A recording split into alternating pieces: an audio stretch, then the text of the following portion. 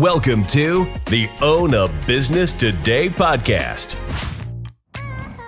Hello, everyone. Welcome. So today's agenda, thanks for everybody for participating. First few minutes, we're just going to go over the agenda. And then we're going to dive into the first presentation, which is Michael Zuber's. We're going to dive into the economy, what's coming for the rest of their 2024, already 2 months in, and what the expectations are. And then 10 to 11, we have Michael Reeder, and his topic is From Employee to Entrepreneur. Tax advantages for W-2 workers, embracing business ownership. That's going to be a great conversation as well. And then from 11 to 11:40, we have Justin Sloan. And Justin is a real estate investor, and then he got into the franchise world, and he's crushing it. He owns the territory for the state of Texas for Everbowl, and I see him on social just opening tons of locations. And he's going to kind of deep dive on how he got started and how he's built that machine. And then a crowd favorite too. Another crowd favorite is Jordan Berry, how to buy a laundromat. That's from 11:45 to 12:30. This is Pacific time. And then from 12:30 to 1, we have a break. Could be a lunch or it could be a coffee, depending on where you're located. And then from 1 to 1:40, we have a franchise speed round. And that's where we have numerous franchise concepts where they're going to do a 5 to 7 minute presentation on their brand and give you an overview of their business model. And then from 1:45 to 2:30 Pacific time, myself with Anna Duncan from Huntington Bank, we're going to deep dive on SBA financing and really dive in there. And then from 2:30 to 3:15, Dan Claps, he's the CEO and founder of Voda. They're a home service franchise model, and he's going to give us an overview of opportunities in the home service industry. Dan's got a wealth of information. You're going to love that. And then from 3:15 to 4, we have myself and Rebecca Monet. She's going to present. She's actually created the Zoracle profile, and that's a tool that a lot of people use to identify the right business for them, whether they're the franchisor or the franchise consultant. And she's going to deep dive on how to identify the right business for you. And then 4 to 4:30, closing remarks, next steps to take action, and to go from there. So that's really our agenda. And really today's outcomes are, what I'd like for everybody to get out of this is, one is what's going on in the world, and why you should look at owning a small business, whether it's a franchise model or you're doing a business acquisition. There's a lot of opportunity. I think I brought on a bunch of good presenters to talk about a lot of different sectors within the business category. You're gonna also learn why from Michael Reeder, the CPA, on some tax advantages. So many of you are doing fairly well with your W-2. You own a few rental properties, and you're looking to not only grow, but also how can you minimize your tax consequences. And then also how to find and fund your next venture, and then some next steps in your journey, because it is a journey to figure out which direction to go and so forth. So that's really the outcomes of today. And I think you'll get a good understanding. For our speed round, I believe we have 5 or 6 different brands presenting. And so you'll get a good deep dive on different franchise models. We have Citywide, which is a company that does building facility maintenance, and amazing business model. We have Markel from Naturals to Go talking about the vending industry. We have Mr. Appliance, which is a neighborly brand franchise concept, and several more. So that will be really good. So I think you'll enjoy it. But I think we're actually probably ready to kick off the event with the one and only Mr. Zuber. Michael Zuber, I met 5 years ago, I believe, 6 years ago. Actually met him in Virginia at a real estate event, and we happened to both at the time live in the Bay Area. And he had just I believe he had just written his book, One Rental at a Time. And then after Virginia, I used to run a meetup in Walnut Creek, and he spoke there. And ever since, I've been watching his journey. I participate on his channel now. He's got the One Rental at a Time YouTube show, and he puts out a ton of content. He's known as the Hammer for a reason, and he does the work. And I can tell you something, like, I am so impressed with you because you do what you say and you just go. And like, when you wanted to start your YouTube channel, you buried your head. You did like a couple thousand videos without getting traction. And he's done well over, I think, 13,000 videos at this time. And so he was able to retire at 45 years old, and he doesn't need to work. He does it because he's passionate about helping other people. And he's got an economics background. And so I tune in every morning to figure out what's going on, because he breaks it down for people that are dummies like me to understand what's CPI and all these acronyms. And so I wanted nobody else to start this event other than Michael, because I figured he can give an overview, even though his forte is real estate investing, real estate business. It's all economics driven. And so without further ado, welcome. Thank you so much for coming on and presenting. Beau, I appreciate you for being a part of the channel. You bring a very unique and great opportunity. You are the concierge to small business loans. The fact that you come on every week and help the audience is amazing. So it's the least I could do to give back. So for the audience watching, I want to talk about three things. One, we're going to do an economics 101. Number two, we're going to talk about the 2024 economy. And yes, folks, in case you're not paying attention, we are already 2 months in to 2024. So we've got 10 months left. And then I'm going to talk about some big trends. So those are going to be the three topics we're going to go through. Hopefully be able to do this in about a half hour or so, and then we'll take questions if you happen to have any. But so let's do economics 101, right? So I do have an econ degree. I do have an MBA followed on that. I was an accountant, so numbers and finance are where I am comfortable. When you are an economist, you need to make a choice, because the economy is a very complex and sophisticated, it's just a lot of moving parts. And where I chose to focus my career or my area of interest is the consumer. And the consumer is important because it drives the economy. It is somewhere between 68 and 71% of GDP. It varies based on government spending and business investment, all of that. But without a doubt, the consumer is the most important part of the economy. And I've been studying them for better than 30 years, so 3 decades. The first thing I want to talk about that I think a lot of kind of non-economists get in trouble with is, should I be looking at macro or microeconomics? The very first class you typically take in the econ degree is macroeconomics. The second one you typically take is microeconomics. But what happens in daily life? In daily life, most of us are focused at the macro. The macro is the very big, the big pieces. How is trade? How is relationships with foreign countries? How are these big pieces working in this complicated area? Most of us spend too much time and waste it and get all riled up with macro things. What's going on with the election? What's going on with this or that? If you are thinking about running a small business, if you are thinking about being a solopreneur, the macro means very little to you. You are operating and should be operating at the micro level, right? Microeconomics. What is happening in your industry, in your city, in your customer base?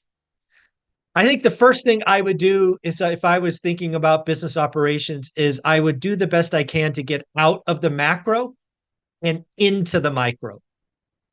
Again, the macro is where the news media wants you. The news media says if it bleeds, it leads. If it's scary, I'm going to report on it. They are trying to get you all excited about big, scary, gnarly things that, frankly, on a day-to-day basis, mean very, very little to you individually. at your family or in your business. Where most people don't spend time is in the micro. How can I control my household? What's going on with my household? What's going on with my business, my potential business? What is going on with my customers? So the first piece of advice for most folks in this space is spend 90% of the time in the micro and 10% in the macro. I think most people reverse that, and that is why we don't see enough traction or forward momentum. The next thing you're going to do if you're going to talk about economics 101 that you must do is something called supply and demand. Supply is often very easy to understand. How much of something is available? Oh, by the way, I could increase the production and there would be more supply. So we don't have to talk about supply very much. But what we must talk about is demand. Because most people don't understand that demand is actually a two-step process.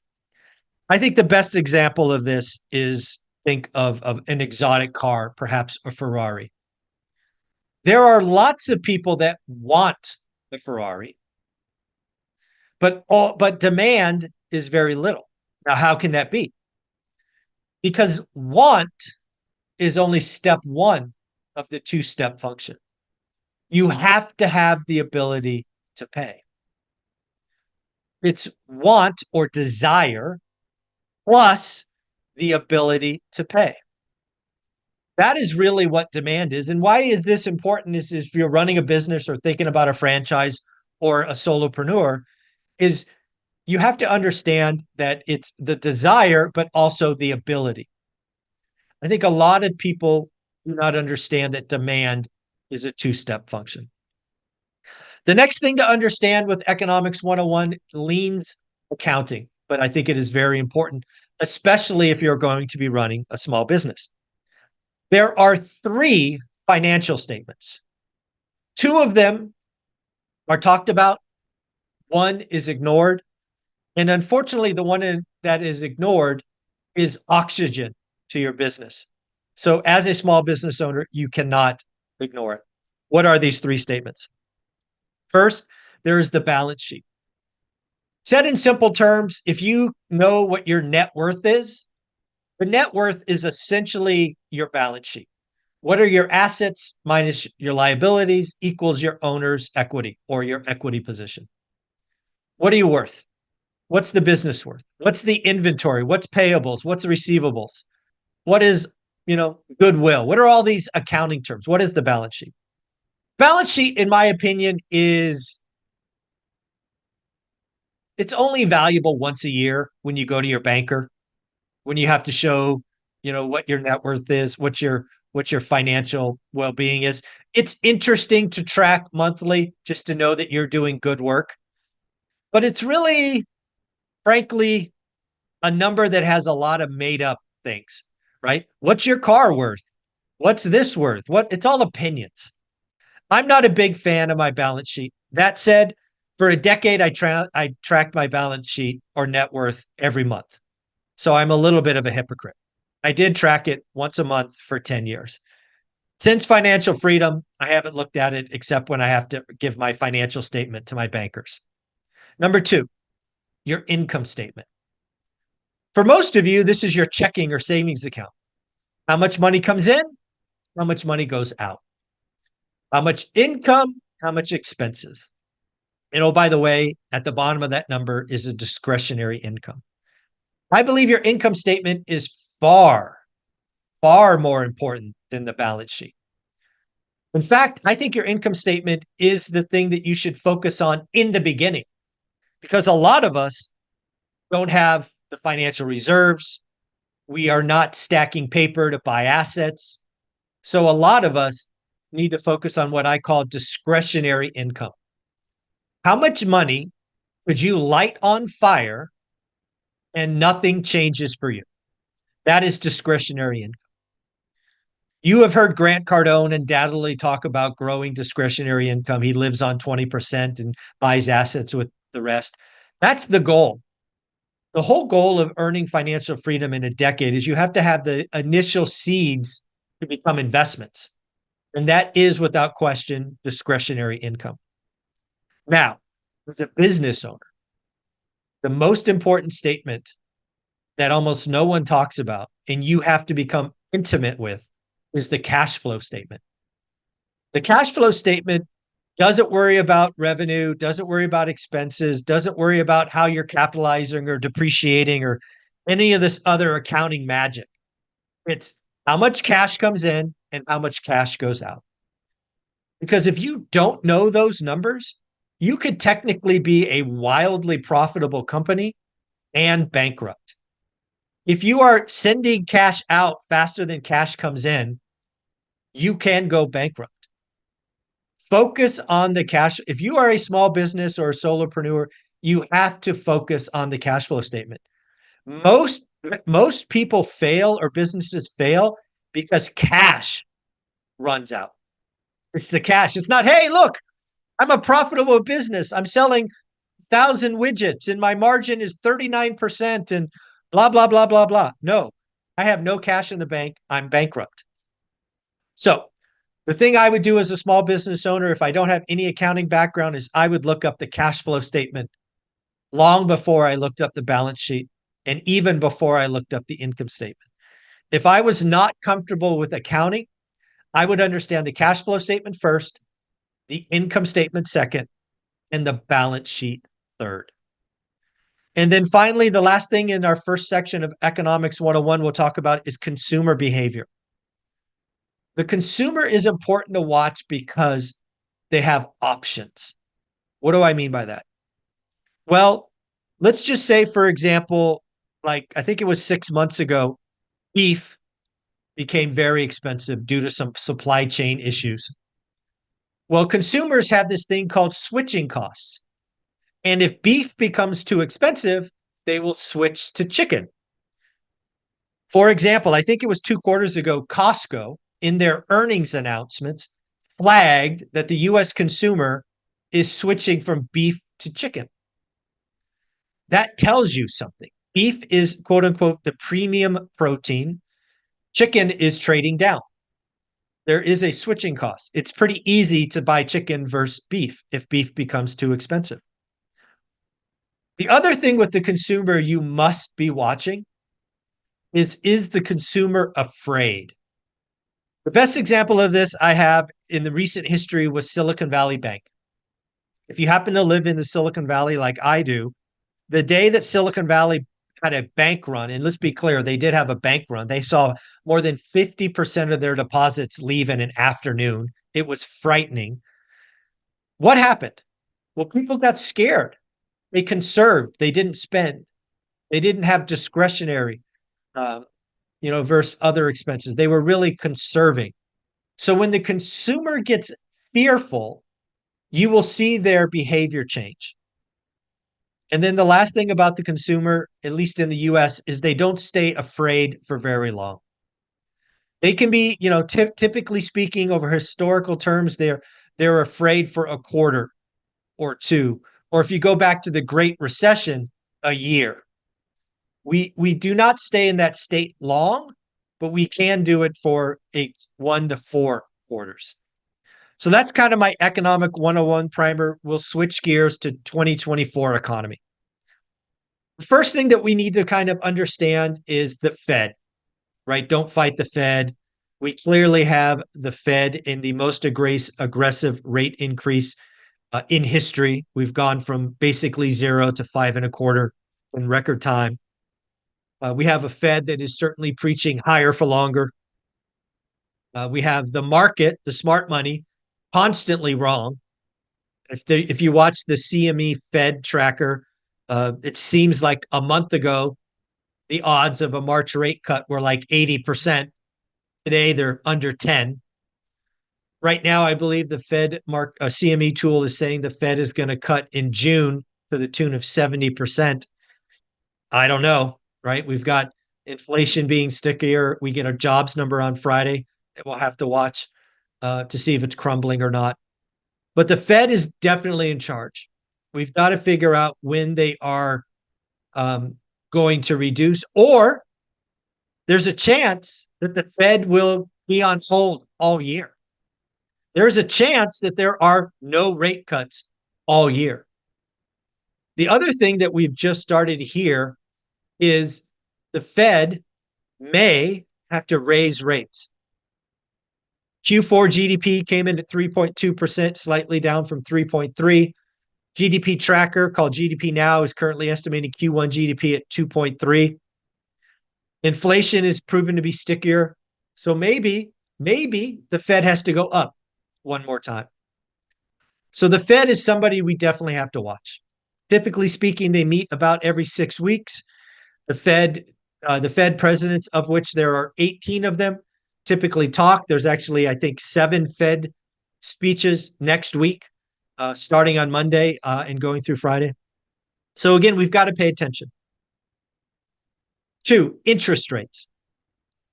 It might shock a lot of you to know that the Fed doesn't directly impact interest rates. They are where interest rates are built from, so they influence them. But the Fed is not directly setting mortgage rates.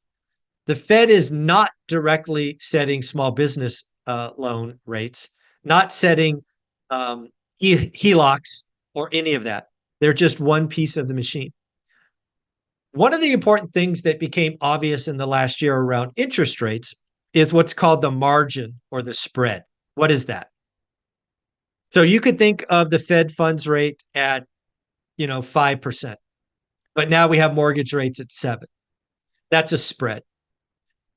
Historically speaking, mortgage rates, this is the 30-year owner-occ best credit, mortgage rates, has been about 180 basis points or 1.8% higher than the 10-year bond. Last year, we saw that spread widen to record levels, to over 300 or 3%. That is a record. As of today, as of this recording, that spread has come down to about 275 or 2.75 basis points. It will be interesting to watch this spread. The reason we have to watch this is it tells us what banks think is coming.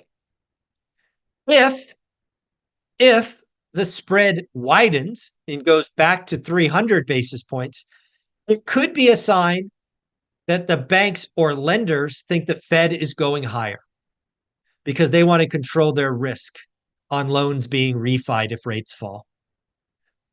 Also, if the Fed stays on hold all year, will banks collapse the spread from 275 basis points to maybe 200 basis points? Why would they do that? Well, if banks have confidence that the Fed is on hold or going lower, they will have to compete for business. Eventually, what they will be doing is collapsing the spread. So we will be needing to watch interest rates. Next up in the 2024 economy that we should not forget is we will have an election, a presidential election. It will undoubtedly be one of the most expensive elections ever. And I'm willing to say it will be one of the most toxic elections ever. It seems to be an election that nobody wants, right? With 2 candidates that nobody likes or whatever. It's a repeat of 4 years ago. That election is going to take up a lot of headspace. But remember what I said earlier about macro and micro. It will undoubtedly be headline after headline, hate after hate. But that is all macro stuff. You have to operate in the micro. For most of us, especially if you are in small business, the more important elections are at the city or county or state level, not the presidential level. Remember, if you're going to be in this business, you have to understand what impacts you directly. And for most of you, it's county or state level versus presidential. The presidential election is undoubtedly important. It will set the tone for the next 4 years. But what is going to happen in your county, your city, or your state? So again, this is the whole notion of understanding and appreciating macro can be a distraction. Things operate at the micro. And then the final topic for the 2024 economy is recession, rolling recession, soft landing, hard landing. What are all of these names that you will undoubtedly hear repeatedly? So we'll go backwards just because I like to have fun. We'll start with hard landing. What is a hard landing? A hard landing is where unemployment rate skyrockets quickly. I think the last reading was 3.7. A hard landing would probably see unemployment spike to over 5% within a 90-day window. It would be fast and it would be sudden. You would also see GDP contract meaningfully. We're talking about -2, -2.5%. It would be violent and it would be quick. That is a hard landing. A hard landing, without question, would have the Fed cut rates and cut rates quickly. So if you're in the camp of a hard landing is coming and it will be nasty, just know that the next domino will be the Fed cutting rates. Soft landing. A soft landing is something, as an economist and somebody who studied it, was always theoretical. It was always something that was like, hey, we could tinker at the edges and bring the economy in for a soft landing. So what might that look like? A soft landing might look like unemployment going up, but not meaningfully. Maybe it goes from 3.7 to 4.2, for example. So up, but not crazy. It would see GDP grow, but below trend. It would be maybe sub 1%. A soft landing might see the Fed tinker with rate cuts, maybe 1 or 2. But in reality, if GDP is still positive, if we have sticky inflation and unemployment doesn't spike, it is very likely that the Fed does nothing. No rate hikes, no rate cuts all year. Now, what is a rolling recession? A rolling recession is pretty interesting. The example that we have is 1991. A rolling recession is where things like mortgage in real estate, which are the most interest rate sensitive part of our economy, get hit hard and get hit hard fast. I don't think it's unreasonable to say that mortgage in the real estate industry is actually in a depression. We have seen real estate transactions go from 6.6 to sub 4 million. I would call that a depression, not a recession. It is possible that we are starting to see green shoots in the housing industry, right? We've gone from a low of 3.79 million annualized transactions to about 4 million. There is talk or expectations that we could see annualized transactions possibly go as high as 4.2 or 4.3. Now, these numbers aren't earth-shattering, but they are 10% better than last year, right? So that is a green shoot. That is a net positive thing. And if we see real estate and mortgage come out, maybe manufacturing goes in, maybe technology, whatever. But the whole idea of a rolling recession is parts of our economy contract while others grow. And it is very counter-cyclical. One looking at our economy today could probably squint and see a rolling recession. It is far too early to call it, but you can certainly say, you know what? This is not a normal recession. It does seem that parts of the economy got hit hard and hit first, and other parts of the economy are getting hit and hit hard now. And then finally, recession. This is something I want people to hear. Recessions are not to be afraid of. They are naturally parts of the business cycle. You can't, even though the Fed wants to make recessions a thing of the past, that is a bad thing long term. Recessions are a clearing function. They allow us to get rid of bad debt. They allow us to get rid of bad investments. They allow us to kind of see the best of the best get strong and the fake companies go bust. That's a good thing. The other thing to understand about our business cycle is, historically speaking, recessions last between 9 and 18 months, while expansion lasts 8 to 12 years. The last thing I will say about recessions is I hope you live through 5 or 6 of them. If you live through 5 or 6 recessions, it means you've lived a long time. And that's a good thing. You should enjoy life, and recessions are a part of the process.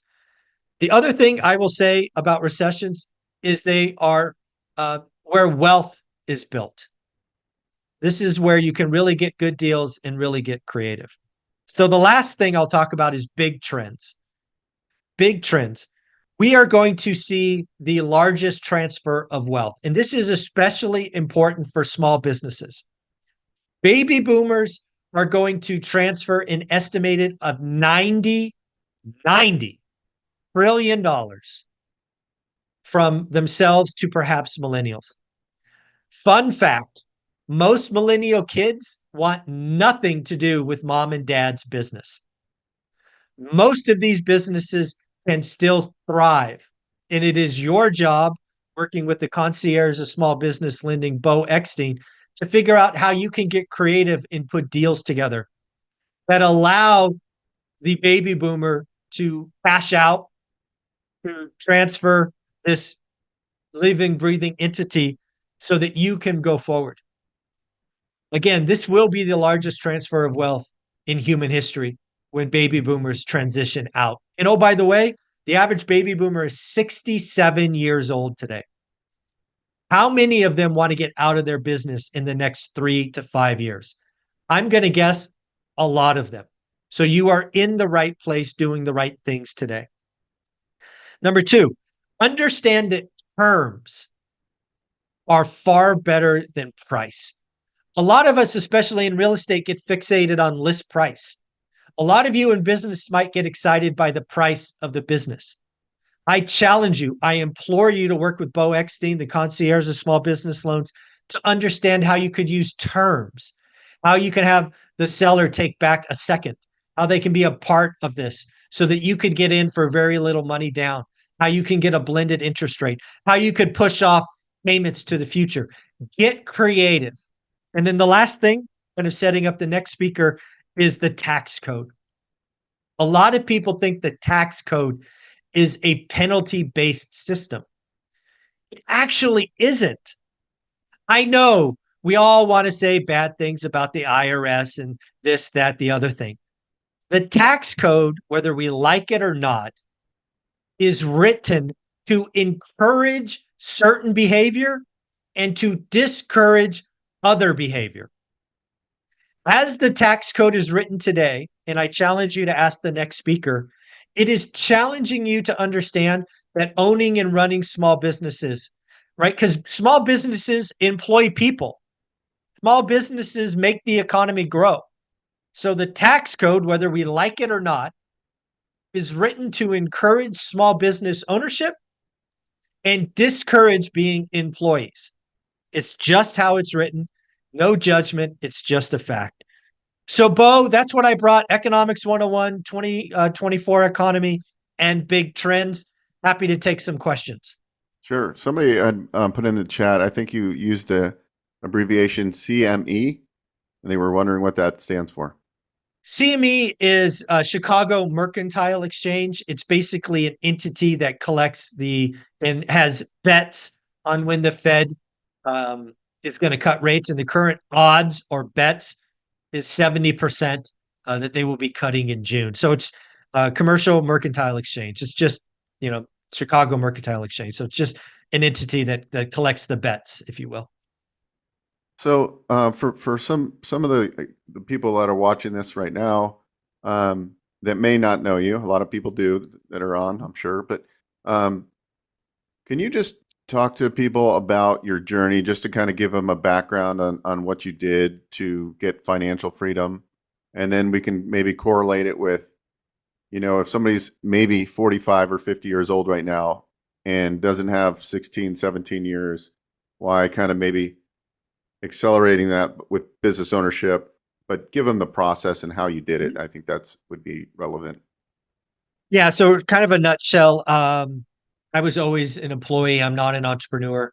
I was raised to go to school, get a good job, make a lot of money, and retire at 65. I thought that was the way to do it. I unfortunately was investing during the dot-com era. I turned 7 grand into almost 200, only to lose 80% of it very quickly. So at 30 years old, I was coming off a massive loss, a massive defeat. I was depressed.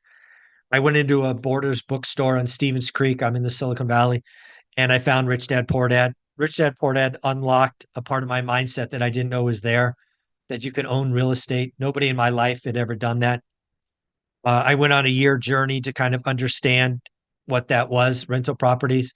I spent a year investigating the Bay Area, which never made sense. Ultimately found Fresno, California. And my goal in the beginning, Beau, was just to get 4 rentals. I wanted to get 4 rentals because I knew if I worked till 65 and I had 4 free and clear properties, my, you know, my old life, when I was 65 would be better than most. That was the grand plan. Little did I know that once you get in the game of real estate and you really learn it, you could really start playing Monopoly for real. I bought 8 green houses, to use a Monopoly term. And then in 2006, I sold my 8 houses and moved the equity into red hotels. I've got 80 units in different multifamily buildings. And then obviously I went through the real estate crash. I started raising millions and millions of dollars in private money and ultimately got to a portfolio of 187 units at the peak and retired at 45. Um, I was always employed, not an entrepreneur. I just never got that. So I had to make a lot of money. We had to live below our means.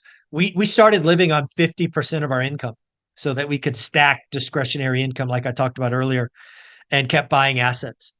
I think getting wealthy is simple.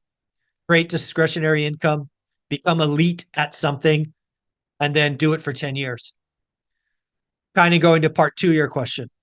I think a lot of folks are small business minded, are able to do that, are able to leverage the tax code. And I think running a business, if that's your thing, if that's what you want to become a elite at, is a great way to do it. And I think it does offer folks options, whether it's a franchise or buying something from a baby boomer. I think the whole idea is become elite at something. That's the key, right? Whatever your thing is, mine happened to be real estate in Fresno, California. Your thing could be laundromats. Your thing could be, Aussie bowls, whatever your thing is, get focused and go after it. That's really good advice. So I think, so for some of you that are watching, some of the takeaways are that you will need to utilize delayed gratification. If you, most likely, it may not come easy to you. I know we look on social media and it comes easy to everybody. But Michael's story really was delayed gratification. I mean, he was successful in his career. He's really good at what he did, but he was focused, right? And that's why he got the name The Hammer. So whatever you want to do. And so my background's mostly been in the lending industry. I've owned real estate brokerages, flipped houses, owned some rental properties. And then over the last 6 years, really got into business financing and then own some business now. And I really think like right now you could be in a transition where you're in your, like for me, for example, I'm 46 years old, right? Like I didn't build a cash flow portfolio. I mean, I own several rentals, but nothing like Mr. Zuber's, right? Where I can retire. So I'm thinking right now, look, I've got to make some serious moves because I want to be able to do what Zuber did, right? Like at some point I might be 10 years later, but that's because I didn't really utilize the delayed gratification he did. He was able to really focus and live below his means. And he told a good story. We just had he has a YouTube channel, obviously, and he had his 50,000 subscriber party here in Las Vegas. And he tells a story about how he came from a party of somebody that worked underneath him when he was an employee. And they had like the big mansion house with the nice, $100,000 ride outside. And when he was driving home with his wife, he started to cry, right? He was crying because he's worked so hard I'm getting chills right now because he worked so hard and he was like, I am not doing anything. You know, he was buying houses. So when he got back to his house, this is a powerful story, it really is. When he got back to his house, his wife, who did the books and was really kind of the numbers person, said, Mike, look, and he finally kind of lifted up, right, and looked and realized that he's accomplished so much. So now I think I listen to David Goggins a lot, and you know, he wrote the book Can't Hurt Me, and I think, you know, although not from a physical standpoint, but you remind me a lot of Goggins. And Goggins, like the mindset part of it, right, is that I think about that. So everybody that's here today and maybe that watches this in the future, I think, you know, some of us might get lucky in life, but the majority of us won't. But luck will turn if we do the work. And that's what it really equates to. And that's why if you look at his hat, and it's all about doing the work. So yeah. Anyways. Hey, Michael and Beau, I have a question that I Sure. think a lot of people might be thinking in their heads.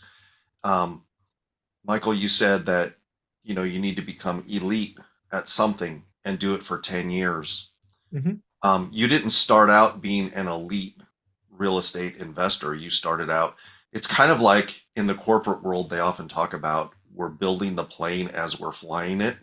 It's Mhm. kind of what you did. So how do you do that? How did you learn to do? And I think you can apply this to business. It's really no difference. It bugs me when real estate people don't call what they do a business because it is a business. So how do you apply? You know, how do you apply that to business in general? But how do you become elite when you don't know anything? And Yes. how do you not like have that analysis paralysis that a lot of people have?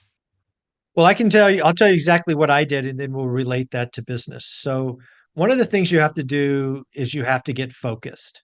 Okay, great. What the hell does that mean? Let me give you my example. So, I already shared earlier that I live in the Silicon Valley. I wasted a year trying to find cash flow here. I then go to Fresno, California. This is important. I never lived there. I didn't know anyone.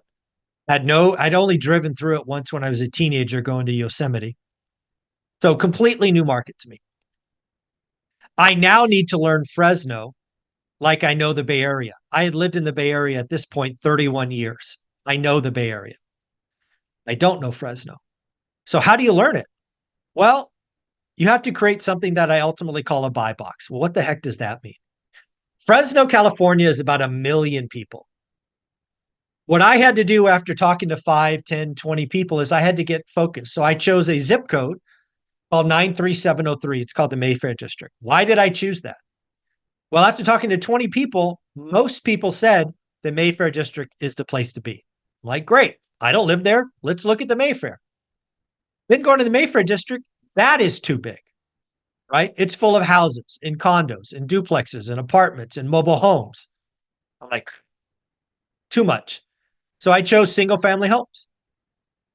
Then single family homes, there's still too much. There's little ones, there's big ones, there's 2 stories, there's McMansions, there's all this. So I chose 3 or 4 bedrooms, 2-car garage, 1 story, between 1,200 and 2,000 square feet. Why? Because that defined criteria produced like 35 active listings. I believe your buy box has to get so focused as to produce 20 to 40 active listings. And then the magic happens. I only, this is the hammer in action, only looked at that buy box for 3 years. If it wasn't a 3 or 4 bedroom, 2 bath, 2-car garage between 1,200 and 2,000 square feet in the Mayfair District, it might as well not have existed. It is all I looked at. So now translate this to business. If you are going to run a laundromat or Aussie Bowls or some home services thing, you have to get remarkably focused. Who's going to be your customers? Who is going to be this? Who's going to be that? There's a lot of reasons to be distracted. Go back to our very first point, macro versus micro. There's a lot of macro in our world, but macro is not where you become elite. You become elite by focusing on the micro. and becoming remarkably focused. If you are focused, like if you do a franchise or a business and you are worried about the freaking presidential election, you are not paying attention. There are so many more micro things going on that directly impact your business. You've got to go down. So the buy box in real estate, the buy box in business rewards the people who are focused on what matters. And it rewards people who ignore things that don't matter. That's the important thing. Love it. Excellent. That was great. Thank you. Yeah. Of course. Anyways, that for everybody who doesn't know, this is Bill. I've worked with Bill for 12 years. Bill's background is really internet marketing, so we do a lot of it. Another big thing too, I think we can bring up here. We've got a few minutes before our CPA comes in. Is Michael? Why don't you talk? This I think is relevant too, and talk about. I like this conversation because I think how you just started your YouTube channel and why somebody out there should document and maybe consider starting a YouTube channel. Yeah, one of the things I would highly recommend a small business owner do, again, focusing on the micro, is I would create a channel. I don't care what you're doing. I don't care if you're a CPA, home services, painting, plumbing, osteo bowls, whatever it is. One of the ways that you could become known is being a home services business for your, I think you said earlier, somebody had a full franchise in Texas. You need to own that. You need to become the person for that thing in your area. Again, be micro. If you're running a home servicing business like power washing or AC repair or whatever, you need to produce content. Your daily job, what you're doing, your customer visits, whatever, for your location. You need to own the search results for your city. I know people who invest out of state. They have very, very, very small channels, but they are getting deal flow. They are raising money because they are known as the king of Gary, Indiana. They are the king of Northwest Indiana. You don't have to be Graham Stephan with 4.2 million followers. You could have 500 followers, produce 3 videos a week, and get deal flow. Getting deal flow, think about it this way. You are getting paid to market what you do. YouTube is paying you, if you get monetized, to market what you do. If you are going to have a franchise or buy a small business and YouTube is not part of your strategy, you are missing the boat. It's such an easy thing to do. And again, if you're becoming elite at home services or vending machines or whatever, just tell your story. It doesn't have to be highly produced. You will become the owner of that space very quickly. I highly recommend it. I love it. Yeah. So Michael, what's your kind of your tagline when it comes to creating content for YouTube? Do the work. Do the work. That's all it is. Do the work. And hit record. Just hit record. Yeah. Just hit record. Here's some fun facts for folks. A lot of people look at YouTube and are scared because they think they have to edit their videos, right? They got to do all this hooks and B-rolls and jump cuts and all this nonsense. I've done 13,000 videos, never edited one. That's awesome. Let's go. Let's stop making excuses. If you are running a small business, it's not a charity. Give value, give, build deal flow, close customers. It'll take time. It'll take 6 months. But as long as you're recording authentic stuff, you will be rewarded. And what has it done just from, having a channel and growing your channel? You've gotten on much, much bigger stages, right? You're now interacting. You interviewed Graham Stephan, which is one of the biggest YouTube influencers. Talk about like how this it'll open up so many doors for you. Yeah, I think the biggest thing to talk about is community. One of the things, and we just had a celebration in Vegas with 300 some people, 100 some people watching. But what I saw at that event and was surprised was the impact of a community. When you put out good stuff, and you're authentic, you attract your tribe, your people. And your people take on your personality. Go-giver, helpful, not showboating, not big timing. It was amazing to watch the audience network. So I would tell you the more important thing is community. But yes, with consistency and focus, you will be invited to speak on big stages. I'll be speaking at WealthCon in April. I've been lucky enough to interview both Graham Stephan and Meet Kevin and Ryan Pineda and Tom Ferry, and the list goes on, and Elena Cardone. All of these folks have been on my channel. So again, you could get in rooms with very big people, be asked to speak on big stage, but the most important thing is you will have impact. And I want to go back to video number 1 on my channel. I'm sitting on my couch, I'm wearing a purple polo. And the reason I went down this rabbit hole is I wanted to create a legacy. What did that mean to me? I wanted to create something that outlived me by 50 years. At some point in the future, I will die. My physical body will stop functioning. I want somebody 50 years after that to still talk about Michael Zuber. That is my North Star. That is why I wake up every day. And that's why I just keep giving, because that's my North Star. If you want to grow fast on YouTube and you want to make money with AdSense, here's the secret. Be a doomer. Put poison in the world. That is not something I will ever do because I'm chasing impact, not a couple of pennies. Love it. Well, thank you so much. Guys, go to YouTube, put in One Rental at a Time, subscribe to the channel, listen to it. I usually, when I'm getting ready for work, shaving my head, I'm watching it, listening, and I'm getting some information. I don't need. and then go get the book, because I think today's event is really about, it's not just about buying a business. It's not just buying real estate. It's collectively growing your wealth and growing your impact. And so that's what I really wanted to put together today. And I just think, look, read about the buy box in One Rental at a Time. And I encourage you, I will always be a real estate investor. I always be an entrepreneur. I think you pull these together because, like, if you don't have a portfolio right now, if you want to maybe try to supercharge a little bit, read the book. That's the strategy for the long-term wealth, is buying one rental at a time. And just don't worry about the 180 that Zuber got to, right? Worry about the 4 he talks about. Get those 4 and then progress from there and let it be. And you know, utilize the wealth of information on his channel, my channel.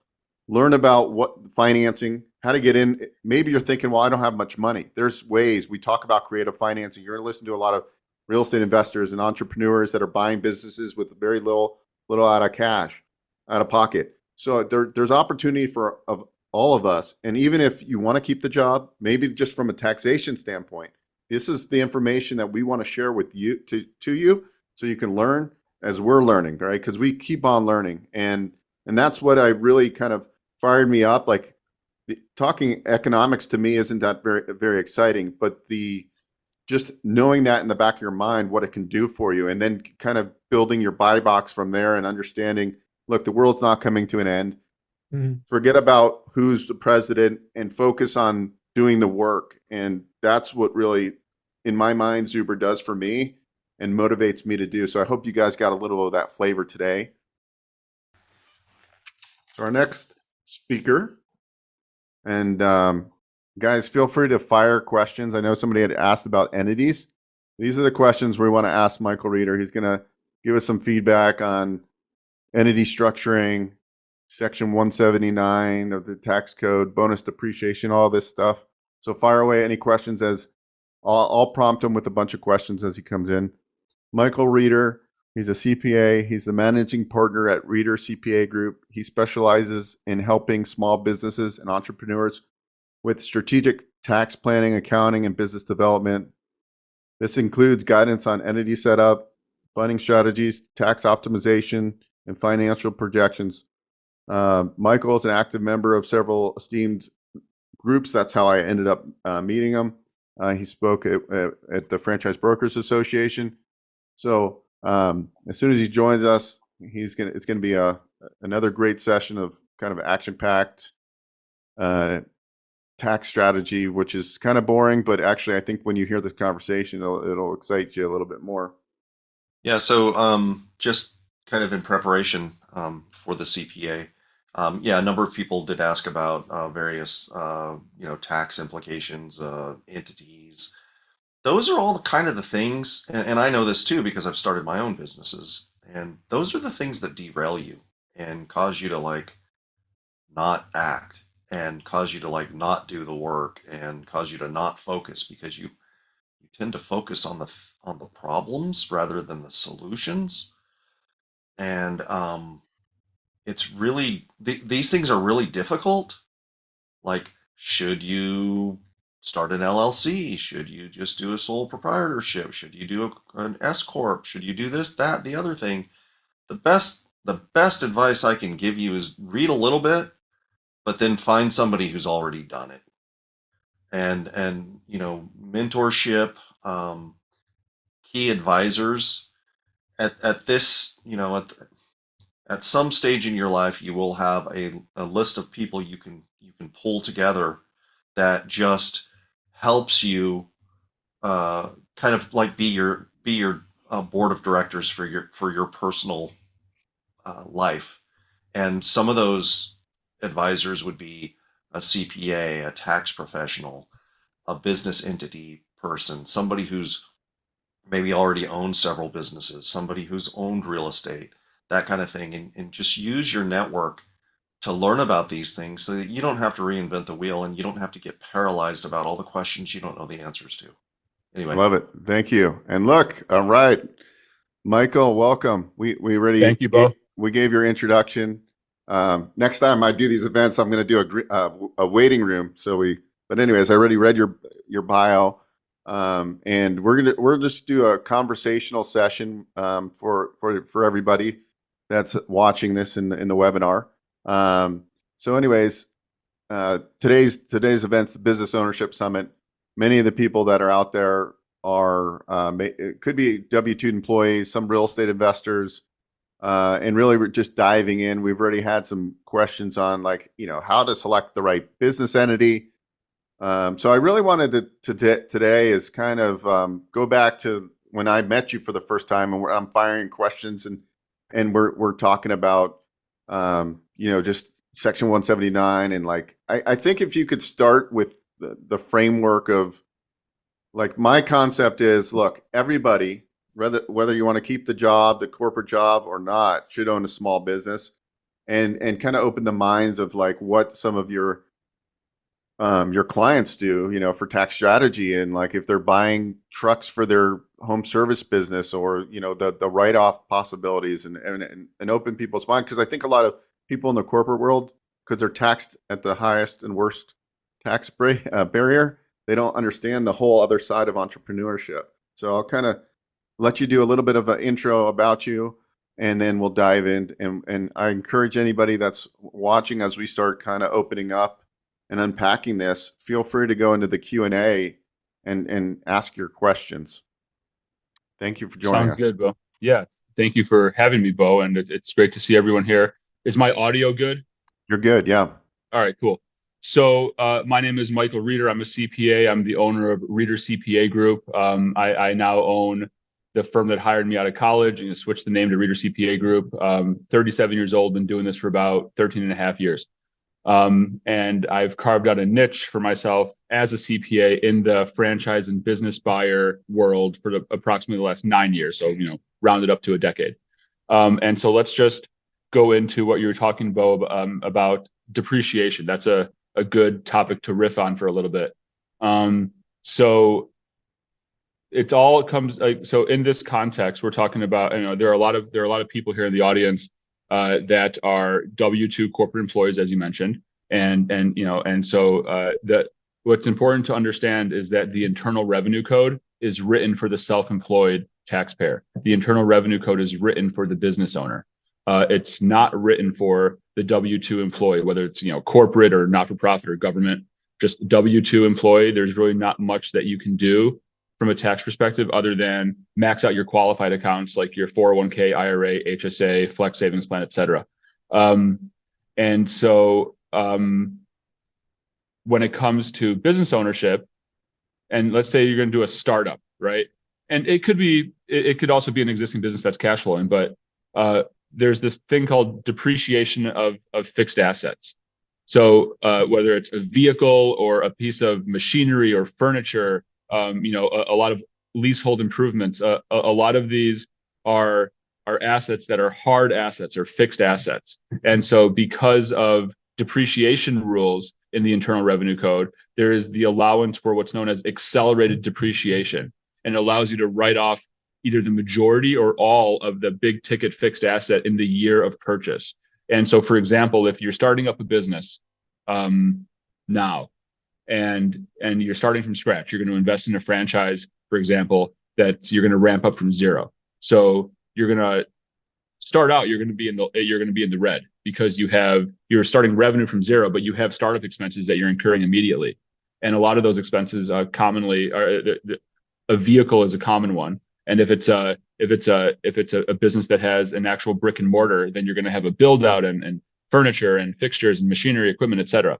And so due to the combination of being in startup mode, coupled with the fact of having these fixed assets that qualify for depreciation, you're going to build up this loss.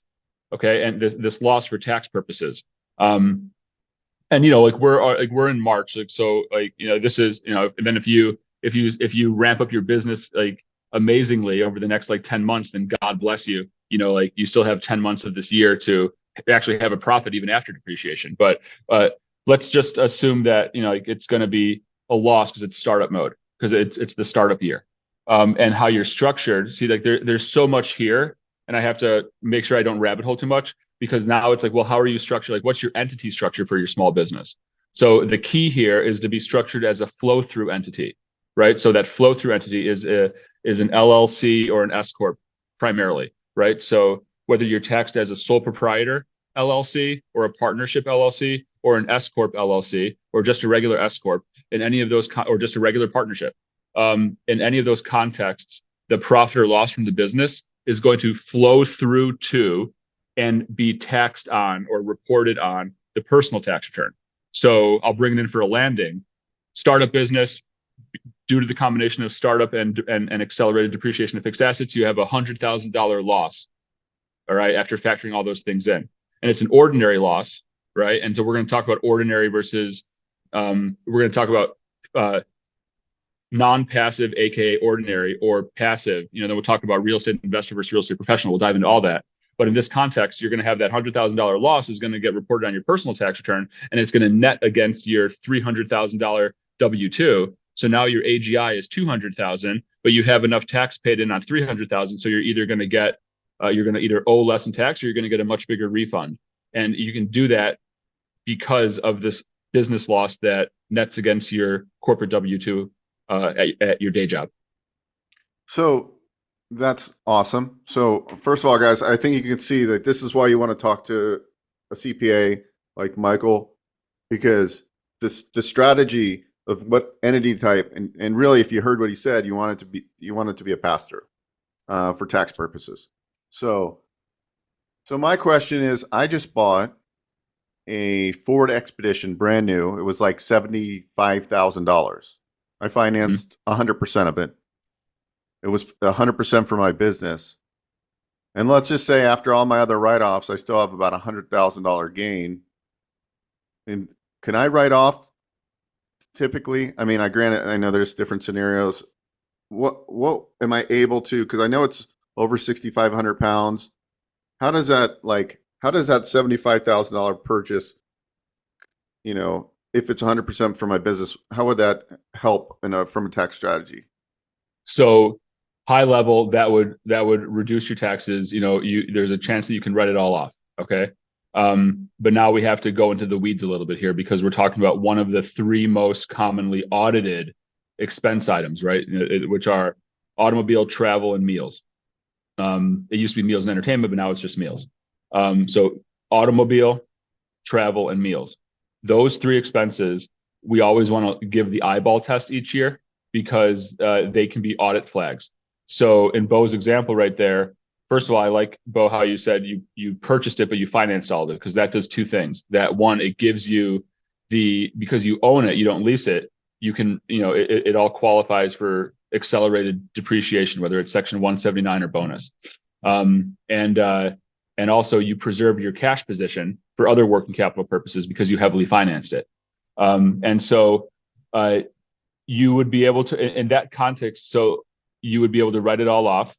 But I would say, now this is something where you talk to 10 different CPAs, you can get 10 different answers. I would say, first of all, make sure that you document what the business purpose is going to be. So are you going to be using it to, are you using it only for business, or is it also is it a business vehicle that you also use to go to the grocery store, pick up the kids, et cetera, et cetera? I'm a fan of going the actual expenses versus mileage. And we're going to dive, you can see how I'm kind of going off into like mini tangents as I'm giving the answer, and we can like talk about each mini tangent. But I like to go the actual expense method, which means the depreciation of the vehicle plus anything that you pay out of pocket for fuel and tolls and parking and car wash and repairs, et cetera. And I would write it all off. But I would, just to throw the IRS a bone, how I've been trained from the CPAs that are in their 70s and 80s now that have trained me, as I cut my teeth in this industry in Chicago. I'm a fan of adding about, reducing it by about 20 or 30% at the end of the year before we file the tax return, with a negative expense entry called personal use of auto. So we show the IRS, hey, yeah, we wrote all this off, but this is also the same vehicle that we use for personal use. And so we're backing some out. And so now one of the natural questions would be, well, what if it's not used for personal? Now it's all right, even if it's not used for personal at all, we might strategically just want to, back out a little bit for personal, again, just to throw the IRS a bone. And then it also depends what industry it is, right? Like if it's a construction company, then I'm more comfortable like writing off a bunch of trucks because it's a construction company. If it's a franchise consultant or a real estate broker, some sort of service professional, chances are that service professional is using that same vehicle for business and for personal. That, it could be wrong, right? But so it's like the industry matters in terms of, how like what position we're going to take on the tax return when it comes to automobile write-offs. Very good. So we have a lot of people that are, we have actually Markel from Naturals to Go coming to speak to later today, who does vending, right? So I'm buying 10 vending machines. It's $100,000 or whatever. That seems to be like obviously a good business for Section 179 so if I was a W-2 employee and I purchased 10 machines for $100,000, and I made I made $100,000 on my W-2, in theory, I would have $100,000 from this purchase of these machines. And then how do we know, like, what is the difference between bonus depreciation and Section 179? Yeah, great question. So yeah, and that's a great question, Beau, because as if you're all listening, you notice how I say accelerated depreciation as the umbrella term, because there's two types. There's bonus and there's Section 179. And so, yeah, businesses such as Naturals to Go, like vending machines, and also portable storage like units and Go Minis. Like these are businesses that are great from a tax savings perspective, because a lot of the startup investment, off the top of my head, I don't even think Naturals to Go has a franchise fee. I think that's just you pay for the machines. Yeah, they don't because they're not a franchise. Yeah, just a business opportunity. And so the entire investment, the water station technologies is another example. The entire investment, if not either the majority or the entire investment, qualifies for machinery and equipment. So you can just write off the whole thing through accelerated depreciation.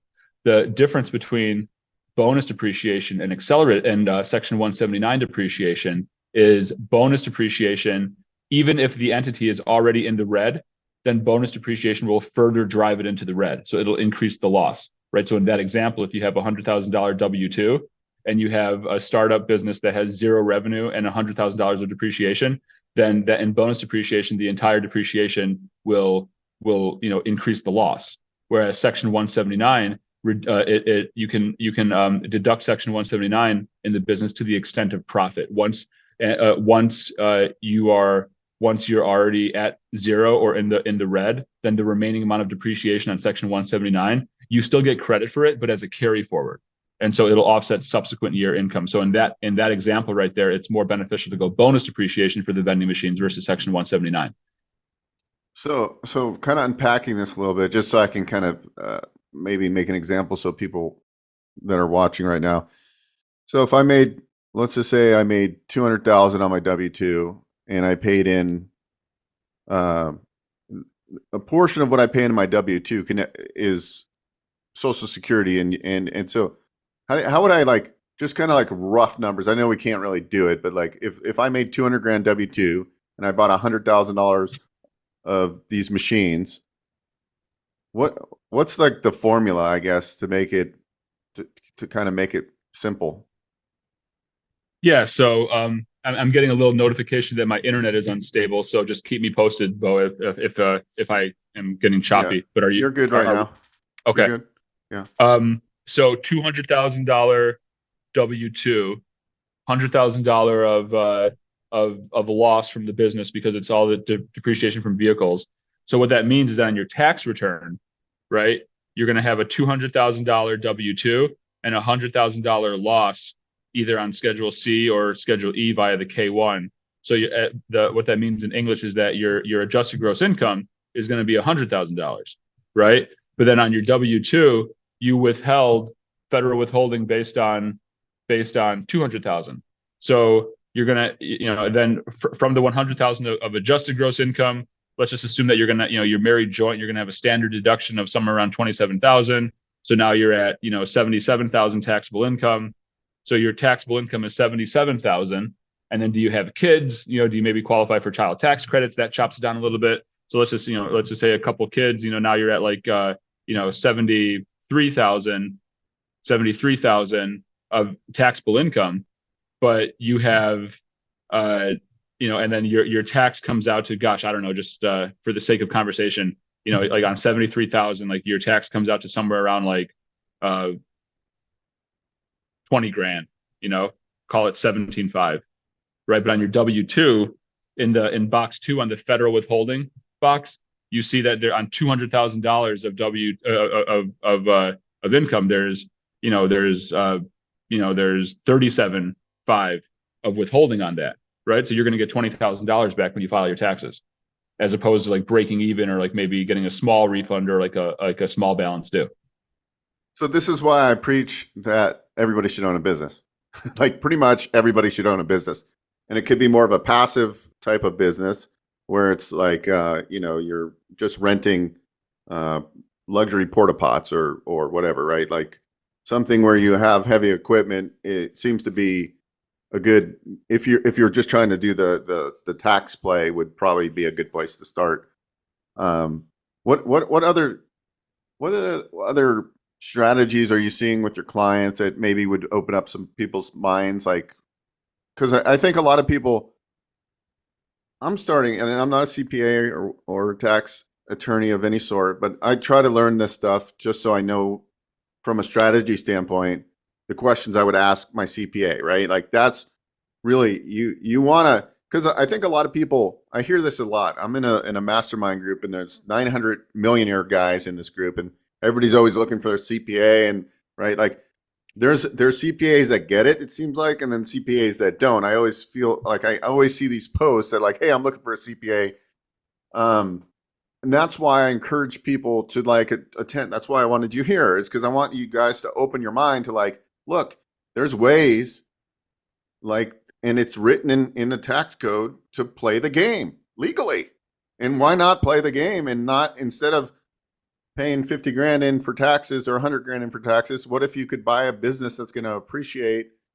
You can sell later in life. You're going to get the depreciation, and then you're going to get the cash flow from, and also have an amazing, tax write-off. So what are some strategies, and what are some changes in tax code? Just some kind of, we don't have to go too into the weeds, but things that people should know, because most of the people that are watching are here at Business Ownership Summit because they want to buy a business. Right. Yeah. So, I mean, it's, to your point, I mean, like everyone, like you and I are on the same boat, right? Like everyone should own a business for the reasons mentioned. And there are arguments. If some people are happy with their W-2 job with the benefits and like the 9 to 5, they can shut it off and they're happy with their life, then God bless them. But like, those people are not here. The people that are in attendance here today, like you are all interested about investing in a business, whether it's a startup franchise, a franchise resale, or an independent resale, for example, or anything in real estate. And so, that implies that, you're looking for something different. And so yes, the one of the major benefits of being a business owner is the tax code, as we've discussed. And so, I mean, it just gets down to, I mean, we talked about depreciation, but there's just, all business expenses qualify for a write-off, right? So there's, if there's a franchise fee, then, that has to be capitalized and amortized over 15 years. Entertainment's not deductible. And meals is back to 50%. But pretty much like all of your normal, expenses like payroll and marketing and insurance, like everything that you're incurring is a write-off against your self-employed revenue, right? And so just the fact, just right there, it's just the fact that you can write off all of your business expenses is a benefit, right? If you're a corporate employee, unless your employer has a some sort of like expense reimbursement policy, then anything that you're out of pocket when you're traveling or for your home office for your corporate job, you can't write off. So you're not getting any tax break for that. So just pretty much like just the fact. So now it goes down. You want to have a good bookkeeping system. See, that's the thing. You can write off a bunch of stuff when you're a business owner, but the IRS puts the burden of proving those expenses on the taxpayer. So now that comes down to like having you have to have a strong accounting internal control. So when you're starting out, are you just doing spreadsheets?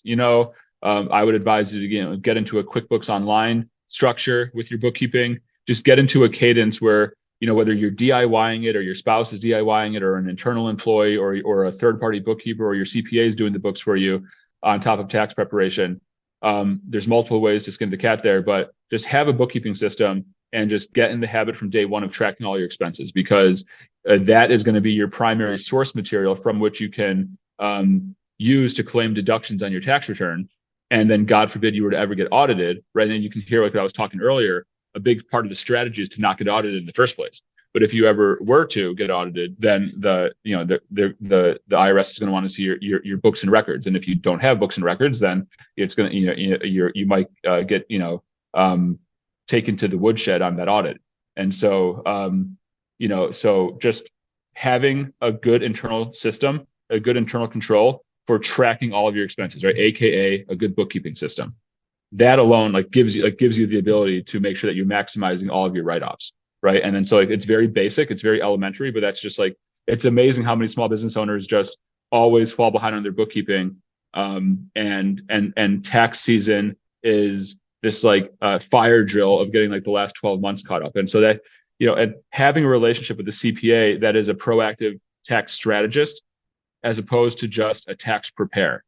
As you go into the fourth quarter each year, you should already know where you stand for that year. Are you gonna?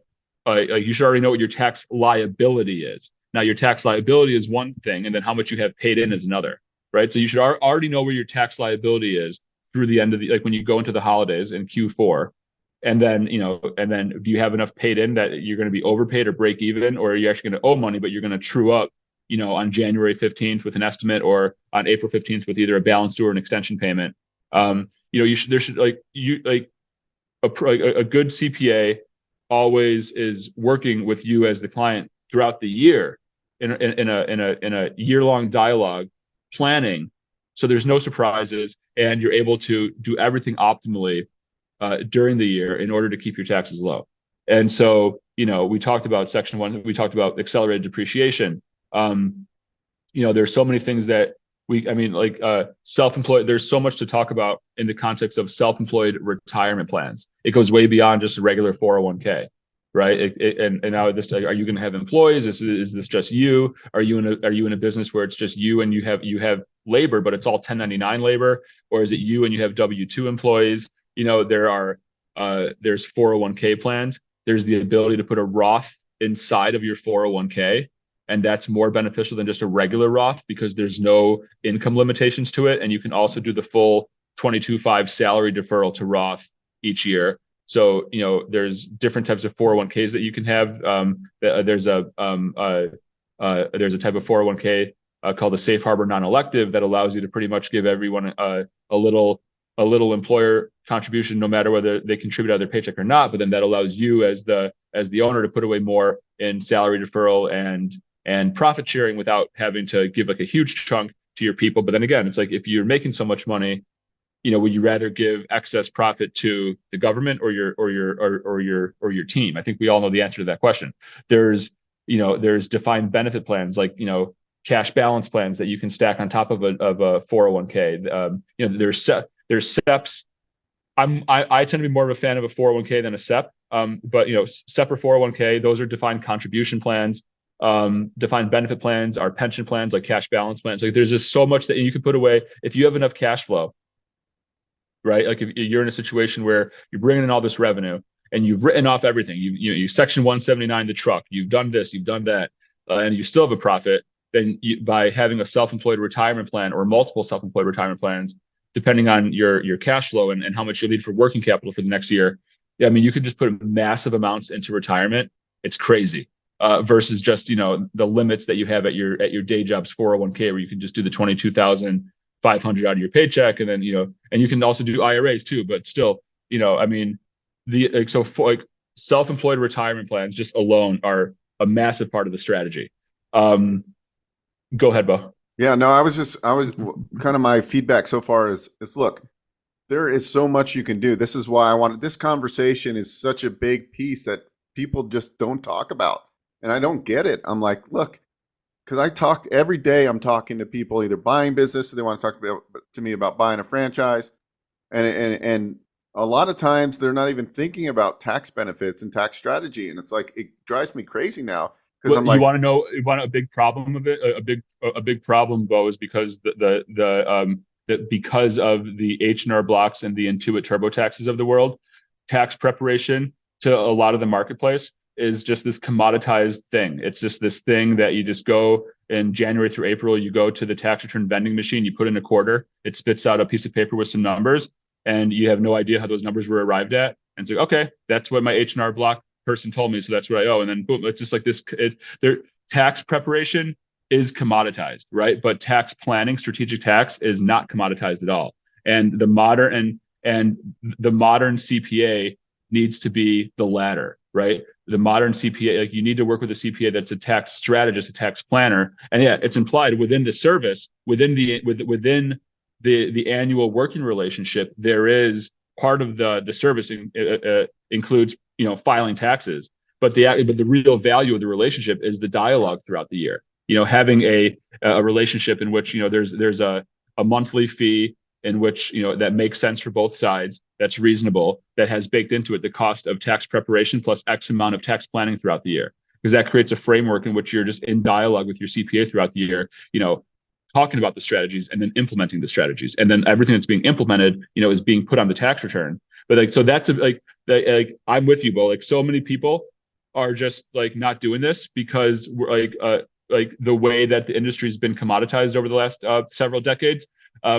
People just I just want to pay $100 for my tax return, and if I have to pay $200, that's too expensive. When really, and then as a result of that, they're actually paying more because they're getting hammered in tax, especially if they're self-employed. They're getting hammered in taxes, and then so many CPAs, so many accounting and tax professionals out there are again another fascinating topic for another day. But it's just what you have is you have first of all, a lot of baby boomers are getting out of the game, right? They're retiring, they're selling their practice, like CPAs, CPAs in their 70s and 80s that want to get out. Kids don't want to go into the industry anymore because it's too stressful with deadlines. They just want to work at a fintech startup. And then you have all the existing accounting tax professionals, right? On one side of that spectrum, you have the mid-market firms, which are, not the big four and not even the major market firms underneath the big four, but I'm talking the mid-market firms, the big regional firms. If you go to them, they're super expensive, right? They're going to want a $10,000 retainer before you even walk in the door. and they're going to probably pass off a lot of the legwork to an intern. And then on the other side of the spectrum, you have H&R Block. And then in the middle, you have a bunch of boutique CPA firms that are just at max capacity. They're at max capacity. They can't take anyone else on. They're just so stressed with so that's a problem. So like the way that I've built my firm is to I'm leveraged to it. I've got a great, but anyways, like this has been a problem that I've been racking my brain around as a CPA. Well, how do I solve this problem? How do I be able to provide valuable service and meet the market at reasonable price points? And so, I like to think that I figured it out, but the figuring out is also this continuous thing, right? Like we're always Kaizen, continuous improvement, always, right? And so, but because of that, it's because in today's culture, the status quo with tax preparation is just this thing that gets done January through April, and it's a fire drill to get last year's taxes done, and you're finding out for the first time in March or April what your tax liability was for the previous year, and then it's just the same hamster wheel again and again and again. And the wealthy people, the successful business owners, they're not doing that. They have a relationship with their CPA, which they're in dialogue throughout the entire year, and in that dialogue there are creative strategies being discussed, and then subsequently those creative strategies are being implemented. And whatever they're paying in fees, I can assure you is definitely worth it because it's reducing their tax liability each year massively. All right. I think Bill's got some questions for us. Yeah, we have a lot of questions, but the first thing I want to get out of the way is how does one contact and start working with Michael? So give us some details on contact and stuff like that, phone number, email, whatever. Yeah. So, I mean, I can just say it all here. And I don't know if there's any sort of links to my website or anything like that. We're going to send out an email recap, and we have two emails going out. We have one email recap, and then we'll have some of the guests that are relevant that people will want to get a hold of, like yourself, and we'll put all your contact information. But go ahead, fire away with your contact so they have it. Yeah, so I have an office phone, but I'm a millennial. I love what I do. I like to give my cell phone out, right? So like my cell phone, 847-302-3397. That's 847-302-3397. Call and text me at that number. If I don't answer, leave a voice message. My email, Michael@readercpagroup.com, Michael @readercpagroup.com, REED as in David, ERCPAgroup.com. I'm on LinkedIn. I got a website. You can submit an inquiry on the website, but you can just get a hold of me, and when we schedule, I can loop in someone from my admin team. We can get a phone call scheduled. Perfect. All right. So we have about a dozen questions right now. So we're going to try to kind of do this rapid fire and in no particular order other than the order they came in. So can write-off expenses be written against retirement income, i.e. pension and or Social Security, for those of us who are no longer have W-2 income? Yes, because in this context, if you're collecting Social Security or a pension, and or you're taking distributions out of your 401k or IRA, then and then at the same time you invest in a business, exact same thing that we talked about, a flow-through entity. That flow-through entity has a loss, for example, right? Like for the startup year, for whatever year, revenue minus expenses in that business is a loss, and that loss is it's in a flow-through entity. That flow-through entity is going to flow through to the personal tax return, and on the personal tax return, if there's $100,000 of pension income from the 1099-R and a $70,000 business loss, then your adjusted gross income is going to be $30,000, and if you have any tax withheld on the pension, that's going to be the same thing as a W-2. Exactly. So the answer is yes. Perfect. How tax loss works when we buy an online business? Can we accelerate depreciation, and how to maximize deductions for our down payment and all ongoing investments? That's a pretty so it all question. Yeah, so I mean, it all comes down to if you're purchasing an online business, that implies that it's a resale, and so it's an asset purchase, so it all just comes down to like, what is the classification of the assets that you purchased, right? Like anything that is like a fixed asset, like any sort of if there's any sort of inventory or anything that is like a machinery or equipment, et cetera, like that's going to qualify for accelerated depreciation. The inventory you can write off the cost of goods sold. And so, but if a big piece of it like is goodwill, right? If it's goodwill, goodwill is an intangible asset. And so intangible assets like franchise fees and goodwill, these are what are known as Section 197 intangible assets. What that means in English is that you have to capitalize that as an asset, as an intangible asset, and amortize it over 15 years or 180 months. So there's some limitations on intangible assets versus hard assets. Perfect. This one has to do with the Roth SEP. Can you take out what is contributed at any time and just leave in the profits from the contribution, like with Roths? Yeah. So with anything with Roth, any sort of Roth, you can take out original contributions at any time. The restrictions for Roths apply to earnings that are inside the Roth and also conversions, right? So it's like if you have a $500,000 in a Roth right now, but it's because you converted 500 from pre-tax into Roth and then you paid the tax, whatever the remaining amount that's in the Roth, that is subject to a 5-year holding period because it got into the Roth via conversion as opposed to original contribution. Okay. And then you put 5,000 into a Roth and now it's worth 8,000 because it earned 3,000 while it was inside the Roth. There's a 5-year rule that applies to the 3,000 earnings, but the original contributions into a Roth, you can take out at any time, tax and penalty free. Perfect. Do you work with small growing entrepreneurs and help to tax strategize throughout the year and with filing the return? All day, every day, twice on Sundays. Awesome. Yes. Are there ways to reduce the self-employment tax? 100%. That's the main thing for S corporations. S corporations. You hear a lot of people, talking at the dinner table, at the happy hour or whatever. Oh, my CPA told me I should be an S corp. I should be an S corp. I should be an S corp. Why? Why an S corp? Why an S corp? S corp is for one thing and for one thing only: to save money in self-employment taxes. That's it. It doesn't save you in income taxes at all. Self-employment tax is another term for Social Security and Medicare taxes. It's 15.3% of net business income, and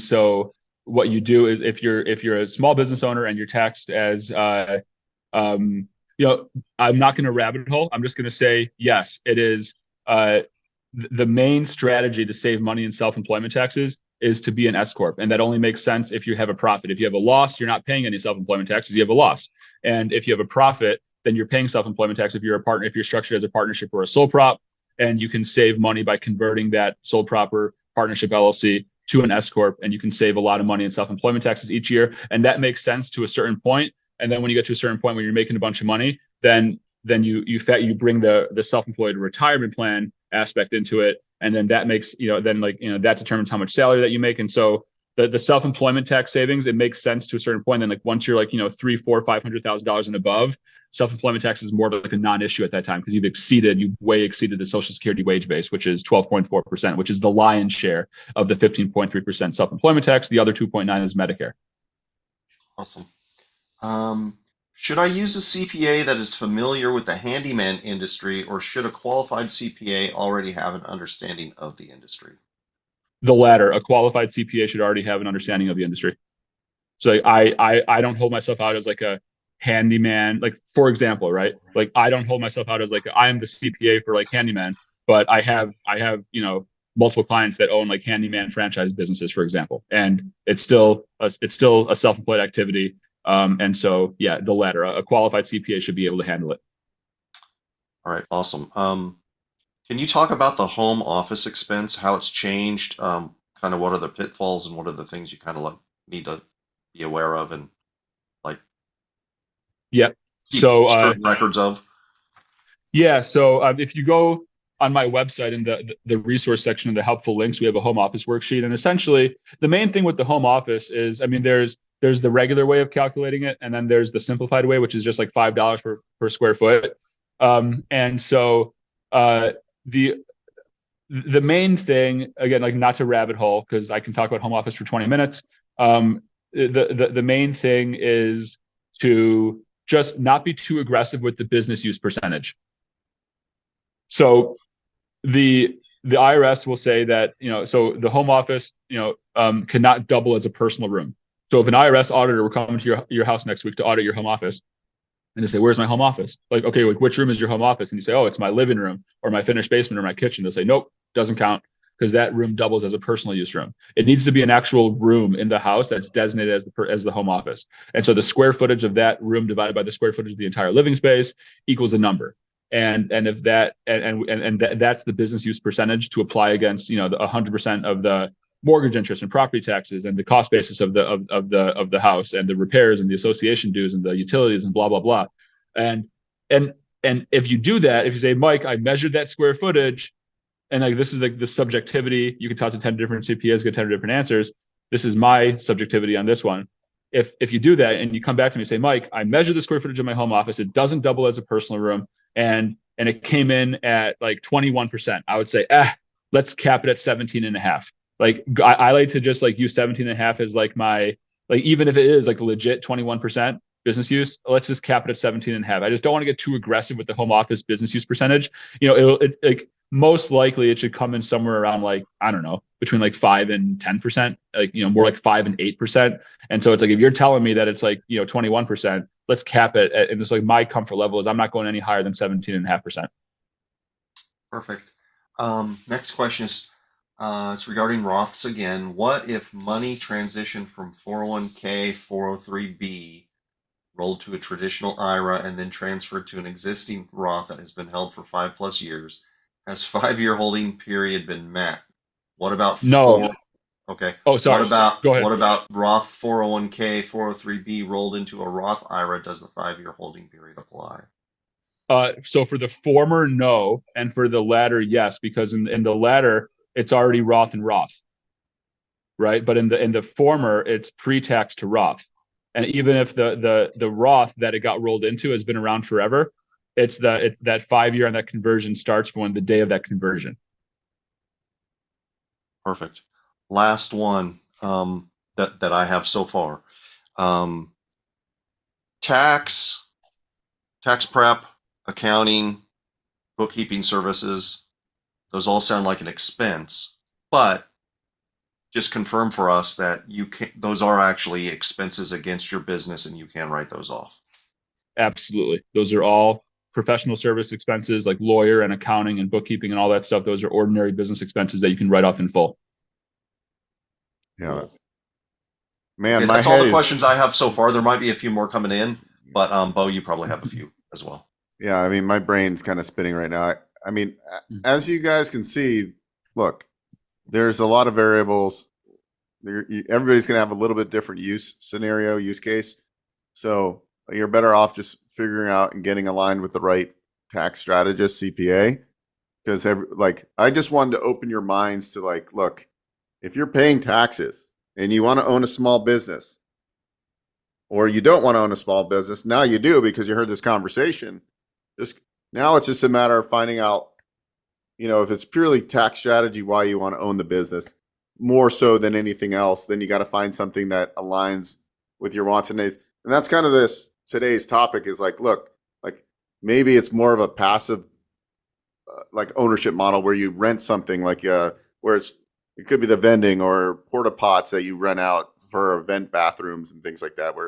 That's where some of it's got to work to see like what business model will make the most sense, because we don't know. I mean, it could be you could get some sort of executive semi-passive business model because you're still the business owner, and then you're looking at like some businesses don't have as many write-offs as others.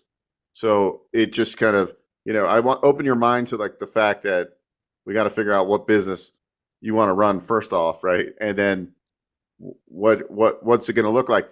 So for example, going back to the strategy of I'm going to buy some vending machines. I'm going to start with 6 vending machines or 8 vending machines. And then, this year is good. We got it up and running. The business is going. Next year, my other business crushed it. And I have a lot of taxable consequences potentially. I meet with my tax strategist. And even though I didn't want to buy another 8 machines so quickly, it might make sense to do it in this tax year because of the write-offs of this extra $80,000 in machinery that I'm buying. So that's where I think the tax strategy really comes into play, is that you can do this And that's what a good tax strategist is going to do. It's going to help you plan on like, hey, like you're going to probably have a big taxable consequence. Is there anything we can do about it? Right. I mean, is that really what tax strategy is about? Yeah, I mean, tax strategy is all about just, I try to keep it simple, right? Like just having a dialogue with your CPA throughout the entire year, talking about strategies and then implementing strategies. If you're not talking about the strategies, then we don't know and if we're not talking about it, we can't implement anything. And so it's really that simple, as opposed to just, meeting with your CPA or accountant like in tax season to get last year's taxes done, and then that's it. And then you don't worry about taxes until and it's so it's just that the proactive relationship with your CPA is what it's all about. And if your accountant is not providing that to you and that's what you need, then you need to fire that CPA and find another one. And there are, so yeah. Couple ahead, more Bill. questions. For an LLC, which state is the best choice? So that is a very nuanced question because it really depends on the situation. And that's all. There is a legal aspect of it that comes that's more. It's like, so I'm a big fan of Delaware LLCs. Like Delaware is a great state for there's already like from a legal standpoint. I'm not a lawyer, but I know enough lawyers to be dangerous. And like the main appeal for Delaware is that there's so much case law in Delaware already.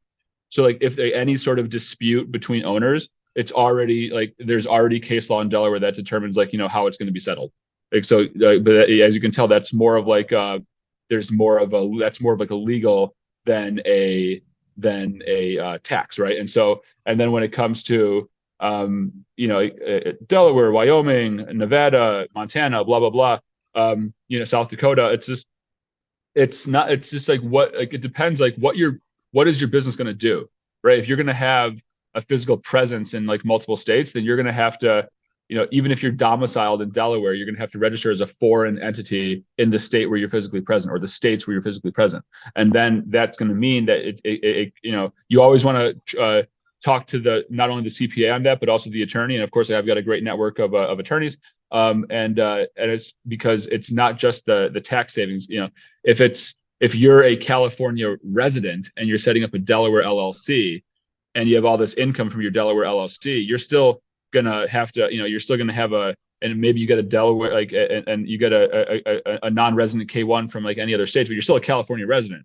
So you're still gonna that K1 is still gonna flow through your California personal tax return, and there might be taxes paid, there might be a credit for taxes paid to other states and stuff like that, but it's still going to be subject to California tax. And so you want to try to not get too fancy when it comes to entity structure unless there's a reason to do it. Because like if you get too fancy when there's no reason to do it, then you're ending up just like paying for like multiple like annual reports to different states each year, filing like multiple tax returns, and it's really too complicated and than it needs to be. And that's always something that as you can start out simple, and then as time goes on and you are getting big, you can always restructure into something. And the restructuring could be not so much from a tax savings perspective, but more from like an asset protection.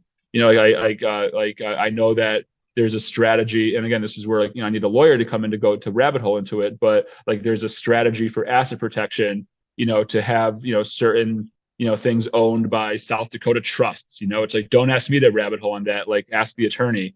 But like there's all those different fancy things. But it's not just tax protection, it's also liability protection and asset protection and all that stuff.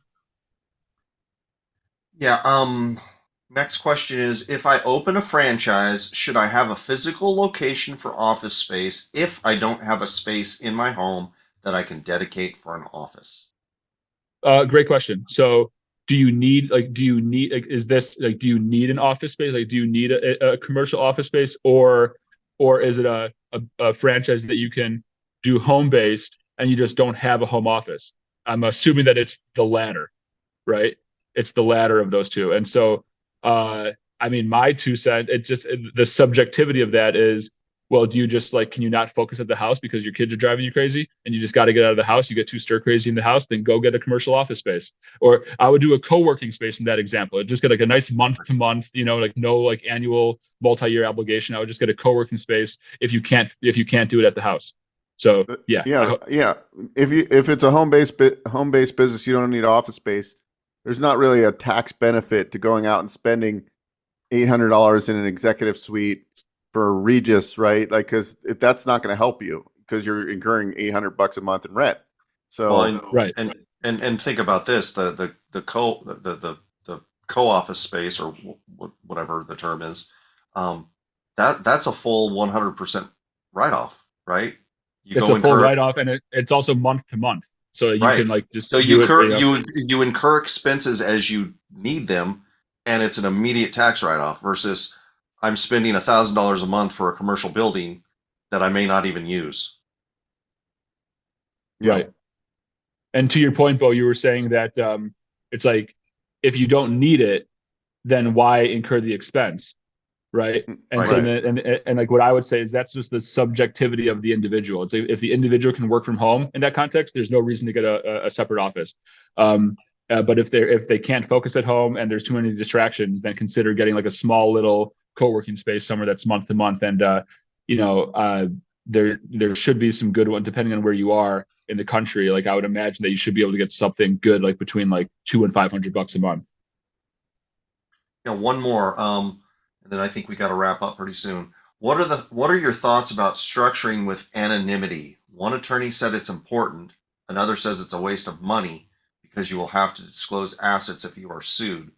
With the new law about disclosing the humans behind the entities, how much anonymity does asset protection structures really provide in California? Yeah, I mean it's again, I think that's more of an attorney question. But I would say, like for me personally, I wouldn't be too concerned about it. I would side with it. Just see like it just yeah. There's already the fin like the FinCEN reporting is what this attendee is referencing.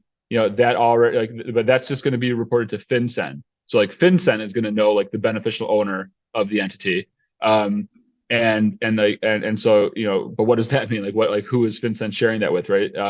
But it just seems like to me, if I'm in startup mode of a business, I am focused on ramping up my business and getting positive cash flow ASAP. I'm not too worried about anonymity. I just feel like it's more of a distraction than a benefit. And if it's something that I need, like once I actually start having wealth and I'm like, well, this is a real thing, then I can worry about anonymity later. It's just like as an entrepreneur that owns multiple businesses, I'm just not thinking about it. And I don't want to get caught up too much in the weeds with it because there's other more important things to worry about in the here and now about like ramping up my business and getting positive cash flow. Because if I'm not doing that, what am I doing? Perfect. Thank you. Anyways, I think that's a lot of information.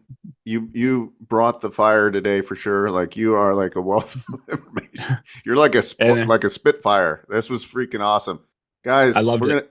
One more time your contact information, and then we'll also send it out via email. Yeah. So Michael Reeder, CPA, owner of Reeder CPA Group. You can just plug in readercpagroup.com. On your Google bar, pop up. My cell phone is 847-302-3397. That's 847-302-3397. You can call and text me at that number. Email address, michael@readercpagroup.com. That's Michael, Michael, at readercpagroup.com. RE is David, ER, CPA group.com. Amazing. Thank you so much. Guys, I know like taxes are boring. I know that when Michael Zuber spoke first on the economics, but you can see we're painting the picture of why you want to own businesses versus a lot of people that are not real estate professionals that own like one or two rentals. And I'm like, the tax write-offs is not that great compared to like if somebody said, hey, one or two rental properties versus owning a business, there's far more write-offs as a business owner. Maybe when you get into actually being deemed a real estate professional, then you can open up some more doors. But I think like I'm like, there's no other better way that I've ever seen. Just like to own a business and then figure out the strategy behind what you're doing with it, and not to mention you can quit your job eventually if that's what you want to do because you're building the cash flow machine. So. Yeah, and just to one more thing, like that's important, Beau, that you just reminded me of is the importance of and this could be another topic for another day, right? But like the importance of cash flow versus profit, understanding the difference between cash flow and profit, and also on strategic use of good debt. Because like, you know, all of us Dave Ramseyans, who I love Dave Ramsey, but like I think Dave Ramsey is more of like the context of like personal finances. I think like when it comes to owning a business, like for me, when it comes to owning a business, because I've experienced it myself, like as a business owner, like accumulating my own wealth, strategic use of good debt, and like I won't, you know, that can be like, you know, for next episode for whatever. But and also with startup, like what's great about startup franchise, if you're going to invest in a franchise as a startup franchise as opposed to a resale or an independent non-franchise resale, startup franchise businesses qualify for SBA loans. You can't do a startup independent business and go get an SBA loan, but you can for a startup franchise. So to be able to invest in a business, you know, doesn't necessarily mean that you have to come out of pocket for the whole thing. Like you can invest in a startup franchise that has a $250,000 investment and just come in with a $50,000 down payment, and the SBA funds the rest of it. Like to be able to do that as a startup is huge. Leverage, like businesses and real estate are great ways to accumulate wealth, but to Beau's point, you can accelerate it with business unless you're going to really develop a portfolio of real estate because you can use the leverage strategy to ramp up and preserve your nest egg. So that doesn't mean a $250,000 investment does not necessarily mean you have to come out of pocket $250,000 or do a HELOC, you know, leverage your personal assets or deplete your personal assets for the whole thing, you know. So like just that's very important. The SBA for startup franchises and just understanding strategic use of good debt and also understanding the difference between cash flow and profit. All that stuff is like another like we can talk for like hours on that. Yeah. I work with one bank and I bring them a lot of business. They do 90% on franchise startups. So 90% of total project cost for loans up to 350. So yeah, I mean, whether you know, our next speaker, he raises equity. He doesn't put on debt. And that's Justin. And this can be a great conversation who's coming up next. But Michael, thank you so much. Like, yeah, we'll continue on this because there's a whole debt equation. There's a whole, you know, other piece of it. And thank you and we'll send out everybody. I know you asked a lot of good questions. We'll send out his contact information. And yeah, that was the purpose of this event, is like putting like, hey, own a business, get some tax strategy, create some cash flow. Maybe if you want to keep your W-2, keep the W-2. If you want to quit. You can build, you know, solo 401ks and retirement vehicles that are available, and you can really grow your legacy. So thank you for all your feedback today. It was really good.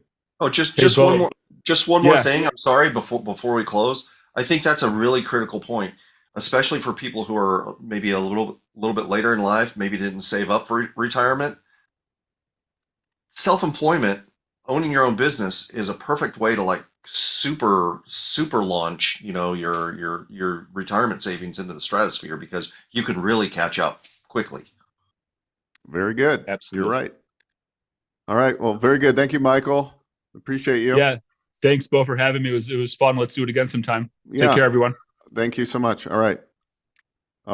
Well, thanks, everyone. Next up, we have another amazing guest. Justin is in real estate. His background was in the cell phone industry. Before that, he owned like stores, and he was able to retire at 32 years of age. Then he got bored, and he learned about franchising. And now his company, Sloan Capital, owns all of the territory for Texas for Everbowl. And I wanted to bring him on. I interviewed him a while back on my podcast, and I'm like, man, this guy is super sharp. Not only does he know about real estate investing, because a lot of the people out here, you know, we might own a few rental properties and we see the value. We love real estate, but also I see the value in business ownership more so because my background's real estate, and I'm like, you know what? I'm not getting the cash flow. And I just saw business ownership, and that's when I got into 6 years ago. I got into financing SBA loans and doing business acquisition for people, and then buying businesses myself, figuring out how to structure deals. And so, welcome, Justin. I really appreciate you coming, and you're gonna. I know you're gonna wow everybody with what you're doing, and give people some insight about the franchise models and opportunities out there. So thank you. No, this is a really fun group to speak with, because I, like you, I love franchise and business, repeatable concepts. And then if you can pair it with real estate, the beauty of being able to scale businesses with real estate, with people, with all of that. So thank you so much for having me. I'd like to just share a deck and kind of go through what I've done so far and some of the lessons that I've learned, get a little tactical, and then maybe do a little bit of Q&A. How much time do we have today? We're going to, we can go as long as you want, but I had you for 40 minutes, but okay, give or take, whatever, we go a little bit longer. We got Jordan after you, and Jordan's a laundromat guy, so he's a little bit more boring than you are. So. I can't share my screen quite yet. Hold on, let me, Bill, I should just make him, I'll just make you a co-host. Sounds good. Then it should do it. There you go. You're a co-host now. Awesome.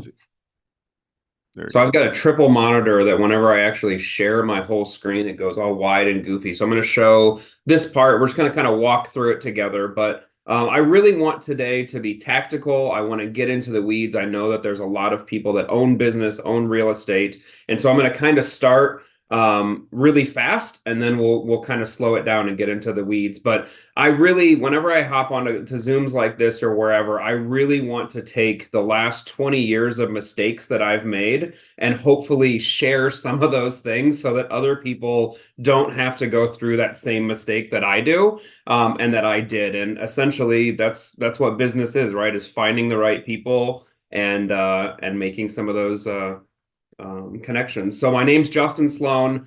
The real fast version, I was born here in Cedar Rapids, Iowa, a single mom, 3 boys. So when I talk technical and wanting to get into the weeds, I really believe in, you can be positive thinking and all that kind of stuff, but in order to actually win, we've got to get into the weeds. As Beau said, I had some success in business. I built a cell phone chain. I then exited it and worked into real estate, where I walked out of my final business when I was 32 years old. And then, as Beau said, we got a little bored, so we'll get into that. My first job was as a dishwasher for a breakfast buffet, whopping $5.15 an hour. But I learned that if I told people I was a quality control specialist for a fine dining establishment, that all of a sudden that would help my branding a little, because I don't want to be a dishwasher, but all of a sudden I could be someone who is kind of exclusive or whatever. And that's when my bullshit skills really got pretty good. And I learned that I would be good into sales. And as a senior in high school, every day when I was in cell phones, I would leave and go work and sell phones at the local mall. And when I was 21 years old, I took every penny that I had in the bank and I opened my first cell phone store. And I used every skill that I had and every resource that I had. I was the only employee. I worked open to close 7 days a week for many, many, many months, and eventually was able to scale that. Throughout the time, I had some fun, was a semi-professional poker player, so I kind of learned about odds and leverage and when to bet certain amounts of chips and things like that. I love poker, and I love the idea of using the tools that we have to chip away at others. Had some fun where I also built a DVD business that was a competitor to Redbox. When they were coming up, they weren't going into all of the smaller grocery chains and things. So I was able to secure some partnerships with some different ones. And then things got really interesting where the company that I was selling stopped investing into their towers. I'm going to turn the screen off here for just a second. I can't see most of you, but this was a really interesting and kind of the first big challenge of my life, where the cell phone company that I had spent the last 5-7 years investing into had built this into a very big business, now was starting to get into some other things, and all of a sudden the whole business starting to collapse. The company that I was selling, which was called iWireless, you'll never be able to find them anymore because they've actually gone out of business. They stopped updating their towers. They weren't even allowed to sell the iPhone from Apple because their towers weren't upgraded. And in the period of about 18 months, the carrier lost a third of their customers. 90% of my income was done. And my entire life that I had kind of pre-planned and all this hopes and dreams was instantly hit a brick wall. And so kind of had to get back into restarting. starting to look at, I still had my cell phone stores. They were still doing, okay, but I started to have to get into other types of things. And I became obsessed with like learning every kind of investment. And I know that that's one of the things that's talked about here is, what do you do with stocks or bonds? Or I love watches and investing into real estate or this. And what are the tax benefits of all these different things? And as my one golden goose stopped laying eggs, I had to obsess over every other option. And that's when I met somebody, is actually my cousin's husband. And he said to me, he goes, Justin, every rich person I know owns real estate. And this made a lot of sense to me, right? I worked in my cell phone stores. I was there 50, 60, 70 hours a week, but I needed to, have money invested into other places and find ways to arbitrage, what I was doing, but also not have to go work there every single day. And I became obsessed with real estate. That's one of the first houses that I was flipping, and, bought a paint sprayer and learned all these different things, flipping kitchens. And it got all the way to the point where I started buying and flipping some of the strip malls that I was in. This was one of my first cell phone stores. I had the ability to buy the strip mall and started in residential, buying, a rental house, a rental house, a rental house. I loved 3-bed, 1-bath slab homes. I found like one niche. I would buy as many of them as I could. Got into multifamily and buying 4-plexes and 8-plexes. And then now in the commercial space where we do strip malls, Dollar Generals, Perkins, all that kind of fun stuff. And like Beau said, when I was 32, I walked out of my final cell phone store. I sold/exited the business. And for the next few years, I golfed and hung out and kind of chilled and met lots of different people. And then, as Beau said, we got bored. But one of the next things, and I'm sure everyone's heard this saying before, or seen it posted on a million different Instagram walls. But what's really interesting is when I was in my cell phone stores, it was just me, and I was kind of in my own little world and couldn't, I couldn't really leave my stores. I would only really know my customers. I know my employees, maybe go out for a little, networking dinner here or there. But when I started having a lot of free time, one thing that really happened was my network got pretty crazy. And all of a sudden I was hanging out with people where they had had other successes and had other things. And we started to realize that different people from different skill sets paired together can be really interesting. And I went through this phase of the first 10 years. I mean, all of this that I talked about was me. There was very little team. It was me working open to close. And then as soon as I would get done, I would go paint a house and then go do this and go. And all of it was like, how much can Justin do? How much labor can I would, if I could save $12 an hour over here, I would go do it and work as much as I could. And when I finally started being around other people and realizing that the network and those people around us, that was really, that was really the key. And as we all know, things got a little bit weird in 2020 when all of a sudden 40 some of my tenants started calling me and telling me they were going to go out of business. They didn't have the ability to pay the rent. And I felt this moment again. Unfortunately, I was invested into other businesses and had a lot of different things, but things started to get really weird. And I was talking with, and if you don't know Dan Fleischman, a pretty popular character on social and across business, and he said something that really made a lot of sense to me, which is you have a personal brand, whether you like it or not.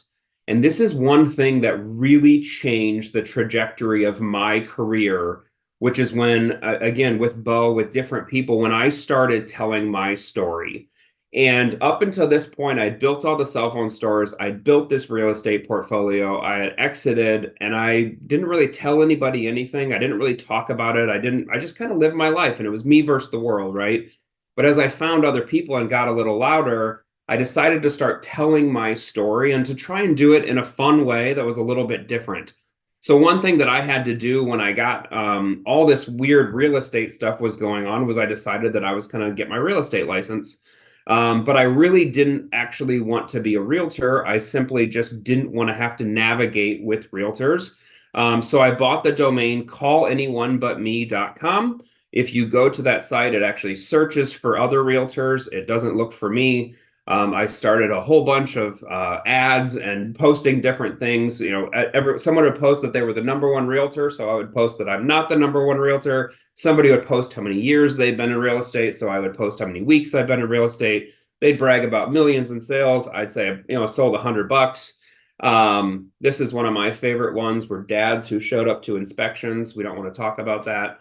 But basically taking, in the world of realtors or at any business that you're at, when everybody does the same thing, you don't stand out. Whereas if everybody does one thing and you completely do the other, and everyone wants to take their advertising so seriously and all this kind of stuff, but if you can flip it around and all of a sudden have people like, wait, why does he not want to call me? What? I mean, I can show you one of the things. The first year up there, we sold almost $7 million worth of real estate and spent, I mean, I literally did no open houses, no anything, but simply by just standing out and having the network that I did, it got kind of interesting. And I see we got a hand up here, but this is another fun thing that I did as far as advertising was, rather than go buy a billboard, I created a logo of my new Sloan logo, and I bought 10,000 golf balls and gave them out. So every golf course around all the country clubs are littered with my logo, and continue to feed in different business opportunities today.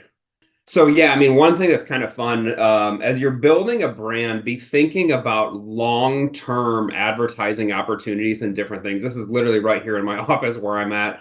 But we littered our whole city and as many things as we could with golf balls. Why? Because people don't throw away golf balls. If you get given golf balls, they go in your golf bag, you use them. Even when you're done with them, they go into a pail where you're chipping around, or they get hit in the woods and someone else is looking at it every week. All summer long, for years now, I get pictures of people pulling my logos and all that kind of fun stuff. And we ended up building a pretty big business out of it. The long story of it is I don't want to be a realtor. I still have my realtor license. I don't want to be a realtor. The stuff that I do is a little bit different. But during that phase of my career, I needed to become a realtor. I needed to draw a little attention in a way that would benefit, but was still stood out. And this was a unique way of doing it. Over this same period of time, I started getting really serious about other companies and finding other brands that we could potentially place some dollars with.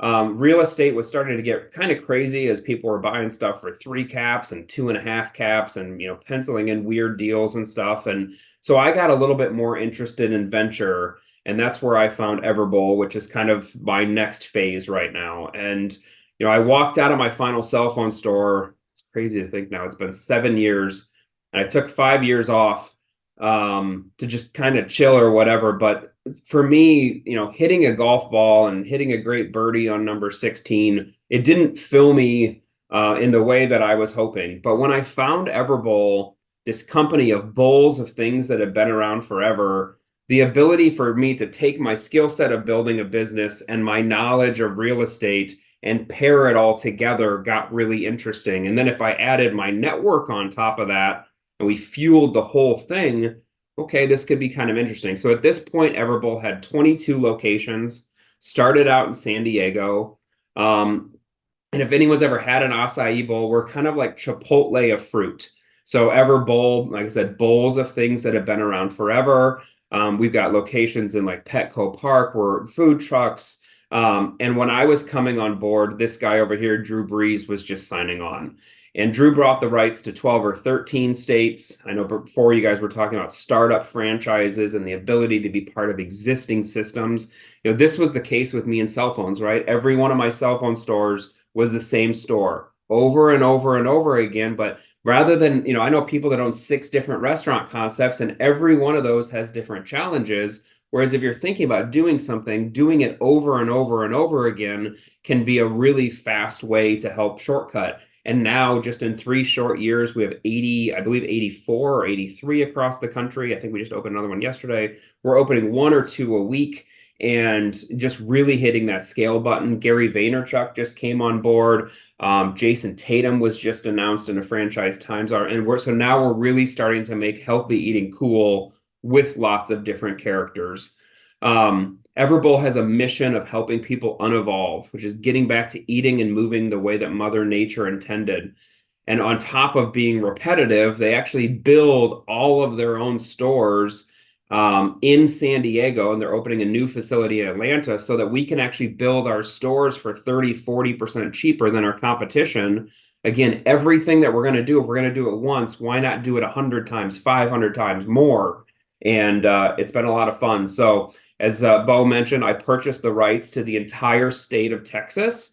And if Texas was its own country, it would be the 9th largest in the world. So there was no way that I could do all of this. So we took my company and gave other people the ability to have ownership into our stores. And as Beau mentioned, we have no debt on our business. So as we profit, we pay that directly to investors. And we've created a structure that the same way our investors could be part of real estate, well, now they can be part of the business or the real estate, or eventually what will be both. And I'm really passionate about trying to help people own pieces of things in their communities and around the country. And I really believe that we don't need every restaurant owned by 1 or 2 people, that actually having a dozen investors that are part of lots of different things. Or we have 60 or 65 investors now across all of our stuff that continually fuel what we're doing, and they help us create jobs and they help us grow. And, here's some of our stores that we've just been able to open. And on top of that, over here, this is Isaac. He's one of our franchisees. This is Jeff. He runs my head of operations. Some of our stores here in Dallas and Iowa, all across the place. And essentially taking all of those resources and putting them into one mission, and that mission being making healthy eating cool and fun. And so we've created hundreds of jobs, opened lots of locations. We have 8, just myself, we have 8 open right now. We have 2 more opening in the next 60 days, another 5 or 6 still this year. And it's been a lot of fun. So one thing I highly recommend for everybody, it's been important for me, but please tell your story, get out there on social, follow each other, connect with each other. We are only as strong as the networks of the people that we are around. And this is a perfect example of when I began telling my story, all of a sudden we're with Beau, now we're with other people. And I love to show this picture as the end photo whenever I chat, because this really is 15 years of work coming together in one night a couple years ago when I posted on Facebook that I was up to something. And ultimately a whole group of over 100 people showed up in a room and funded a large amount of Ever Bowls that allow us to create jobs, invest into communities. People are owning this whole thing. And Gary Vee talks about having a Death Star, and this is my Death Star. We have tons of people all collectively aiming towards the same goal, winning together, growing together, doing business together. And it's been really exciting. So thank you for the opportunity. So that's so awesome. I love your story, and it's definitely a rags to riches story, right? You did it, you're self-made. You've done a lot in the different sectors, and that's what's really cool. And it must be pretty cool. Is Dan Fleischman part of Everbowl? Yep. Yeah, he's one of the. He actually, I met Everbowl through him, so I've known Dan for about 15 years, back from the poker days. Yeah. So I'm a huge fan of Dan. I don't know him personally, but let me tell you guys, Dan is the man. That guy is like one of the best entrepreneurs I've ever seen. He's stupidly connected. Yeah, that guy is just, and he's very modest too. You would never know. He's very non-assuming. You guys should definitely follow him for sure. He does amazing things. I think we have some questions, right, Bill? Yeah, we do. But first, I want to be selfish and ask mine. Okay, go ahead. So you in the beginning, or towards the beginning, you talked about poker. Tell us how poker is similar and not similar to business, and specifically starting and running a business. Oh, I love this. And I really essentially when you start a business, you're given a stack of chips, right? And if you play tournament poker, you get one stack and that's it. Sometimes there's rebuys, sometimes there's not. And business can be the same too, right? You don't know if you're going to get another rebuy. And so managing your chip stack, deciding when to bet, deciding which hands to play and which ones you want to put more chips in is a very important part of business.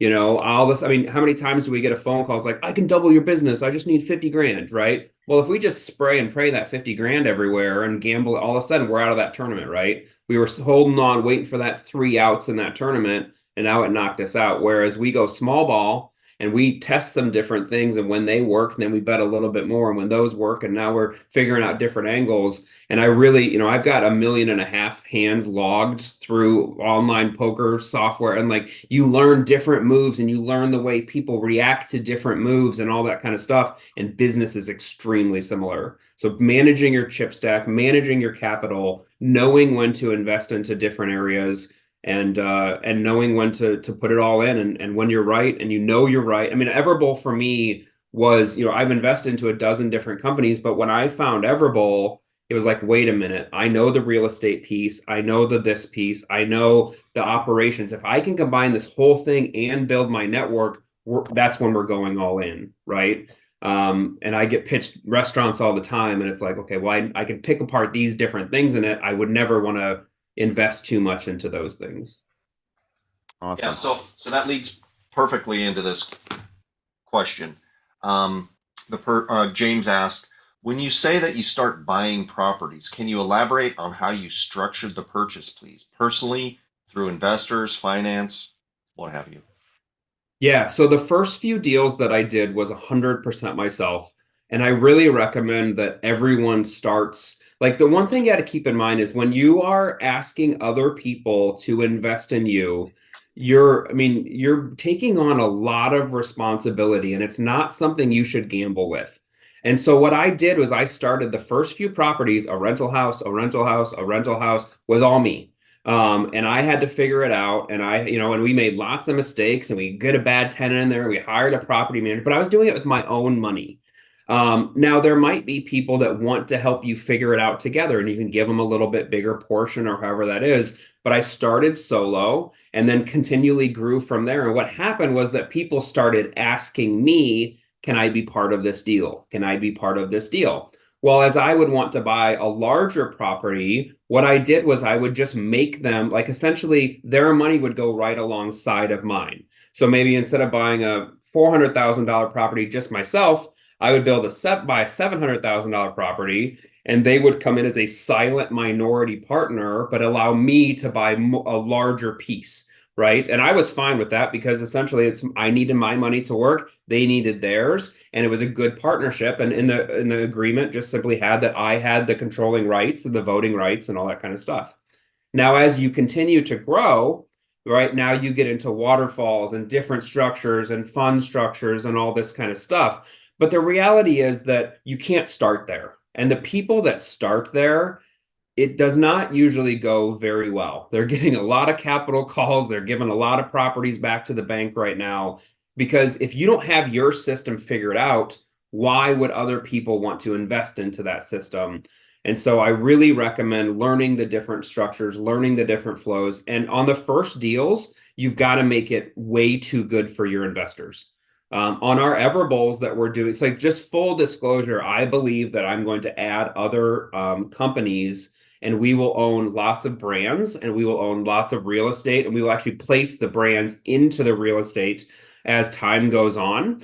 I've literally created a structure where everybody's money is aligned directly with mine, where people are actually owners of the stores. They get their equal portion of depreciation, equal portion of cash flow. There's no prep for me. There's no, whatever. We've made it very investor friendly because I'm young and I want to do this forever. I'm not retiring again. I did it once. It was boring. My golf game's not that good.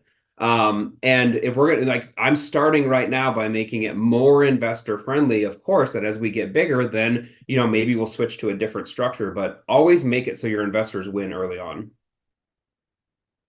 Let me ask you a question. Now that I hear the more of a vision, because you're going to always have an evolving vision. What other sectors besides quick serve restaurants are you interested in today? It's a great question. It's what's really been interesting to me, and this goes back to kind of putting your name out there and putting your brand out there and all that kind of stuff. But I'm having lots of companies reach out to me and be like, hey, you want to scale us? And it makes sense, right? Only 5% of franchises ever make it to 100 locations. And so we are constantly being bombarded with different, verticals and things like that. So what I'll say is I'm somewhat agnostic, but there's a few things I don't like. I don't like trends, right? Obviously, and people would say Everbowl, that's an acai bowl, that's a trend. Same thing was asked 2 years ago, but Everbowls are bowls of things that have been around forever, right? We could do acai, but we can also do mango, pitaya, cacao, vanilla, cocoa. Like there's a million different bases we can do if one flavor happens to not be. But some of the donut concepts, worry me where they're doing this kind of a chase for this. So really specialized training, I try and stay out of. So if someone needs, like even in cell phones was 3 months to train someone because you've got to learn every plan, every this, every whatever. And so the more that we can find repeatable businesses, low entry businesses, and businesses that we believe can slowly grow their customer base and slowly grow their margin over a period of time. In the quick serve restaurant space, the holy grail is Taco Bell. As weird as it sounds, like Taco Bell is like you can get 13 EBITDA, 12 EBITDA. Those things trade. Why do they trade so high? Well, if they add one new menu item and do 2 or 3% of price increases every year, that 12, so, that shrinks because they're just growing that EBITDA over and over again. So repeatable, low entry, right? We want to be able to have a lot of people. I don't want really specialized trainers for anything that take months or they control the thing. And then something that has mass appeal, right? Window washing would be different than food, right? Where people need to eat. And then, I can go really deep into it because this is definitely where we're going. Yeah, that's good. Bill, go ahead, Bill. Can you kind of touch on, and you alluded to it, and I did have to step out for a minute or two, so maybe I missed it.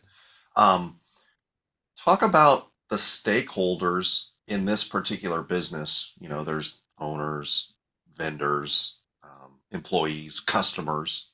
I come from way, way, way back, long time ago, a customer service background in retail. So customers always first, right?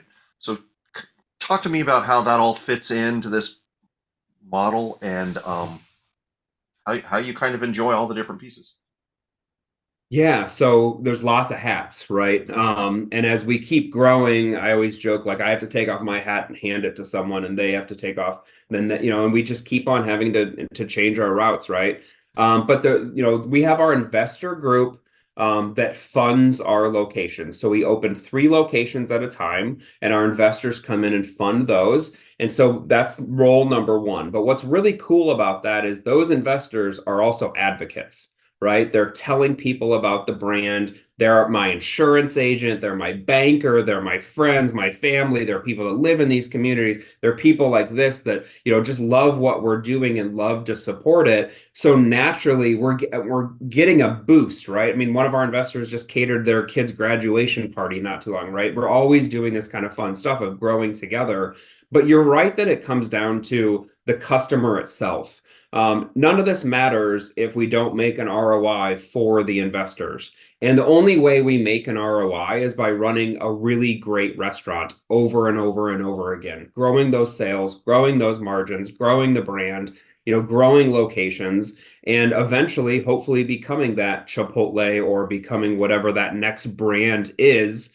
But, Chick-fil-A doesn't become Chick-fil-A overnight. When I was a kid, you'd have to go into a mall. The malls were kind of dingy. There wasn't a huge line. It definitely wasn't the appeal that it is now. But now look at it, right? They spent every day focusing on those customers, delivering a great experience, my pleasure, how we do, And if we can do that for the next couple years, and we have people like Gary Vee, Drew Brees, Jason Tatum, Dan Fleischman, all these different people that are helping us draw attention. And then when the customer comes in, our teams are making sure they leave with a smile on their face.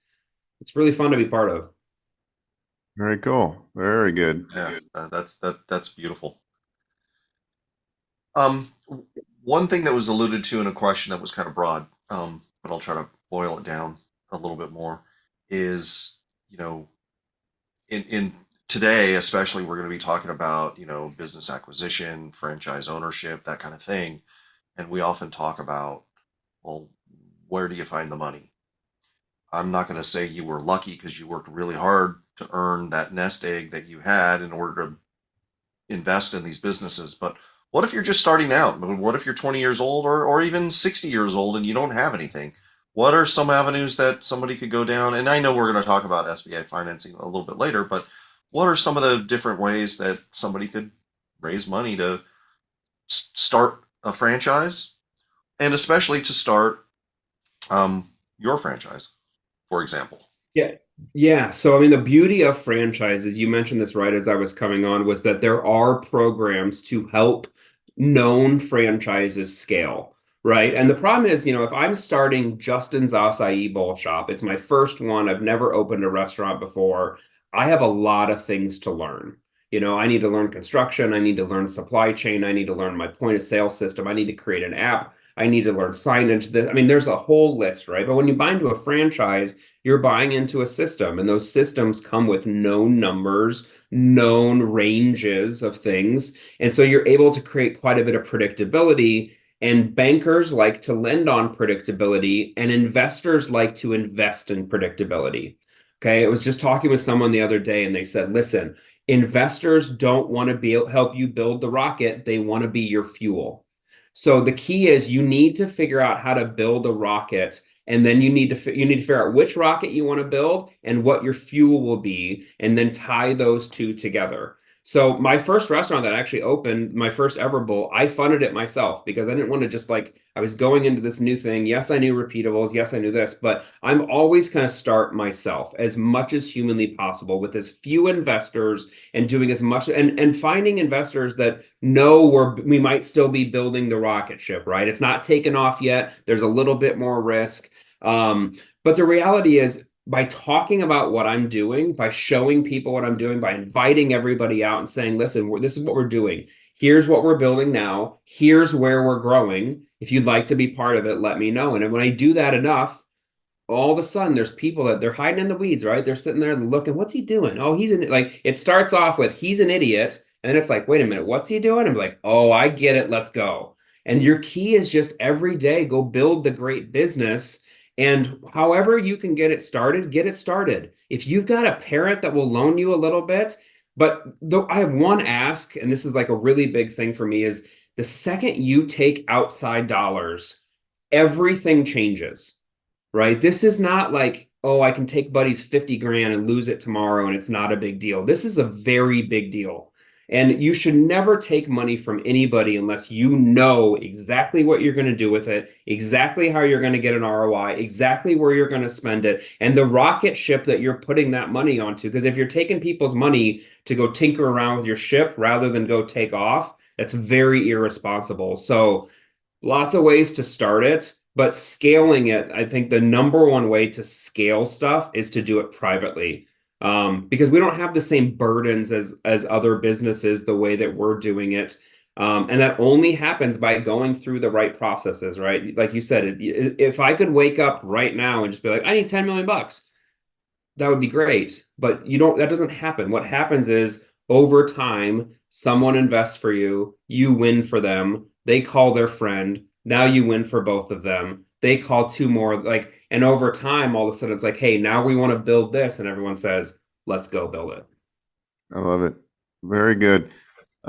So if there's any more questions, we're going to wrap this session. Justin, that was, you delivered some amazing fire as always. And I mean, a lot of takeaways for me personally. It's just, you went after it and you stacked your knowledge and you worked hard, and you're continuing to build now, and it's at like a relatively young age, all that you've accomplished. And guys like that are watching this right now that maybe are in their 50s and 60s and maybe haven't had that success, I think that's why I fell in love with the franchise business, because you don't necessarily need to be the innovator of the idea, but if you can learn and follow the recipes and then use your skill sets to grow the business, I think that's what a good franchise model will do. Because you started the wireless business from scratch, right? Like if you knew what you knew now, you probably would have started in franchising early, maybe. I don't know. But for somebody that's not that entrepreneurial and not an idea person, franchising makes a lot of sense. There's a lot of people that own their own non-franchise business, and they also have a portfolio of franchise businesses. There's a lot of diversity, or you could just be an investor. You don't necessarily need to be the operator. And I think like as you grow, because we might think like, well, how do you, you now have 8 locations, and like, how do you manage each manager, right? Like there's so much that goes into it. But that's what's amazing about business is that, look, you just got to get the ball rolling and get into the first business, and maybe you're good with the first business and that's all you need and want for your lifestyle.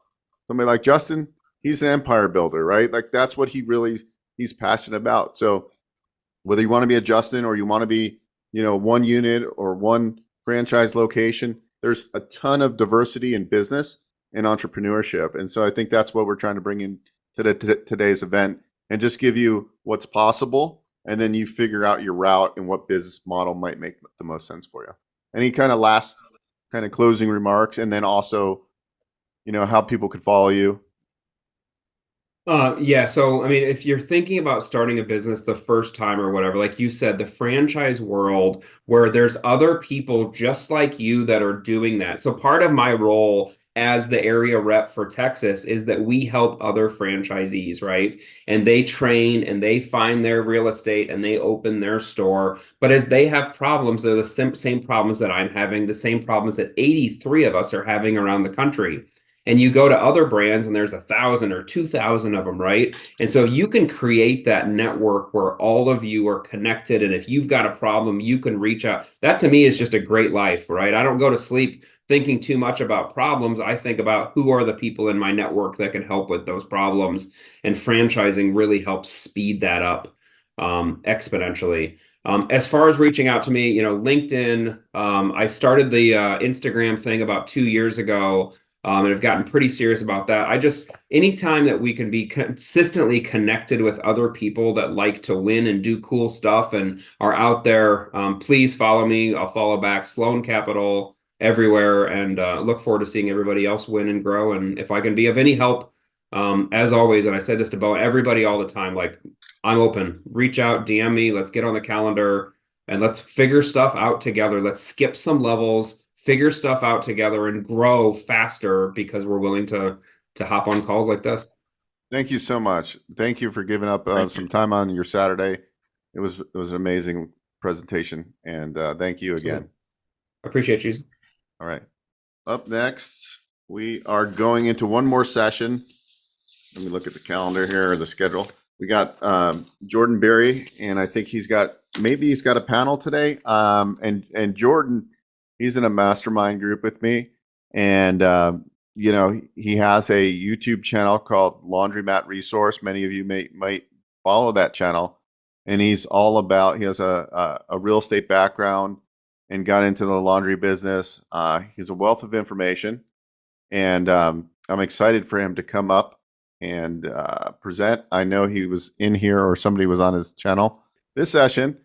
I get so many calls. People want to get into the laundromat business, and it seems like everybody gets frustrated because they can't find laundromats. But I think today's conversation is going to be how to find them, how to run them, how to fund them, what to look for. Jordan, I met him years back. He's in a mastermind of mine, and he's also got a phenomenal YouTube channel pushing 30,000 subscribers, and that's called Laundromat Resource. And he presented for us a couple weeks back, and we had tons of people asking questions. He was on, I think you were here in Vegas, but I didn't get to see you in person. Mm-hmm. So today's session's really going to be Laundromat Resource, and he's going to dive into it. And I'm actually hand over the mic. You can introduce everybody and run this like it's your YouTube channel. Thank you for joining us, guys. Appreciate everybody. Awesome. Yeah. Okay. Well, real quick, I'm Jordan, and super excited to be here. I can talk laundromats a little bit, but really, listen, I think this will go better for you, better for me if you're asking questions. So I can keep my eye on the chat and stuff and make sure we get your questions, because not only am I here to talk laundromats with you, and I want to talk just briefly before we get started on sort of the benefits of this industry, getting into it as an entrepreneur or running it as a side hustle, because there's a lot of benefits to that. But I also want to introduce you because I brought a couple people with me today who also are neck deep in this industry and would be great to answer some of your questions. So let me introduce real quick. Andrew Cunningham is here, and he, I call him the human laundromat encyclopedia. The guy just knows pretty much everything there is to know about laundromats. How's it going, Andrew? Good. How are you? Thanks for the invite. Yeah, no, I'm doing awesome. Super excited about this. And then I also brought with me Madison Anderson, who is also a former podcast guest, started her own laundry pickup and delivery, has taken her lumps just like I took my lumps early on in this. And I brought her on because the service side of the industry, which is like drop off laundry, pickup and delivery laundry, super interesting right now. It's booming right now. There is, more and more of that happening both on the residential side and on the commercial side right now. And so Madison is here representing the service side of the industry there, and glad to answer questions along that front. So, and bringing the energy, kind of the hype woman over there too. I like that. So we can actually, Madison, Jordan, real quick before Madison goes. Yep. If you want, I can go and make you the co-host. You can actually, when people want to ask questions, you can have them, instead of having to type, if you want, they can just, you can unmute them. Oh, yeah. I think that's easier. So let me go ahead and do that real quick before we get in here, because I think people will want to ask questions instead of typing them in. So there you go. And then you're in control. I'll let you pick and choose the questions and do all that kind of stuff. Okay. All right. I'll shut up now. How do I know who's in here? Oh, here we go. No, oh, there we go. Okay, cool. I see it now. All right. So if you got a question or anything and you want to unmute, number one, you can put it in the chat, or number two, put your virtual hand up. I don't know. Can I see people in here? All right. Gustavo already bringing the heat and coming straight for California, which, by the way, I'm in California. I live in Southern California, and Andrew's also in California there too. Okay. So Gustavo says average cost in California, and what about financing? Andrew, you want to tackle this question? Well, I'm gonna the assumption I'm gonna make is what's the average cost of a laundromat in Southern California, and I'm gonna probably tell you it's between $200,000 and $400,000, and that usually takes about, for a newbie, about 40% down. If you're in the industry and you already have one or two, it'll probably be 30% down. Financing costs today are probably 1 point on the total loan amount, and 11% interest, 2.5 over prime, I believe, something around that nature, and 7-year financing. And the lease has got to be at least 8 years to get 7-year financing, or 9 years for 10-year financing, etc. Yeah, and that was great. And also, I was gonna say, Beau, why don't you chime in, because that is your wheelhouse right there too. No, I just want to just say one thing, because we're just about, it went into closing, and I was one of Jordan's viewers or subscribers. He called me. He wanted to do a startup, and we got him over $1 million SBA 7A loan, 85% of total project costs on a startup, no experience, and he didn't own real estate. I mean, I had to take it to 5 banks, but it is possible. I think part of the conversation I think you guys should have too is, because I'm getting a lot of calls and people are getting frustrated because, like, a lot of these existing business acquisitions are not going to go SBA because the owners don't, report all the income, so we can't get SBA financing. So I think that would be irrelevant. But SBA financing is an option, but there's a lot of trouble trying to get the tax returns from the sellers because it's a cash or coin business oftentimes. So that's what I see on just the lending side. But anyways, wanted to just say it is possible to do startups. It's a little bit challenging, and we're about to close one. So for $1 million startup, 85% loan to cost. I'll shut up. Congratulations. Yeah, it's awesome. I know you had to earn that one. It's not always easy. So Andrew nailed that. Let me just back up real quick. And I just want to highlight some of the perks of this industry. Okay. So, like, first of all, this industry is one of the best industries I think you can be in, especially if you're trying to free up time. You can run this not as a full-time job. You can also run it as a full-time job business for you. It kind of depends on what you want to do and where you want to take it. But You can run it like that. The average returns on this are 20 to 25%. And that is if you buy it unleveraged with cash. So if you use a loan product in order to purchase this, those returns can go even higher than that. And it's very attractive because of that. This is also a very mom and pop industry, and so there are deals to be had and deals to be made there. Now, with that said, one of the challenges that's happening right now is that there's more buyer demand than seller demand. So finding these deals can be a challenge, as a lot of us in the industry are seeing right now. But this is a great time to be in this business because it's a high cash flow business. And if your goal is to achieve financial freedom, if your goal is to leave your 9 to 5, those goals require cash flow. And, there's a lot of great investment vehicles out there. I love real estate investing, but the average real estate deal can't touch the average laundromat deal when it comes to cash flow.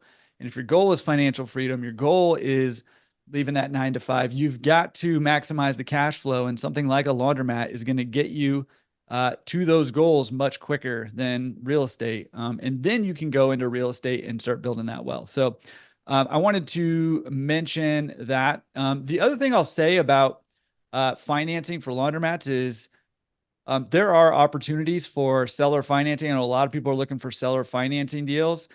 There's more opportunities for seller financing in laundromats than in like real estate, again, for example. But that's sort of a double-edged sword too. So just to kind of make everybody aware of that, that can be great. And the benefit of seller financing is that you can craft the loan that you want, that can help you get what you want and help the seller get what they want.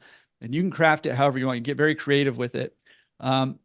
The downside to it, or the reason that it's somewhat more prevalent in our industries, because we are a cash business, and a lot of these businesses won't qualify for traditional lending. And so seller financing is a way that sellers have to, sell their laundromats. So it's kind of this double-edged thing where the income can be tough to verify. That's where somebody like an Andrew can come in and help you make sure this laundromat is making what the owner says it's making. But the upside to this is that those seller financing deals are there. Even today in this tighter market, I still see them quite a bit. I saw a hand go up, and I don't see how I can see who put their hand up. So if you put your hand up again, and I can unmute you, or if you can unmute yourself, you can do that too. I'm not sure. But we do have another question here. What are the best places to secure a loan for buying a laundromat as a newbie? What is the personal credit score and the FICO scores required? Andrew, you want to tackle that? Sure. Well, I mean, my experience has been that there's about three lenders that are laundry centric out there, meaning they just handle laundromats. There's Eastern Funding, there's Prime Capital, and there is I forget the laundry. There's one other one. Yeah, I don't remember their name either. And I'll dig it up here. But usually they're going to bank most of their decisions on the profitability of the laundromat more than on the tenant or the buyer. I mean, the buyer. So, you're probably going to be, you couldn't have a dirt low of 6.25, but I mean, if you're in the 7s on your FICO scores, they're going to really probably go 60% laundromat and 40% borrower on the loan. And if the laundry cash flows, they'll give you a loan. They want to make loans. Yeah. Yeah. And yeah, we'll get that third one too, but Eastern Funding and Prime Capital, their website, Eastern Funding's website's easternfunding.com. Prime Capital, I think, is goprimecap.com. And I can't remember the name of that third one. I'll locate it. Yeah. Okay. So John wants to know, this is a great question. What's the best way of finding a laundromat to buy? Take it away, Jordan. Yeah.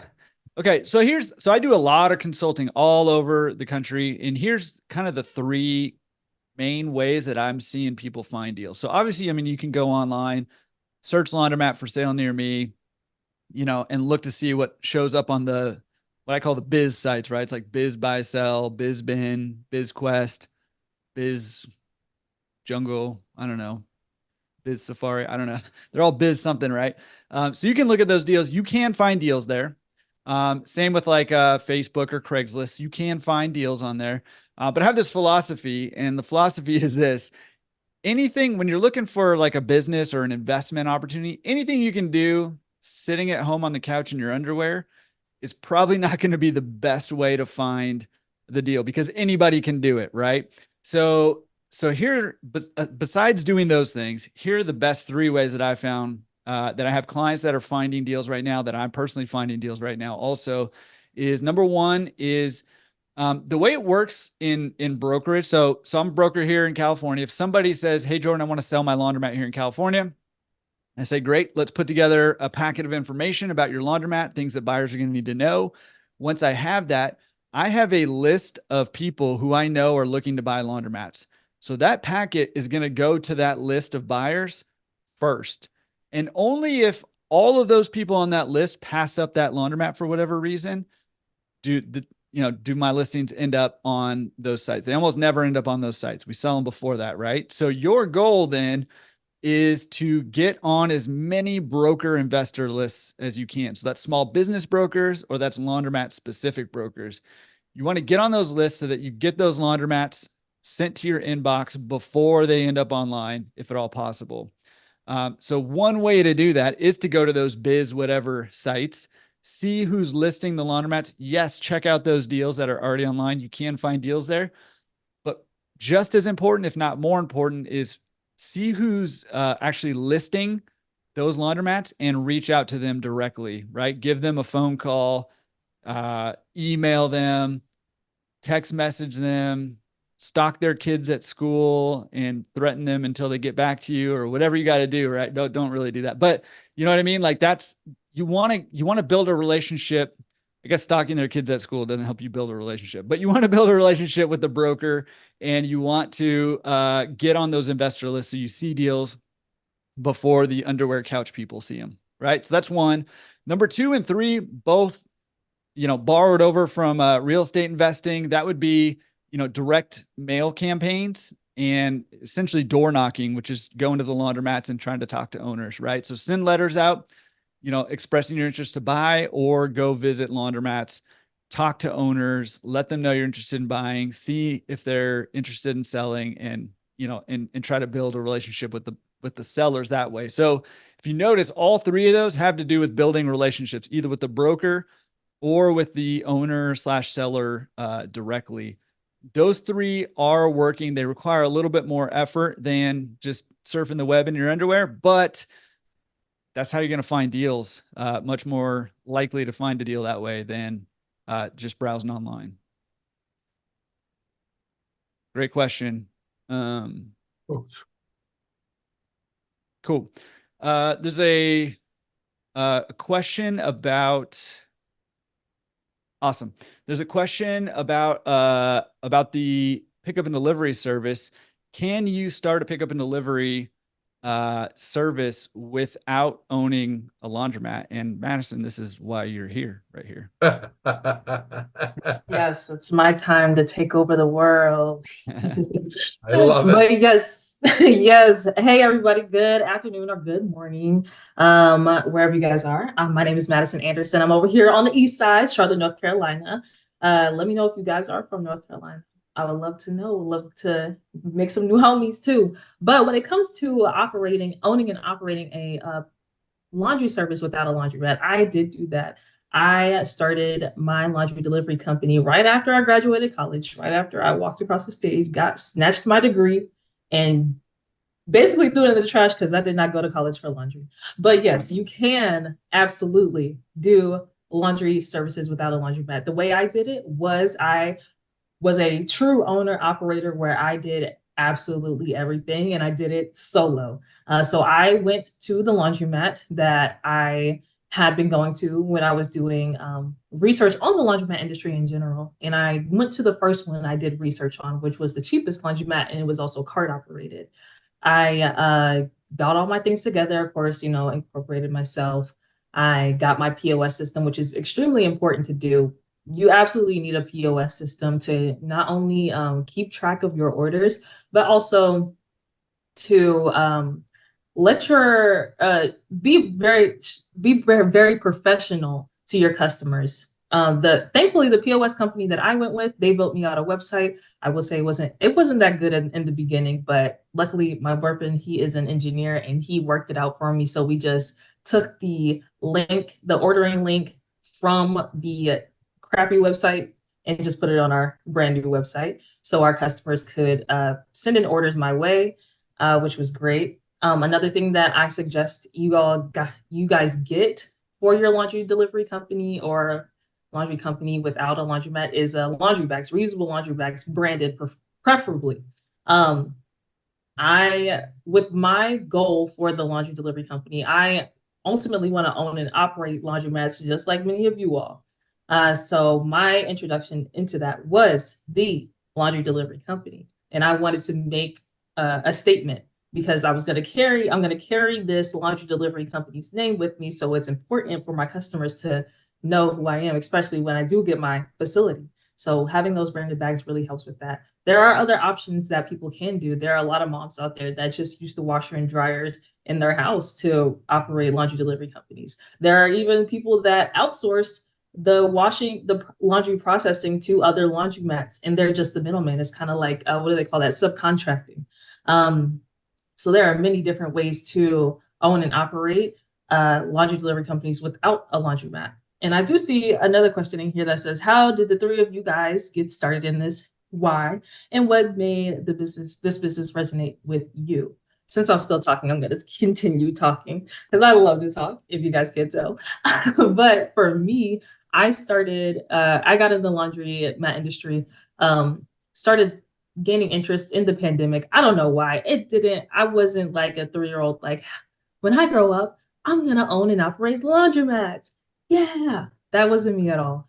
It just came to me in the middle of the night, we'll say, and laundromats just popped up in my head. And it was actually after I had my daughter, my freshman year of college, y'all. Woo.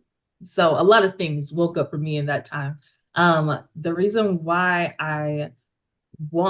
after I figured out, okay, laundromats is a good avenue, I was like, okay, since I want to own and operate laundromats, I want to own and operate laundromats because I want to impact communities, especially the Black community, especially Latina communities, which are primary demographics of laundromats, etc. So that is my main why on laundromats. It's just to be able to reach and innovate communities that surround it, and I want to serve. And I also want to create wealth for not only me, because I would love to roll around in quarters all day, but also my daughter and my man. And that's why I stay here in the laundry industry, even though sometimes it's rough. It's rough and it's nasty, but the end goal is in mind. Yeah, you're basically Scrooge McDuck over there rolling around in the quarters. That's true. That's what I'm picturing. Andrew, how'd you get started in this business and why? What made this business resonate with you? You got a good story. I started in this business in 1984, working for the largest distributor of Speed Queen equipment in Southern California, a company by the name of PWS. And my younger brother, who was 5 years younger than I was, so right around the age of 23, he was driving around in a brand new Corvette. And I thought to myself, I know I can outsell this guy. How can he be driving around a Corvette and I'm not? So I got introduced to the owners of the company and I went to work for them. And the first 6 months of my life there, I surveyed laundromats because I didn't have a real estate license. Once I got a real estate license, I was in the hole $25,000 from the draw that I got from the company. And I had to pay that back from my first brokerage deal of selling an existing laundromat. And in 6 years later, I left the company with my younger brother. We started our own company. 3 years later after that, we launched a chain of laundromats called Lucy's Laundromat, which combined a laundromat and a convenience store and a Starbucks and a Wells Fargo bank all under the same roof. We were the first individuals to raise $30 million in venture capital to launch the chain of 29 stores and the first individuals to have co-branding under the same roof in a laundromat. Owned and operated those for about 3 to 4 years. and then corporate America took over, and they bankrupted the company in 3 short years because they deviated from the business plan. And I remained in the industry to this day. Here I am, owned and operated several in between, and I currently don't own any, just doing consulting and brokerage. Legend in the industry. My story is I was a pastor for about 15 years and had young kids at the time. It was about a decade ago. Had kids at the time and was just ready to do something different vocationally. Was trying to figure out what to do with the chunk of money I had in the bank. And a friend of the family had a high-paying tech job up in the San Francisco Bay Area, and he bought a laundromat, and he went from working 70, 80 hours a week, making good money, to replacing that income with a laundromat and working about 5 to 10 hours a week. And we heard that and we were like, yeah, that sounds awesome. How about money coming in and not a whole lot of time investment? Sounds great.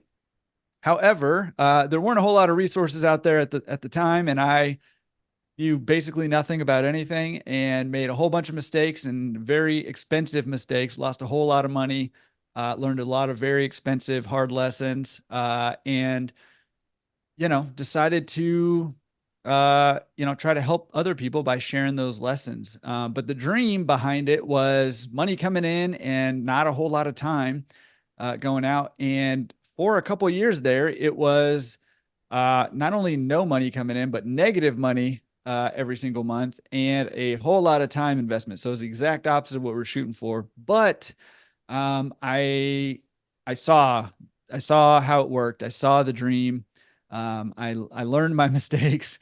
I saw other people having that freedom that I was looking for and making that money. So I knew it was there. I knew it was possible, and wanted to learn how to get there. So I started sharing the lessons I learned, and then I started connecting with other people in the industry. I started a podcast where I interview laundromat owners and other industry experts. Both of these guys have both been on the podcast and kill it in their episodes. And, really trying to help people gain that financial freedom and gain, their freedom from their 9 to 5 or whatever their goals are through laundromats, because I think laundromats are a great vehicle as long as you buy them correctly. They're a great vehicle for those things. Awesome. Madison, Darlene wants to connect with you. You want to figure out a way to connect with Darlene? Absolutely. Darlene said, I have a grandson born yesterday. Congratulations in North Carolina. And I want to start a family business out there too. I want to connect up with you. Yes. I'm going to put that information in the chat. Awesome. Yeah. And Darlene is just on fire. Also seeing Lucy's Laundry out here in California. So legacy is going. Awesome. And Bill put in the chat there, the third lender is Clean Laundry. So check out Clean Laundry over there for that third lender. So Eastern Funding, Prime Capital, and Clean Laundry. Yep. Awesome. Andrew, if somebody's interested in buying a laundromat, what's something that they need to know before they buy that laundromat? Wow. What's something that they need to know? Yeah. What should they know before? Well, I guess that? Besides, the inquisitive nature of wanting to get into the business and what makes it tick and how do you buy it, and then how do I know I'm not getting taken advantage of, and how do I get into escrow and a bunch of those things. I'm really looking at it from the perspective of when I go look at a laundromat, what am I looking for when I stop there, and how do I want to get involved with it? So, I'm going to drive up to a laundromat, and how do I know it's a good laundromat or not a good laundromat? And there's, I have a checklist that I go through when I go to a location. So I'm looking for parking and exposure and ingress and egress, and does it have a signal, and is there a crosswalk, and those types of things, so that the people can get in and out of the center. And when I get a setup sheet from a broker or a seller, I've got to make a determination at that point in time if the information is true and correct. And then, we've all gone through the steps of trying to identify what's correct about it, what's not, and there's variable costs. There's 2 variable expenses, parts and repairs and labor, and the rest, everything else is fixed. So the fixed numbers you can pretty well get your hands around or arms around on there, but the toughest part is getting to figure out the variables, which is usually the labor and repairs to fix, and then of course you've got the labor for just having an attendant or an unattended laundromat, whichever way you go. So those are the first things that I look at. Like you said, the returns are right around 20%, 5 cap, 5 multiple, 5x. And then you have to factor in, is it a good lease, a long lease, a short lease, an ugly lease? You've got to look at the age of the equipment. How old is it? How much longer is it going to last? Have they properly allocated enough expenses towards the repair of that equipment? When you own a laundromat, you're always going to have equipment costs. It's either going to be equipment costs with the bank to buy new equipment, and then in the next, after 5 years, you're going to have both repair costs and equipment costs, and then that bank loan's going to drop off, and you're going to have repair costs with that equipment. So you're always going to have some kind of cost associated with equipment. You will never not have a cost for equipment. Yeah. Yeah. And here's just to kind of give like a basics, like if you're interested in this business and you want to just know, here's kind of the basics. Because Andrew, like I said, he's a human laundromat encyclopedia. He can go through a laundromat and know every little nook and cranny with just kind of eyeballing it, which is awesome. But if you're looking big picture basics, you got to know how much money is coming in, how much money is going out. You're looking for that net income. That net income, that's the cornerstone of the value of the laundromat. Then you're going to apply a multiple to it. Here in California, pretty much a given that it's going to be a 5.5, something like that. Around the country, though, I'm seeing an average of 4 to 5.5 now, which is up a little bit from what it was a few years ago. And in order to kind of determine where on that spectrum, the main 3 things that you're looking at for the multiple, the main 3 things that you're looking at are the age of the equipment. You want to know how much the rent is and how long the lease is. Now, there's a whole lot of other little things that Andrew was talking about that play into this and fine tune that multiple. But those are the 3 main ones that you want to look at to help you figure out, what the multiple is you're going to apply to the net income there. So that's a good way to get started. This is a great question. How do you keep an eye on the laundromat to prevent vandalism? Oh, wait, went away. Hold on. How do you keep an eye? Jump the gun on me here. How do you keep an eye on the laundromat to prevent vandalism? What's the plan for maintaining the machines? Andrew, you want to jump in on that? Well, the vandalism aspect is that, I don't think we're going to get away from graffiti. I think that's here. I don't think we're going to get away from the acid wash that they put on the windows that you end up replacing a window every now and then because they've decided to etch it.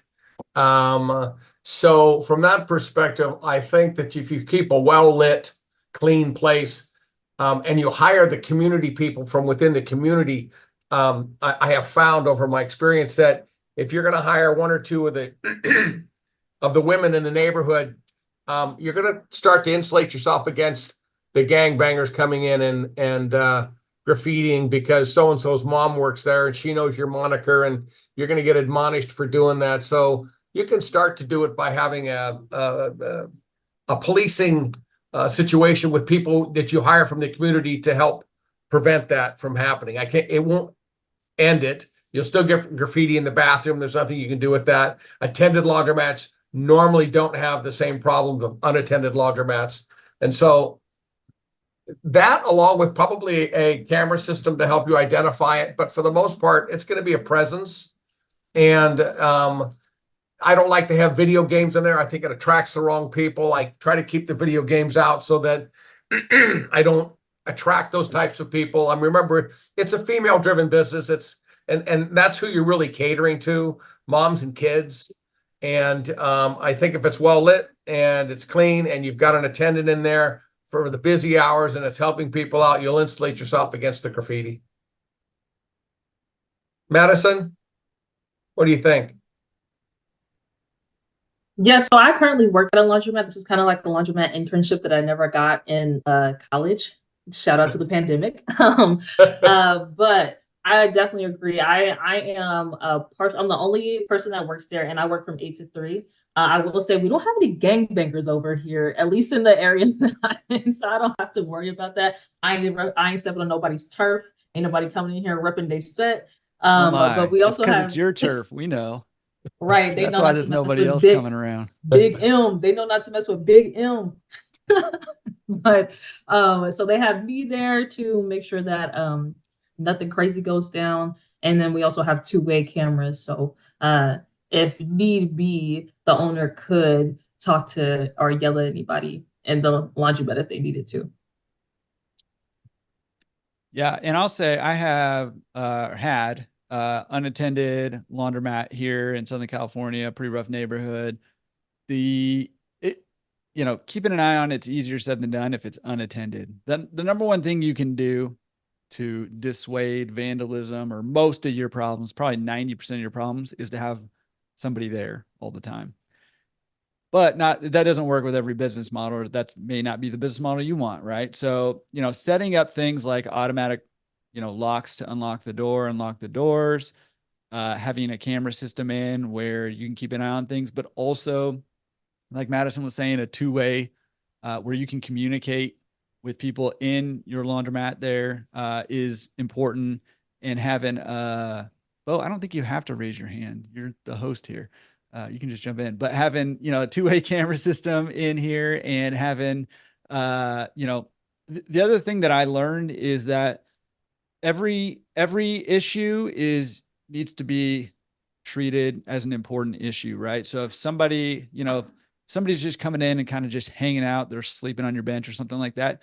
I got to a point where I was like, I have to call the police for everything and just have the police kind of coming through, because eventually the police get annoyed with me for calling every time. So they start coming on their own, which just dissuades trouble from the neighborhoods. That was kind of another thing there. And Darlene, I'm going to throw Andrew's email address. She wants to connect with you, Andrew. I'm going to throw that in the chat there too, so you can connect up with Andrew. Yeah, Beau. All right. We got Roger that just raised his hand. We'll call on you next, Roger. My question is, obviously it's more cost effective to buy an existing laundromat, even if you need to retool the machines. But for somebody that is looking, can't find one, might have a couple $100,000 of available capital, what's the process to identify the right place to put the location? Any feedback? Maybe Andrew knows this. Can answer. Yeah, Andrew, you want to tackle some of the demographics? Well, okay. So we're talking about a new location. In other words, you're coming to town and you're looking at it going, I think this would be a great place for a new laundromat. First thing I look at is my competition. I drive around in probably in a rural setting, I probably would drive 3 to 5 miles in either direction. In a city, I'd probably drive a mile to a mile and a half in each direction. And I'd list all the competitors and kind of rate them. You're not going to have the specific knowledge of what you're rating, but you're going to look at it and go, I would go in there. I wouldn't go in there. It's got bad parking. It's got good parking. It's hidden behind a burger joint. I can't see it. Exposure's bad. But those are all the peripheral things. And then I would look at the demographics for that area. And I would start to look at rental units, not so much renters, but rental units, because the rental units are going to determine who's going to use your laundromat and not. And then a percentage of the apartment buildings in the area are going to have facilities inside the building itself. And they're probably going to have, 6 washers and 6 dryers for every 10 or 15 units. And about 20% of your renter population is going to use the facilities in that building. And the rest of them are going to need to go elsewhere. And so I start to identify the renter units in the area to see if I can build another one. In other words, are there enough, or is there an insufficient amount of washing facilities to handle the number of people? I'm doing one right now where there's 3,000 rental units and I've only got 3 competitors. Well, 3,000 rental units, if the average family spends, let's just use $50 a month in a laundromat, and I have 3,000 available units. That's $150,000 in that half a mile radius that's going to use a laundromat, and I only have three laundromats. It will support another laundry. So I look at demographics to drive that point. And I noticed when I was helping originate this SBA loan that it was a startup, and I thought this was interesting that what he did is he went to the manufacturer that he was going to buy the equipment from, washers and dryers, and they have really amazing kind of data on the area. They were able to pull like foot traffic and things. So I think that could be a resource. Is that something you would Absolutely from one of your manufacturers you would recommend doing? Manufacturers, Chamber of Commerce, anybody that can get you demographics so you can start to look at where you want to put it and then what you have. And basically it's going to be renters. I mean, it doesn't matter to me if you have a PhD or a master's. If you're a renter, you're going to be my client. And you're either a self-service client or you're Madison's client because you still got to do laundry. And I found out right now, and this is kind of funny, and I think Madison and even Jordan will laugh. I have found out that the younger group of individuals today, probably in their 20s and 30s, would rather play Frisbee football and Frisbee golf on the weekend than sit in a laundromat for 3 hours and do laundry. And they're going to do wash, dry, and fold, and they're going to be your clients. Am I right, Madison? As a certified 24-year-old, also with a daughter, you are absolutely right. There's nothing on earth that I would make me want to do laundry. I would love to throw a Frisbee around. Well, you have a kid too, so other priorities. I'm going to call up Roger. He has his hand raised. I'm going to unmute you, or you might have to unmute yourself. Go ahead. Go ahead, Roger.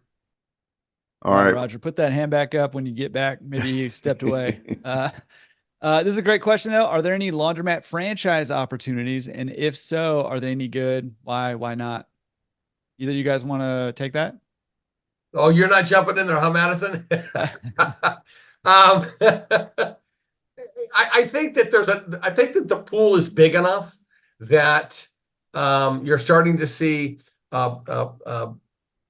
different ideas come into the industry on how to grow this industry even more with the lack of facilities. And there are some areas that are lacking in facilities. There are some areas that are overbuilt. But again, it's that process that I previously discussed about demographics and what have not. But I think that anybody that's putting out a product out there for a laundromat, and it's either a franchise, and there's a few of them out there, is that they're trying to get you involved in the laundromat industry, and they're actually pushing a particular brand of equipment. And, I think that the more you get out there and the more you study it, and the more locations you have, the better you will be able to make a good business decision and buy a laundry.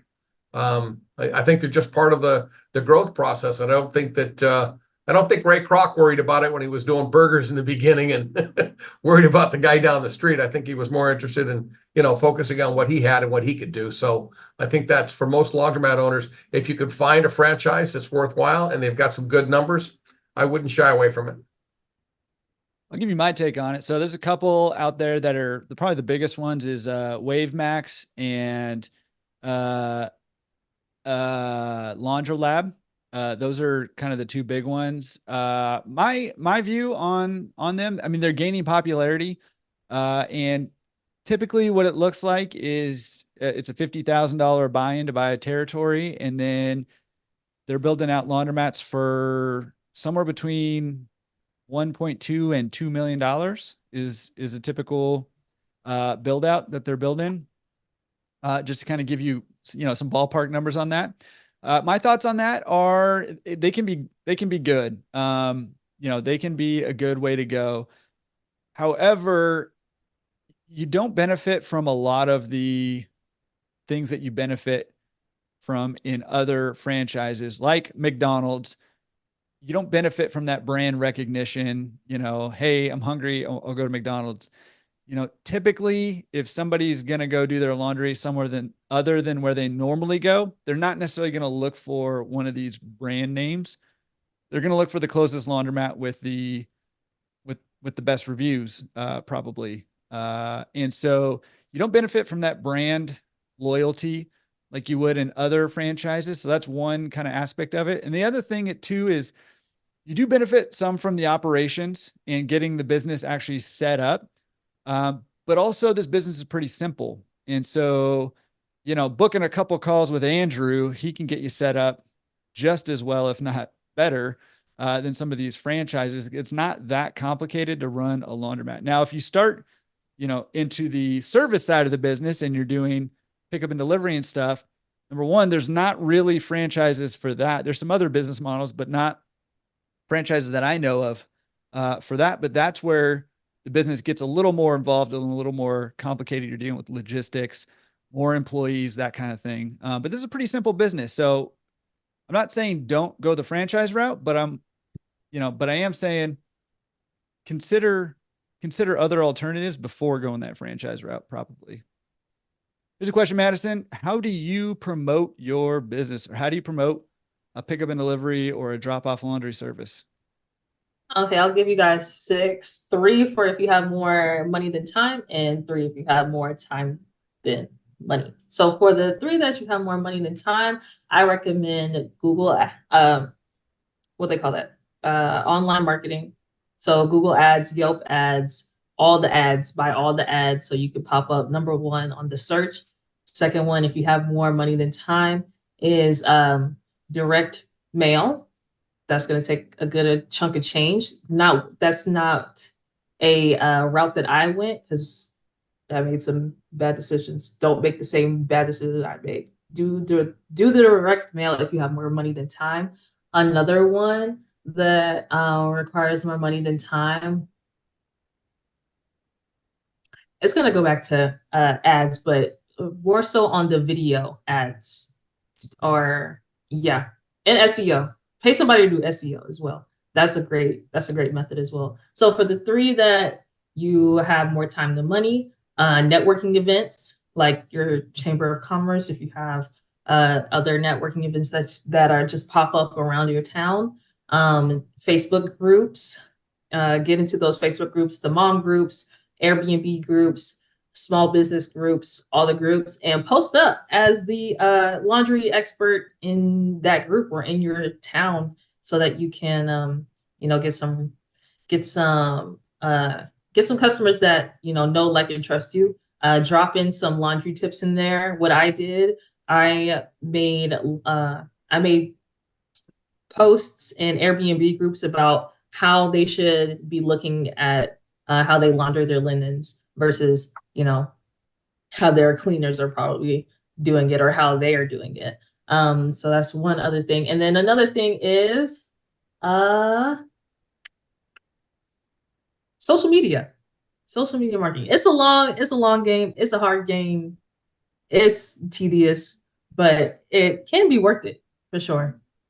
And that's all I'll give you. 6. Awesome. Yeah. And I mean, listen, you're only limited by your creativity in terms of how you promote your business, but online ads, offline ads, both good, free and paid, all good stuff there. There's 2 more questions that I see. I know we're getting close to the end here. Number 1 is, do you usually buy the real estate along with the laundromat? Andrew, take that one, man. That's a good one. Probably 5% of the people are lucky enough to buy the real estate, and it caps off your lease over the period of time, and you have the same payment forever. But in most cases, it's a leased opportunity. And, we have minimums and maximums. I think Jordan printed on there. I would say I don't want nothing shorter than 13 years. And I'd like to get 15 or 20. That's probably the best way to go. I think that purchasing real estate today is pretty expensive, and I don't think that the returns there, when you're looking at the laundromat rental rate to not exceed 25% of your gross income. So I would, if you can buy it dirt cheap, absolutely. But in most cases, it's a leased opportunity. Yeah. And two things that I'll say here. Number 1 is it's much more common to buy the real estate if you're in sort of secondary, tertiary markets.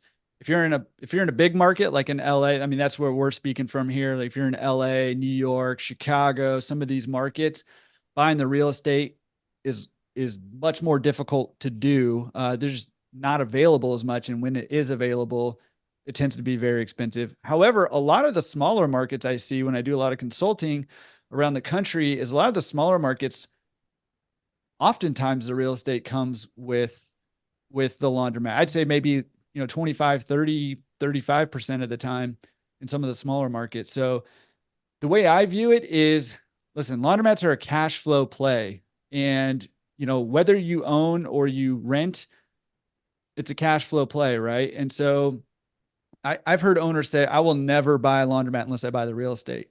That's fine. And that's good. But my opinion on that is, hey, buy the laundromat for the cash flow. And if you lease the space, that's okay. If you buy the real estate, even better, right? If the numbers make sense. But don't rule out a laundromat just because you can't buy the real estate, in my opinion, because it's a cash flow play. The other thing I'll say, and Beau, you should chime in on this, is a lot of times if you can buy the real estate with the laundromat, it makes it a little easier to finance sometimes, especially if you're going to go the SBA route. Is that true? Am I making stuff up? 100% correct. Yeah. We can, even if the business isn't cash flowing and you're buying the real estate, the probability of getting SBA financing goes up dramatically because they want to be collateralized. So yes, I mean, if you can find that deal, even if the cash flow doesn't debt service, but you have a plan with projections, we can make that happen. Potentially. Yeah. So, I mean, listen, if that's a route that you're trying to go, you talk to Beau. I mean, that's a great, opportunity for you to jump in there. Last question that I see over here that we'll wrap up with, and I'm not entirely sure I understand what the question is, but what are your thoughts about putting laundromats in HOAs? So I don't know if that means creating a relationship with an HOA. Can you clarify that if you're still around and able, or if any of you guys have a sense of what that question's asking? I think they're talking about an apartment complex that doesn't have a laundromat or maybe has minimal. Have you ever seen anybody that goes in and works out a deal with a HOA or a apartment complex? Yeah. So, I mean, obviously a lot of apartment complexes have laundry facilities in there. So if you own an apartment complex, you can add laundry facilities in there. But yeah, I mean, absolutely. Especially if you're on, like Madison, if you're on the service side of the business, you got pickup and delivery, or you've got drop-off service, you can create relationships with HOAs or management companies or just apartment complexes in general and offer discounts for. Okay, I see. So that's more like a route. Yeah. But you can make relationships with, these, Airbnb managers, apartment complex managers and stuff, and say, hey, our normal rate is $2.25 a pound for pickup and delivery, but we can do $2 a pound for your complex if we get X number of signups. And now you can go to one location, pick up a whole lot of laundry and bring it back and do it, and then bring it back. And it's cheaper that way. But they said my HOA has a contract with a company that provides the machines and gets part of the money made. So yeah, so you can absolutely do that. There's companies out there, they have routes, kind of like a vending machine route, but they have a laundry route, and they'll put their machines in there. They maintain them, and you do a profit split based off of how much money is coming. That can be a great way to make some extra money if you own a complex, for sure. And to piggyback off of that, my parents are both real estate investors. And let me tell y'all something before we go. My mom has several rental properties, several multifamily units. And she had given me the opportunity. She had approached me with the opportunity to put some machines in one of her multiplexes she had. And y'all, I turned it down because I did not want to drive that far to collect coins. Don't be like me. If you got homies that are real estate investors that have multiplexes, please put the machines in there and collect that coin. Please don't be like me. Awesome. Very good. Well, this was a great conversation. I know that like everybody talks about laundromats, but Jordan actually does them. Thank you, Madison and Andrew. A lot of great insights. The best place to follow Jordan, I can tell you, is go to YouTube and go to search bar and put in laundromat resource.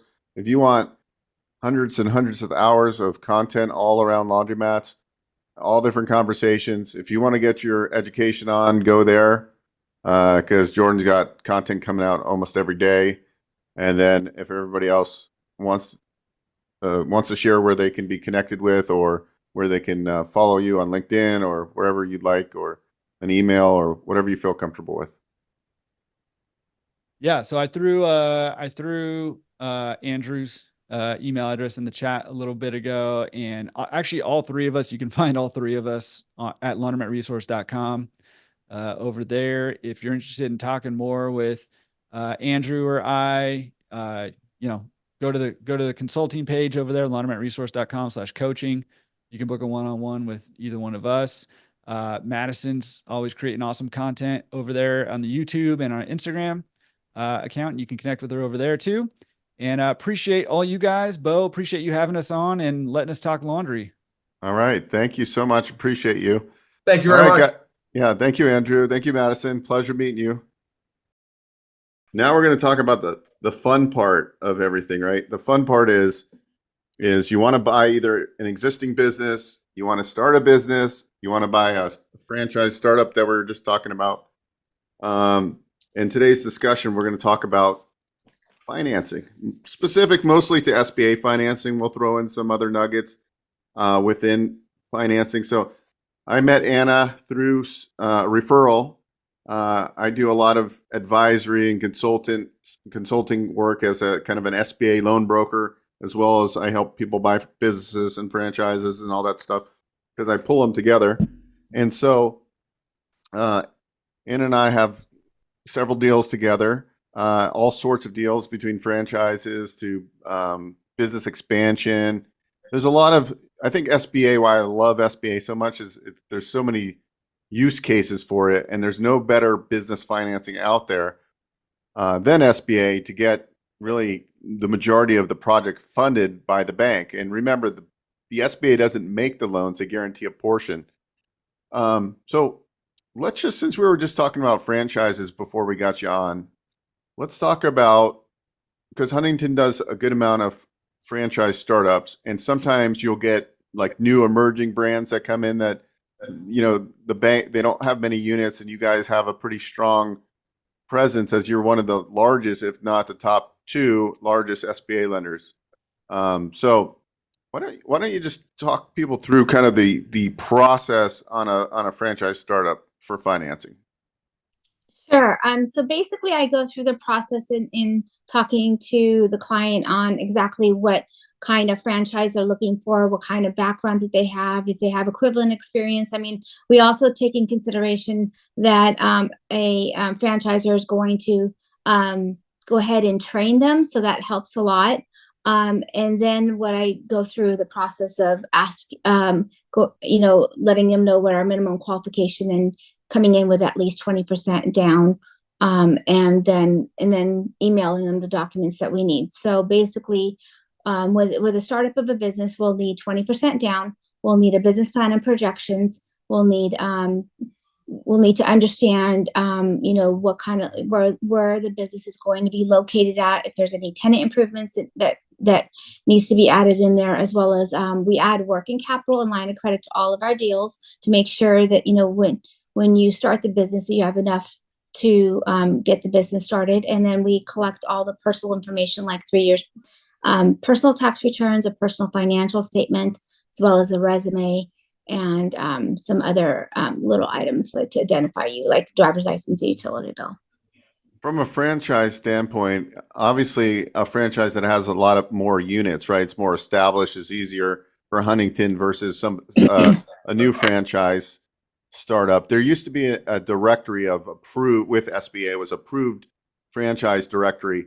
Now we don't have the directory anymore. How does your bank, what's your process look for on franchises?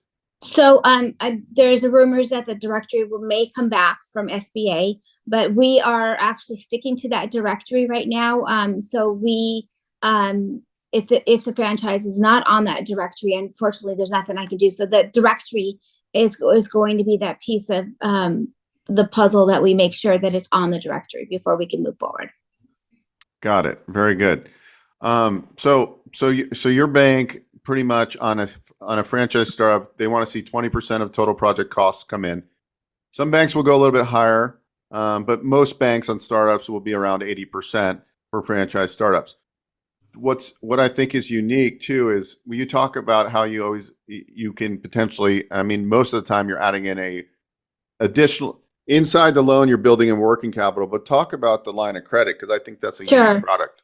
Sure. So yeah, so on the front end of it, we definitely want 20% down, but on the back end of it, when the loan is done and said and done, we add working capital and we give you a line of credit. So line of credit, we give them to all of our customers, including the ones that are cash based, like restaurants, as well as any supermarkets or any grocery stores or liquor stores, any cash based business. We give them a line of credit on the back end, and when line of credit is opened it's a total of 10 years. The first 5 years can be used as a line of credit where you can borrow it and use again and borrow it and for the first 5 years. At the end of 5 years, if there's a balance, then we take that balance, we amortize it for 5 more years. But it definitely is available to help you with additional funds that you might need since you put in 20% down, basically. So it's kind of it's made for short-term financing, but it's there to help you through the process of any short-term funds that you need for your business. And the nice thing about that, let's just say it was $100,000 line of credit. You're not paying interest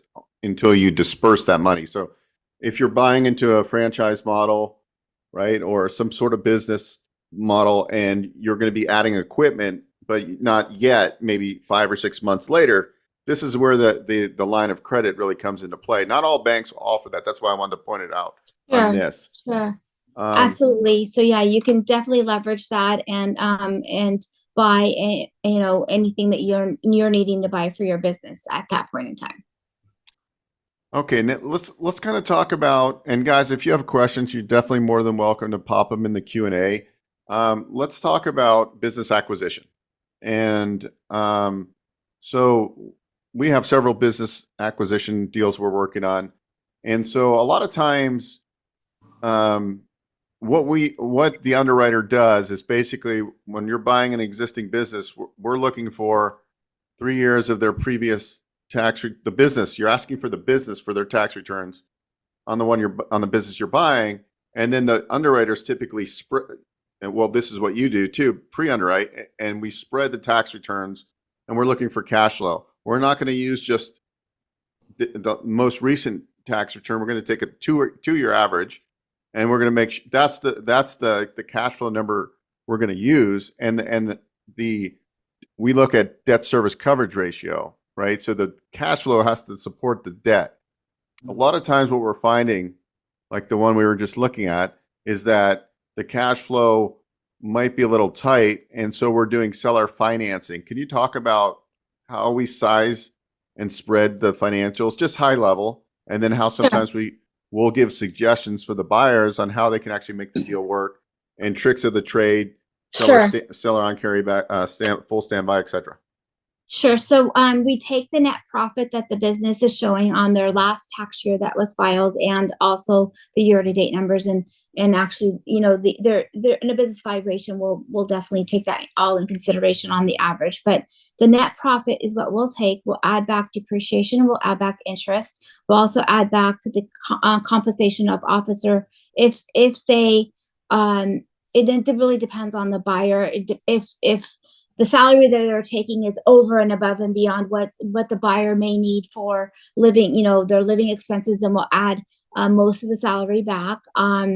And then we will go ahead and make sure that number is going to be for every dollar spent, $1.30 for the new payment of the new loan. So we want to make sure that the business is producing like basically 30% more than what the debt is going to be.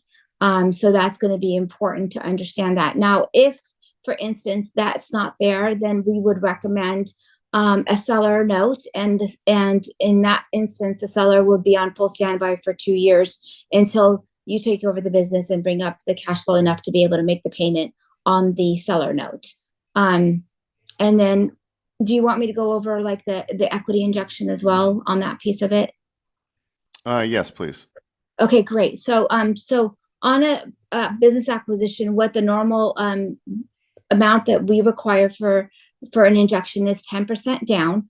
And the great thing is that with the new standard operating procedures by SBA, they've changed where the buyer can come in with as low as 2.5%, and the seller can carry the other 7.5%. So and depends on the cash flow of the business if that 7.5%, the seller will be getting a payment or not.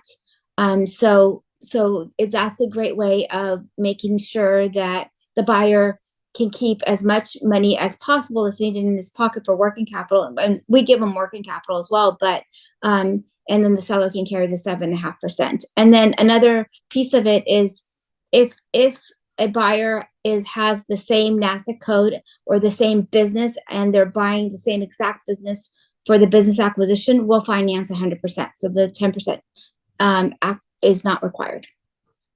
So as you can see, you can be really creative. And when we say on full standby, that means there's no payments to be made to that seller finance note for 2 years. That just recently changed a few months ago. Before, it had to be on full standby for the term of the loan. So so in theory, on $1 million total project costs, seller is going to finance 7.5% of the equity injection needed. So I come in with 25 grand and I close as the buyer. So that's pretty amazing. This is what I want to stress to people. We talked earlier about saving money through taxes. There's a lot of opportunity that I think we need to realize between SBA financing, a little bit of seller carry, and we showed them a lot of franchise models today too. So, and we talked about Laundromat. So there's lots of opportunities out there. And that's why I'm passionate about SBA and business ownership, because I think everybody should own a business. So right now there's a lot of baby boomers that are retiring, and like they probably don't have succession plans. They have businesses right now, and they're either going to close shop or they're going to look for a seller. We got a question, Darlene. I'll pull you up in a second. I'll have you ask. So really, there's a tremendous opportunity, and that's why on my channel, I have my YouTube channel, Investor Financing Podcast. If you haven't subscribed, I talk all about SBA, because if you know these tools, you can go out and buy businesses with very little out of pocket. I helped a gentleman buy a marina and restaurant, and actually my wife invested in it, and so he was zero out of pocket. If you can bring in investors in, I think what I was trying to get at is you can bring in investors in. Whoever owns more than 20% has to guarantee the loan. But if you bring an investor in and they own less than 20%, like my wife owns less than 20% of this marina restaurant, she didn't have to be a guarantor. So there's a lot of ways to structure very low equity deals. It's a very creative process. I'm going to hold on one second. And I'm going to go ahead. Also, I wanted to point out that right now, SBA is allowing us to be able to basically buy into the business. And this is a great opportunity for if you're buying a business that needs a license to run the business. So when basically the seller can hold on for 1% of the ownership and doesn't have to guarantee the loan, but we can use their license for the new buyer to be able to run the business. So this is a great thing now that SBA is allowing us to do. Oh, okay. Sorry, Darlene didn't have a question. I'm sorry. Okay. Sorry, Darlene. I thought you had a question. I don't know. It was Sharda. Sharda has a question. She says, "Can you provide a line of credit to newly formed LLC?" Can you provide a line of credit to a newly formed LLC? So, well, I think we have to unpack this. Do you have a business? Is this a business startup? We can finance a business startup non-franchise. Anna's bank is going to be at 70% loan to cost. So they'll fund up to 70% of the total project cost. So in theory, you could get SBA financing. There's other banks that might be a little more aggressive on a non-franchise startup. But I think your question is, can you get a line of credit? So under the SBA program, like there's the SBA Express, you can get SBA 7A financing for a startup, and you're going to be anywhere from 70. Guidelines say you can be anywhere from up to 90%. Actually, the guidelines say you can get up to 100% of total project costs, even on a startup, but no banks do that. The highest leverage you're going to see is 90% on a startup, and most don't do that. But for the instance of the startup in a bank, and if I'm wrong, correct me, but on a non-franchise startup, you'll do 70% of the total startup cost. You would come in with 30% of total costs, and they could also build in a line of credit on that. Right. And so pretty much just really quick to add to that is that when you're starting a business, most of the funds that you're purchasing are going to be more of a long-term financing. So we're going to put all of that into a loan because that's going to be a little bit more beneficial for you, where it's amortized over 10 years. And then we're going to provide a line of credit for any other short-term financing, like if you need to buy inventory, and then when you sell it, then you'll pay it back. So think of it in that manner. Lines of credit are not set up just for a startup, and we would have to move any startup funds into a loan and then provide, in addition to that, a line of credit. Sharda, I hope that answers your question. Feel free to specify in the Q&A any questions you have, and we do have time to unmute anybody that wants to ask a question in person. That's perfectly fine as well. But we'll continue the conversation in the meantime. So some of the other caveats of SBA financing are, I guess, can you explain to people if it's a business loan with no real estate, what the terms are generally? And if there's real estate, how you determine the terms for CRE deals with real estate? Sure. So if we have no real estate, we're going to term out the loan to 10 years and amortize everything over 10 years, which is a great thing. Because if you're ready to go out there and buy maybe equipment for your business, you're going to look at 3 to 5 year financing. So the term is definitely going to be longer for you. If there's real estate involved, and if more than 50% of the loan amount involves real estate, then we could amortize over everything over 25 years, which makes the payment smaller for you and easier to qualify. Very good. Now, if somebody owned a business but rented space and they wanted to now buy a building, can you talk to them about what that would look like? Sure. So that's a great thing right now. What we do at Huntington, we finance anybody who's looking to do a rent replacement, what we call rent replacement, and buy a building. We'll finance 100% of the building. So, including the fees and everything else. That's something that we can certainly do and provide also a line of credit. But there's a great opportunity for business owners out there that thought that they need to come in with funds to buy a building. They don't need to. We can finance it 100%. And the caveat to that would be they have had a business established and filed tax returns, and it's profitable for the last 2 years or longer. At least a year, at least 1 year's worth of tax return showing a profit. And then in that situation, we would add the rent back into the cash flow to help them qualify by the building.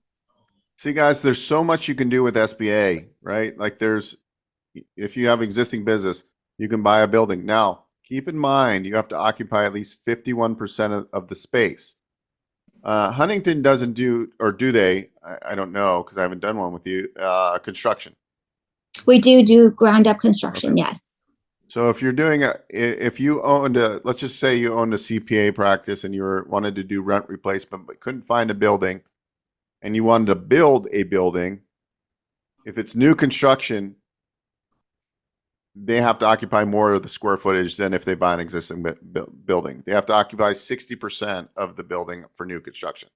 Right. Would you guys still finance up to 100% on new construction as well, as long as it's a business expansion rent replacement deal? Okay, right. Good. Yeah. And will you just kind of give some flavor on the fact that every bank's going to be a little bit different? Some will be more conservative in certain areas and that kind of stuff. Sure. Yeah, absolutely. So there's a lot of there's some banks that are a little bit more conservative than others and will require 10% down on a building purchase, for instance. Great thing with Huntington Bank is that we have a little bit of a wider credit box, and we're able to creatively think of ways to make things happen. And with myself and as well as with the underwriter. And one situation I had a business owner that was buying 2 restaurants. and they, I was able to present it in a way that the underwriter felt that long story short, the underwriter came back and said, the way that for this to happen, the seller would have to carry a higher note, and it worked out. The seller ended up holding the note, and we were able to, for a higher amount, and we were able to get the deal done. So what I'm saying is that the underwriter will come back and tell me, unfortunately, we can't do it in this manner, but we can do it in this manner and get it done. So they'll help me in figuring out creative ways to make it happen. Yeah.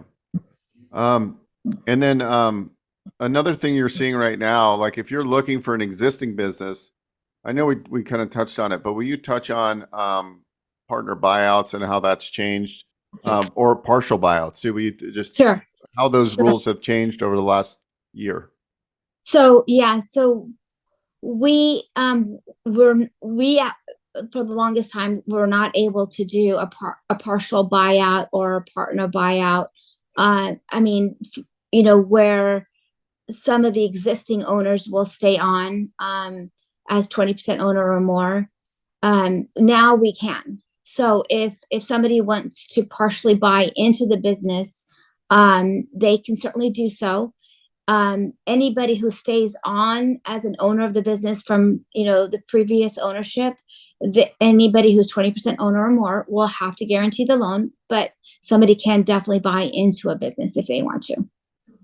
Very good. So the rules have really changed. The SBA guidelines, they call it the SOP, and it's really like a 1,000-page manual, and there's always updates. And I think over the last 12 months, there's been more updates than normal, and I think it's to the benefit of everyone. Right now, for example, we'll talk about some of the benefits.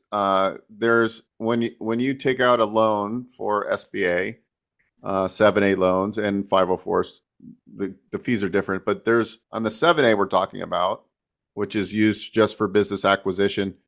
Let me just kind of give people that might not know. There's really like SBA Express, which are basically small 7A loans. There's this SBA 7A loan, and there's the SBA 504. The 504 loan is just going to be for real estate or equipment. The 7A loan is kind of like the Swiss Army knife. It works on it can work on a business with no real estate, with no collateral. It can work on collateral. It can work in conjunction with real estate and the acquisition of a business. And so sometimes what I do as a SBA broker is I'll figure out how to get the deal done, because sometimes it won't be a good fit for Anna's bank. Sometimes it will, right? Like that's kind of the thing. The thing why I like to work with Anna is because she's a straight shooter and she jumps on it. She's going to spread the financials quickly because she's been doing SBA for like 30 years, right? Like she knows the numbers. But what I do is I have Anna's of the world, right? And I find the best of the best. And then I go, Anna, hey, can I make it work this way? Can we make it this way? Anna's so good, she can get a feel of a deal. Literally, if she's got the initial package, she can look at it in 30 minutes and tell you what it's going to size up to be. Because a lot of people want to buy businesses right now, and they send us a P&L. This is the first thing I say: do not send P&Ls to us, because we need the actual business tax returns, because the profit and loss is not going to, like 9 out of 10 times, it will not represent on the tax returns. And so there's no point of spreading the deal, the financials, to figure out what the debt service and the loan proceeds would look like without getting the tax returns. Anna, like if somebody's like a serious buyer for like doing a business acquisition, I mean, there's no such thing as really like a pre-qual without a business, right? Like people call me all the time, I want to get a pre-qualification. What would you convey to somebody if they're a serious buyer on what they should do? Like maybe get their Form 413, they should have an initial conversation. Really, what are the basics? You need a 680 credit score, talk about global cash flow, talk about Form 413, talk about if there's been any past derogatories, any foreclosures, felonies, that kind of thing, like kind of the overarching general guidelines. Sure.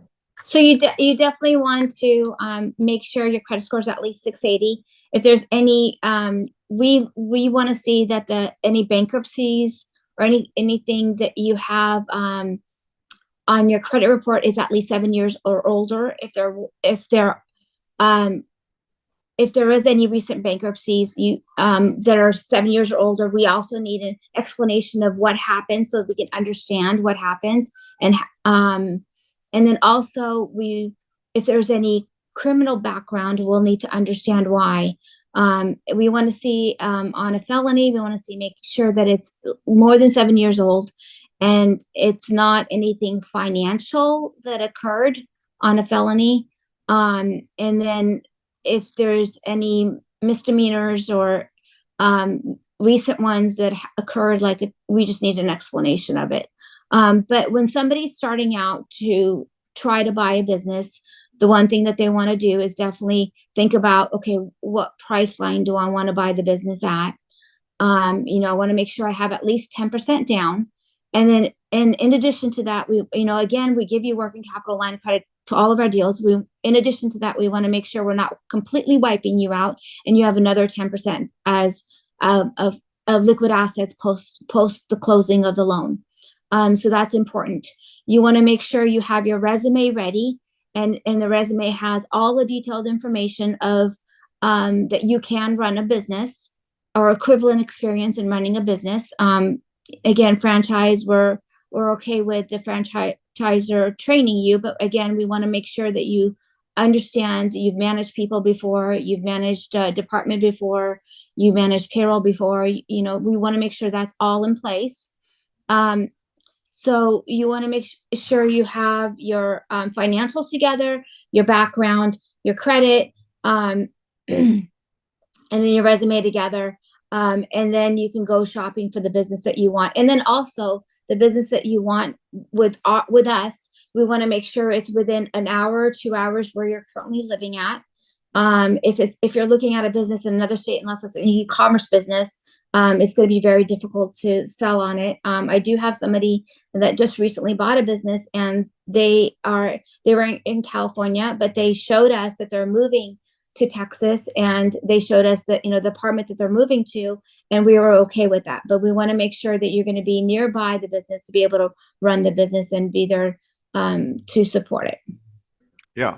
And so going back, kind of what I do in the equation as an SBA broker is I know what Anna's bank will do and won't do. And so not all banks are the same. If it's a small ticket franchise, for example, like $100,000 franchise deal, that might not be the best best loan for Anna's bank, right? They'll do small ticket, but it just really depends. So I would say, from my experience on the broker side, what I'll help people do is I'll help them navigate and figure out who to take the deal to. Huntington is the top bank for volume for a reason. They're really good at what they do, right? So I usually work with top 10 or 20 type of SBA lenders, right? And that's what you want to do. And it's really also, from my standpoint, it's a component of who you work with, right? If you go and get somebody at the bank, so when a lot of times, people go and they just go to their local bank. I'm just giving people an example. Oh, I have a relationship with, this local community bank, and they do SBA. But let's talk about PLP and also working with somebody that specializes in SBA versus going to a banker and he does some SBA maybe, but they have to send the file into actual SBA underwriting. Talk about the difference about a PLP and all the mechanisms. Sure. I think that's interesting. Sure. So, first of all, PLP, what is PLP? PLP is a preferred lender that SBA, we're already approved with SBA. When we approve a loan with SBA, it's already approved. When we approve a loan with Huntington National Bank, it's already approved with SBA. So we don't have to take additional time to present it to SBA for them to approve it. So you're getting two approvals. If you're not a preferred lender, then you're getting an approval from the bank, and then the bank has to take it to SBA and get their approval as well. So the great thing with Huntington National Bank is we are a preferred lender. And the great thing is when you're dealing with Beau and Beau's coming to me is that you're getting the expert to give you the advice directly on what you can do and what you can't do. And I've been in banking for a very long time, over 30 years, and I can tell you, when you walk into a branch, they're not the expert in understanding what can be done or what can't be done. And like Beau said, they have to send it off to somebody else to be able to answer their questions and be able to really look at their package and understand if this is going to work or not. And so that's the part where you're going to deal with. And also, if you go to a local bank, they may not be a preferred lender. They may be a small SBA shop, and again, you would have to go through several approvals to understand that your loan is approved with SBA. So that's some of the things hurdles that you'll run into with a local bank. And at the same time, they may not be able to do what we can do with a wider credit box. They might be more conservative in that piece of it as well. So, Anna, let's just say somebody here is an operator of a franchise and they keep on expanding. Can they have multiple SBA loans? Yes. How much in total SBA financing can they have within that Sure. NAICS code or that franchise? Yeah. So yeah, absolutely. And the great thing with SBA, they just really changed the rule. Before it was you can't have more than $5 million in SBA loans. Right now, you can have $5 million per NASA code, and the NASA code is basically the type of business it is. So if you have one type of business, like for instance, a dry cleaning, and you wanted to open up or you wanted to buy a car wash, just two different types of businesses, you could have 5 million each on them. So you certainly can do a little bit more of SBA lending and have multiple businesses, as long as they're not in the same business category. Can you talk about how typically SBA underwriters just look at global cash flow and what global cash flow is, just so how that be relevant for people? Sure. They might own some real estate and some tips to help them when they're applying. Sure. So again, the debt service coverage is really important. We look at definitely first the business to make sure the business can support the loan. And if it's just someone who is trying to buy a building, or then we're going to look at, for every dollar spent, $1.15. If your business is looking to expand, then we're going to look at making sure that for every dollar spent, you're making at least $1, and we're going to look at your projections to help pay for the loan. That's on the business side. And then if you're looking for a business acquisition, we want to make sure we have $1.30. Now, we're also going to look at not just the business piece of it. We want to make sure that outside of the business, that you have enough income to support all the other debts on your personal side, to pay for it. Either the business that you're purchasing or you're expanding, or the business that you have has enough income to pay for the rest of the debt, or you have another other income outside of the business that's going to help and support your other personal debt that you have, or other properties that you own. Very good.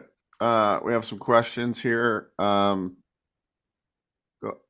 I don't know if you can unmute, or for whoever wants to ask a question, or if you want to ask the question. Yeah, Darlene raised her hand. Darlene, do you have something to say, or did you just have a question?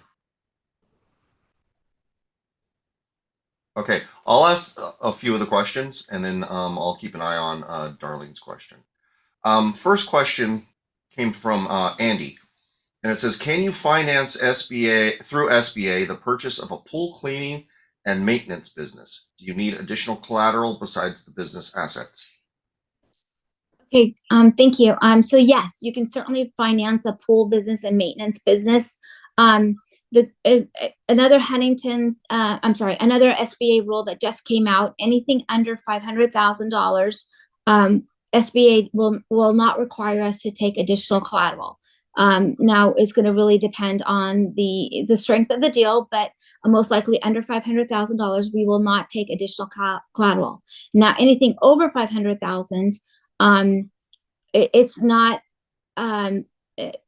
We are required by SBA to ensure that we're taking all collateral that is available. So if you have any properties that you own with a 25% equity or more, SBA will require us to take additional collateral with that property, unless you're in the state of Texas and your primary residence is your homestead.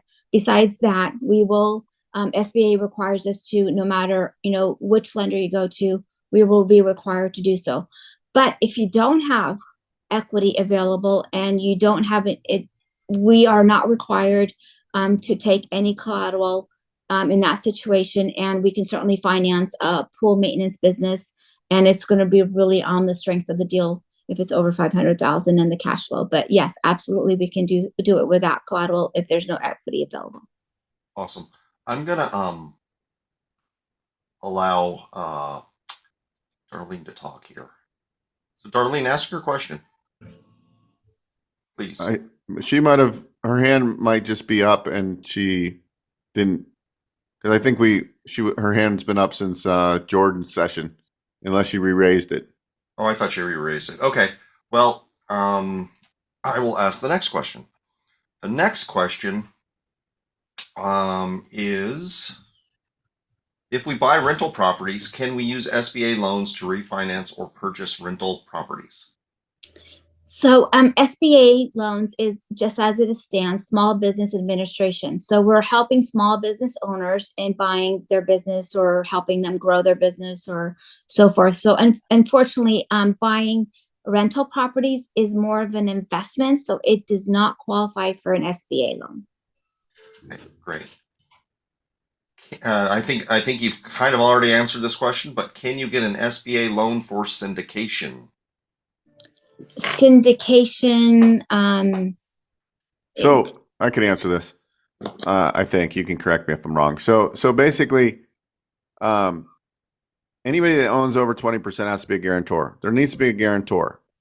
You can have, as long as the guarantor, the parties that are guarantors of the loan own 51% of the total business, you could, in theory, have other investors that own smaller percentages under 20%, and they don't need to be guarantors.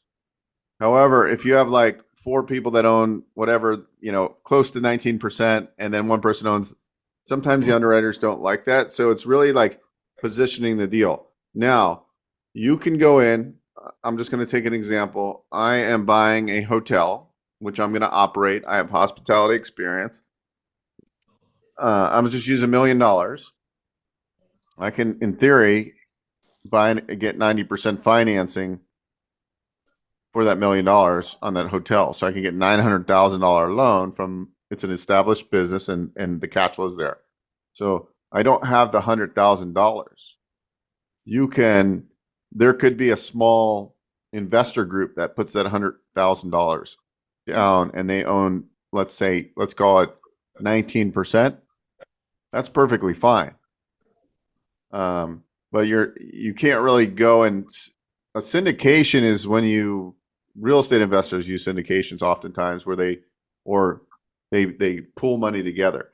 So you can, in theory, do something similar to a syndication, but you're not like going to do like a private placement memorandum. It's going to be like an investor group that invests the equity in the deal. That's perfectly fine if it's not your capital, as long as the deal pencils. Yeah. The thing is that that's going to be very difficult as well. In some situations, if the person who's guaranteeing the loan doesn't have any kind of funds at all, because we're gonna look at the strength of the person to see if they have any post liquidity funds. If and if most of the funds are coming from an investor, we may ask for an additional guarantor from that investor, because they don't have a skin in the game, the person who's guaranteeing the loan, and that's going to be very difficult for us.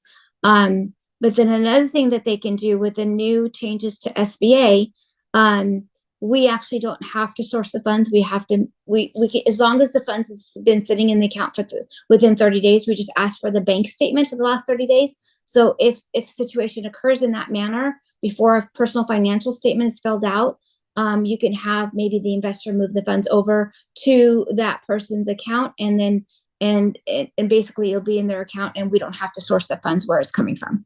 Yeah, before, so like if we talk about equity lines, a lot of people would fund their, we call the down payment in SBA world, we call it an equity injection. So they would try to use their equity line, and then they didn't have enough outside income to support it, and the deal would blow up. So now if you just listen to what Anna said, is just if you just move that money into the bank account from your equity line 30 days in advance, you don't need to source and season it, so you don't have to show outside income to support that loan, which is a pretty big deal when you're tight and your global cash flow is tight. So there's a lot of tricks. Is there any other questions, Bill? Yeah, there's two more. Okay. And really quick, just to add to that is money gifted. You can have that money just moved over. And again, before you fill out the personal financial statement, I would have that money moved over so that you can have it in your saying that it's part of your cash flow. So again, as long as that money's moved over and it's been sitting there for 30 days, we're good.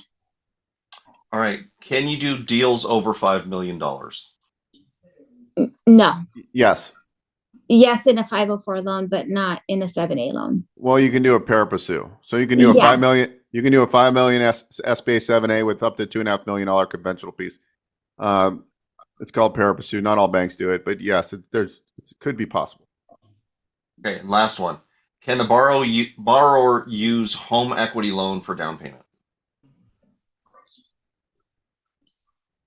Yes, I would recommend that again, the rule was to make sure that they have outside income to pay for the home equity line of credit or loan. But I would recommend before they apply for the loan and before they fill out the personal financial statement that money gets moved over where it doesn't have to get sourced. It's just so much easier. Yeah. Perfect. That's all the questions I have. Yeah, just go to bookwithbeau.com. We'll have a discovery call. I'll help you make sure you massage the deal, and we send it to Anna if it's a good fit for Anna. She's a wealth of information. She'll get on the line with us. We'll hash out the deal, and we'll make it work. And we've got our next speaker coming up. Anna, before you go, you should meet this guy. He's awesome. Dan, when you get a chance, you can unmute yourself and put your camera on. He's probably just getting ready. He's a minute early. But he's actually owns a franchise business. He's a franchisor called Voda. But anyways, he's been in the franchise world for a long time, and maybe you can finance some of his franchisees in the future. They're exploding. So guys, next up we're having the next topic is opportunities in home service franchises. And Dan has been in the franchise business for a long, long time. He's a wealth of information. And the business that he's developed, although it's been around for, I think, 14 or 15 years, he bought the business and then franchised it. And the reason he selected it, I'm going to have him go into it, but it's an amazing business model. And when you learn about the overall market cap of home service like franchise models, you'll understand why a lot of people aren't doing the quick serve restaurants because they have a lot of overhead and they're starting to buy these home service franchise models. So Dan's probably getting ready to come on. Hey, Bill, how you doing? Good. So we had a Huntington just do a presentation on SBA loans, and with a little help of me, I'm starting to learn my way around the SBA world. So anyways, you guys should talk because Huntington would love to fund some Vodas. So yeah. Absolutely. Well, thank you for the opportunity, Beau. Yeah, thank you for giving us a deep dive, and I hope everybody enjoyed that. And we'll talk soon, Anna, and hopefully we'll close that new business acquisition we got. Yeah, and it's nice meeting you, Dan. So thank you so much. We've been going since 9 a.m. Pacific time, so it's been a long day. I probably shouldn't have done an event this long, but everybody stayed, or most people stayed, because they knew you were presenting. And so I coined this conversation, opportunities in home service franchise. And then I figured you could give them a global perspective with your knowledge in the franchise industry, and then why home service, and then why Voda, and do your thing. I can minimize. Do you want to just present? Are you going to share a screen or just talk? It's up to you. Hey, anyone that's taking the time to invest in themselves and learn about business ownership from 9 to 5:30 Eastern, that's amazing. Kudos to everyone on here that's doing that. What you guys do is amazing. The service you provide, coaching people on on business ownership and providing value like this webinar. So absolutely was looking forward to jumping in, and just want to confirm that you can hear me okay. Yeah, you sound great. Excellent. All right. Well, I'll jump in. I'll be talking about, home services, a bit about Voda, some value that you can take from this. And then I'd, of course, like to leave some time for questions. So I think what I'll do is I'll talk for about 20 minutes and then move to questions. Just want to confirm that works as well. Yeah, you have 45 minutes, so you can divvy it up as long as you want. Yeah. All right. 45 minutes. Good. All right, we're going to jump in. Thanks, everyone. My name is Dan Clapp, CEO of Voda Cleaning and Restoration. I've been in the franchise industry for just over a decade. Fortunate to have won the top 100 influencers in the 2023, and actually this year, top 50. And so a lot of investment and time, energy, and into franchising. I love the space. I think business ownership is an incredible opportunity. And I think that franchise ownership really provides the support structure to be in business for yourself, but not by yourself, as they say. My mission, I believe, sounds a little corny, but I think I was probably put on earth to help people become business owners. So my personal mission statement and the company's is to empower entrepreneurs to think bigger and to really, get into business for yourself and build a great company. So I guess I'll start with a little bit about my background and kind of what qualifies me to talk about home services and franchising, and then we'll dive in. So I'm Dan. I'm from New Jersey, originally born and raised. Spent most of my life there before spending a couple of years in New York City, where I live now, and I'm actually down in Florida for the winter here. So doing a little bit of the snowbirding, as they say. Although I've learned in Florida, maybe that's a little frowned upon, but we love it down here in Florida. But I got my start in business in college. I had a staffing and recruiting business in college, and I always joke I had ants in my pants. I couldn't wait to get going with that business. College was tough for me because I was so focused on the business that I was building, and so I built that for the better part of 3 years, and made a great living from that recruiting and staffing business. But it was more of a job than it was a business, meaning everything I did was reliant on me. The customers only knew me, the employees only knew me, and the whole business was in my head. It wasn't systematized. And so in my early 20s, I wanted to get out of that business, and I tried to sell the business, and I learned that I was not able to sell the business because I had what you would call, I was self-employed. I didn't own a business. It was too much reliant on me. So what I learned was how to not build an asset. And so I wound that business down, and like you're doing now, I started looking at franchise opportunities, specifically in the home services space. And the reason why I started to look at home services was when I was 18 years old, I actually sold Kirby vacuum cleaners door to door. If you ever had that experience, someone that comes in your home, they clean your carpets, and then they start pitching an expensive vacuum to you. So I did that, and I knew home services was all about building a tighter mousetrap, building a better marketing funnel, and really providing a great service in the home. And that's how you win business in home services. So I was looking at home service franchises. This was back in 2014. And I quickly realized that as much as I loved home services, I was probably just a bit undercapitalized. At that time, I was, 22 years old and didn't really have any access to credit or anything like that. And so I found a franchise called Murphy Business and Financial. And Murphy was a franchise that taught you how to help others buy and sell existing businesses. And so I thought, let me cut my teeth there. Let me learn a bunch and be part of a franchise system. And then I can go out and I can, get into a home services business. So I started with Murphy in 2014, did that for about a year and a half, helping people buy and sell businesses. And it was a great experience because I got to see why some business owners were selling for millions of dollars while some were not selling for very much. And I learned the patterns of what made a great business owner.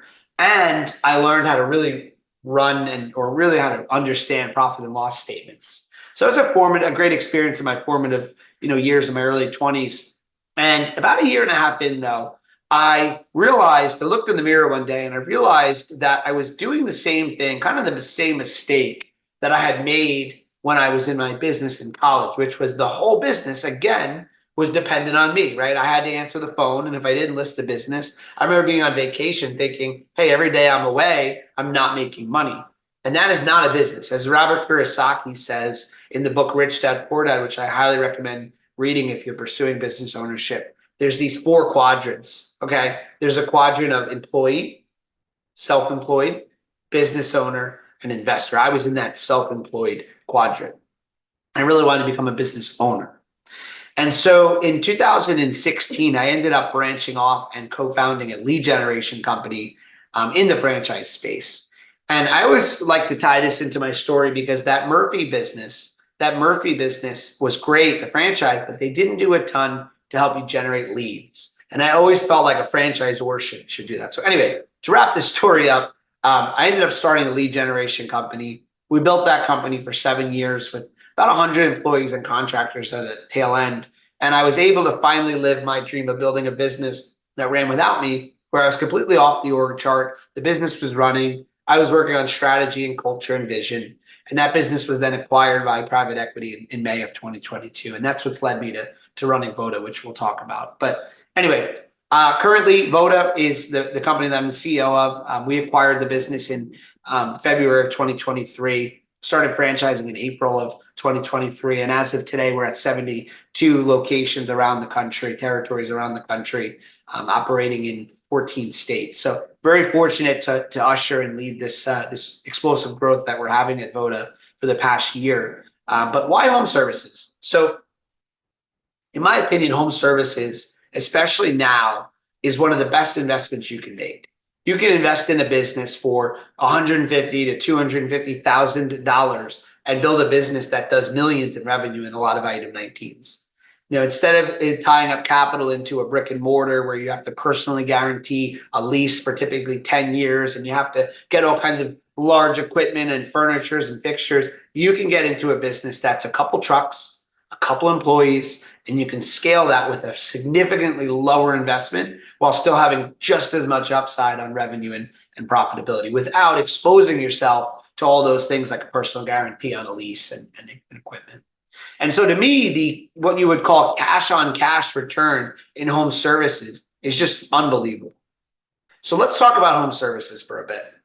The home services industry is a $500 billion annual industry, $500 billion in revenue with a B.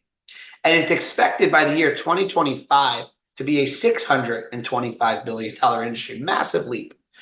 If you look into the space, private equity is investing in it often. Private equity is investing in homes too, because as the population grows and home ownership needs grow, there is a need for more inventory in homes, right? There's a lack of inventory. There's more homes being built. There's more homeowners. There's more people, and there's more homes being serviced because, back in the day, my dad did a lot less home services than I did, and his dad did even less homes. Right? He would not call a contractor; they would do it in the home. But as generations of millennials and then now Gen Z are buying homes and living in homes and renting them, there's a need for more home service opportunities. It is being outsourced more than ever. So I'm going to ask you guys a quote because it's interesting. When would you guess this quote was from? People are lazy. They're not working as hard as they used to. My generation worked way harder and everybody's out writing a book now. If I had to guess, that's a quote from Gen Z, a baby boomer talking about millennials. 1960, good guess. That is from the 1600s. And the point of it is, every generation, as people progress, there's a belief that the generation prior is lazy. And it's just how it is, right? As we get older, we look back to the new generation and we see them as lazy. The truth is, maybe not lazy. I think millennials maybe work with different things, although I don't know. But point is, and I'm a millennial, I can say that. But the point is, people are outsourcing so much more of, you're close, Alejandro, but people are outsourcing so much more of the home service work, cleaning and roofing and paint. I mean, obviously roofing you need to outsource. And so home service is just positioned to continue to grow at a rapid pace. There are so many industries in home services: painting and plumbing and roofing and cleaning and restoration and siding and power washing and, roof. And there's just so many industries that you can work within this massive home services space. One of the biggest transfers of wealth that will happen is the baby boomers selling their homes as that continues to happen. So there's just ripe, massive industry in home services. The trend you see in franchising is sophisticated investors like yourselves, perhaps. I don't know who's on here, but I assume so. Spending all day learning about business, are going from real estate investments where they can get this long-standing return. They don't get any true capital return or cash flow till 30 years into the investment or 10 years in. They could take that same money and park it in a franchise business in home services and see a cash-on-cash return immediately. They could put down $50,000 and use an SBA loan for another $100,000 or $150,000 through banks like Huntington, and build a business that has a net profit like ours of 23% on 1.7 million in gross sales. It absolutely trumps what you can do in real estate. And so a lot of smart real estate investors and other types of investors are tired of putting money where it's tied up, and they want to get into home services. And people who don't want to work for someone else want to get into home services, or they want to diversify their income by owning a home services business. So let's touch on a bit about the restoration industry. So when I was in the same shoes as all of you, which was looking at what business I would do next after I sold my previous company, I didn't know what to do. I remember I knew I wanted to be in home services, but I was looking at painting businesses, and I was looking at roofing businesses, and I was looking at plumbing businesses. And one day, my business partner and I, we sat down and we took a piece of paper. And we said, let's create a playbook of what we want out of a business. And what we wanted out of a business was a few very specific things that I encourage you to think about. Number one, we wanted a business that was a need, not a want. What does that mean?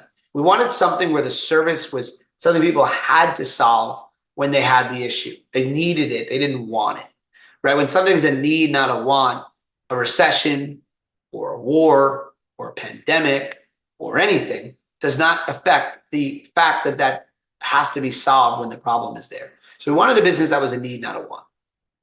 Number two, we wanted a business where the industry was growing, not shrinking. As I mentioned, home services is a $500 billion industry. Well, restoration is a $300 billion industry within that market. It's an $80 billion commercial residential industry and a $210 billion commercial industry. And so we had this massive industry that's growing 5% year over year.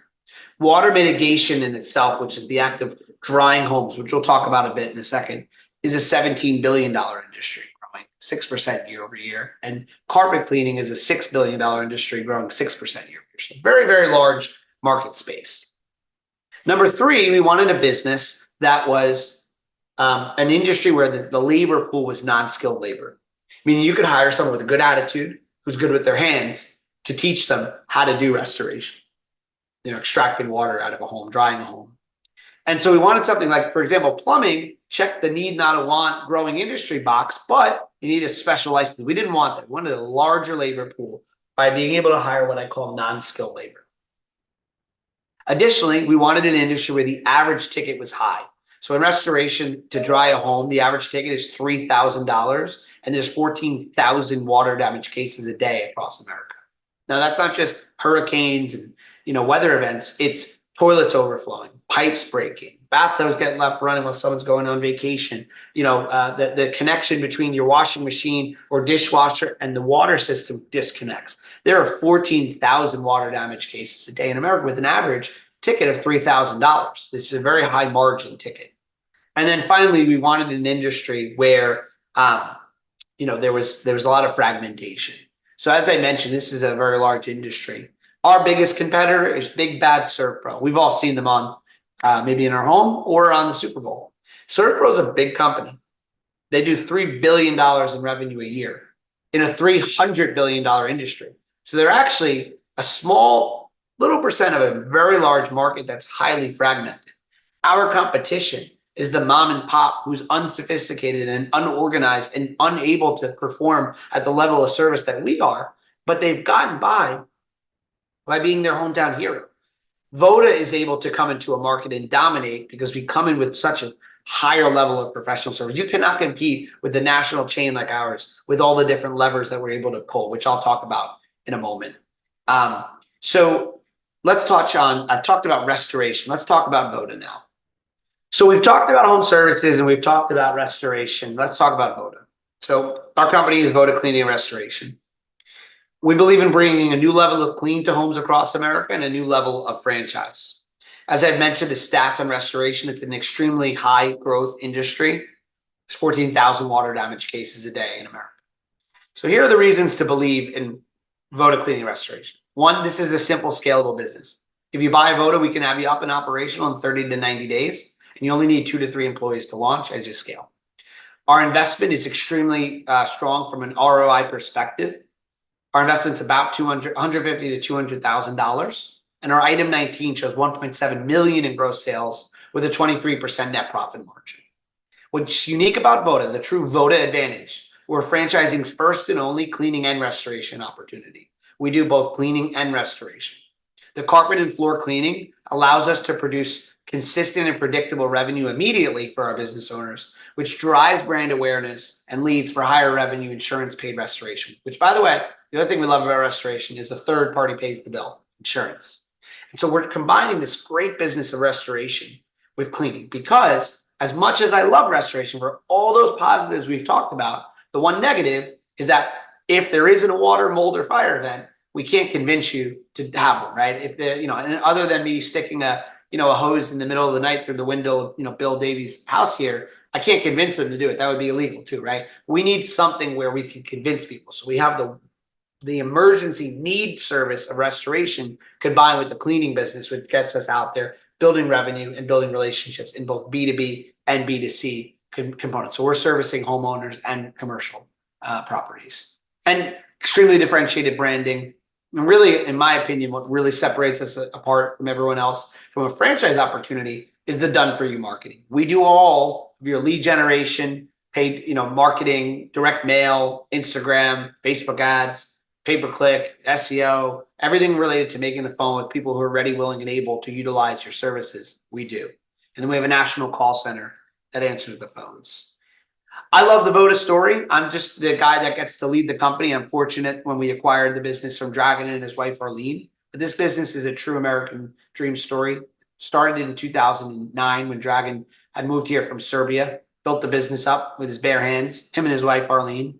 Arlene was an electrical engineer for the Pentagon when she met Dragon, and they together just saw some opportunity and built this business. So although we're a new franchise, a year old, we're not a new business. We started in 2009.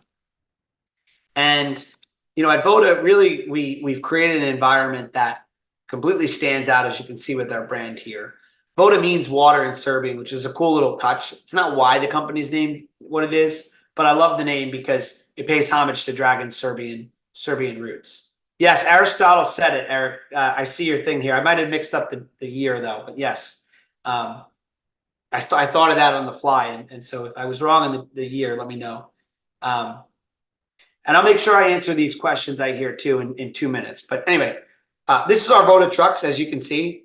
Is it an energy drink or a restoration company? I don't know. What we love about it is these trucks turn heads. I always say when people bought McDonald's back in like the 50s when it first launched, they didn't buy McDonald's because everyone knew McDonald's. When you saw those golden arches when you drove by, you turned your head and you'd say, what is that? And then you would drive in and have an amazing experience with one of the first or the first fast food establishments. Voda turns heads. You may not know the brand, but when it's in your neighborhood, the truck gets you to look. Say, hey, you know what? I could utilize that service for cleaning or restoration. As I mentioned, our numbers are extremely strong. We show 1.7 million in gross sales and a 23% net profit margin. A little bit about us. I call us a hybrid emerging brand. We are an emerging franchise, but we're not new. I've been in franchising a decade. We're very well capitalized from my PE exit. And then Zach Nolte, our COO and co-founder, he started a brand called KitchenWise that he sold to private equity. And then he was also the president of Kitchen Solvers for 10 years or almost 10 years. And Zach is a franchisor expert. He is an expert at running franchise systems in the home services space, and he runs our operations. And then Christian Betancourt, our CMO, spent a lot of time in Anytime Fitness. He was managing a $50 million a year ad budget, which is a lot for franchisees, a lot of ads. And he's extremely good at making the phone ring. And then Steve, our VP of development, who's very talented at helping us find the ideal franchise owner. Let's touch on that for a second. Who is an ideal franchise owner for Voda Cleaning and Restoration? Very simple. I'll tell you who we want and who we do not want. We do not want anyone that isn't what I'm about to say. We want a mayor of the town. A Voda franchise owner is a mayor of the town. What is a mayor of the town? A mayor of the town is someone who loves to network. They love people. They love being out in the community. I always joke that they're the president of the HOA, and there is no HOA president. Like, they were the self-proclaimed HOA, president. I'll show you really quick a little slide around this. So the mayor of the town is someone that loves to connect and be out in their community. So mayor of the town is someone that, thrives in social interaction. They excel at connecting with others. They've got strong sales and networking abilities, and they're truly leaders who can implement a culture and follow a proven system. The mayor follows the law. The mayor follows, the rules, right? We look for people that can follow a system, because that is very important in what we do here. All right, I'm gonna pause here because I've got some great questions that I see in the chat, and I think those are worth pursuing. So let's see here.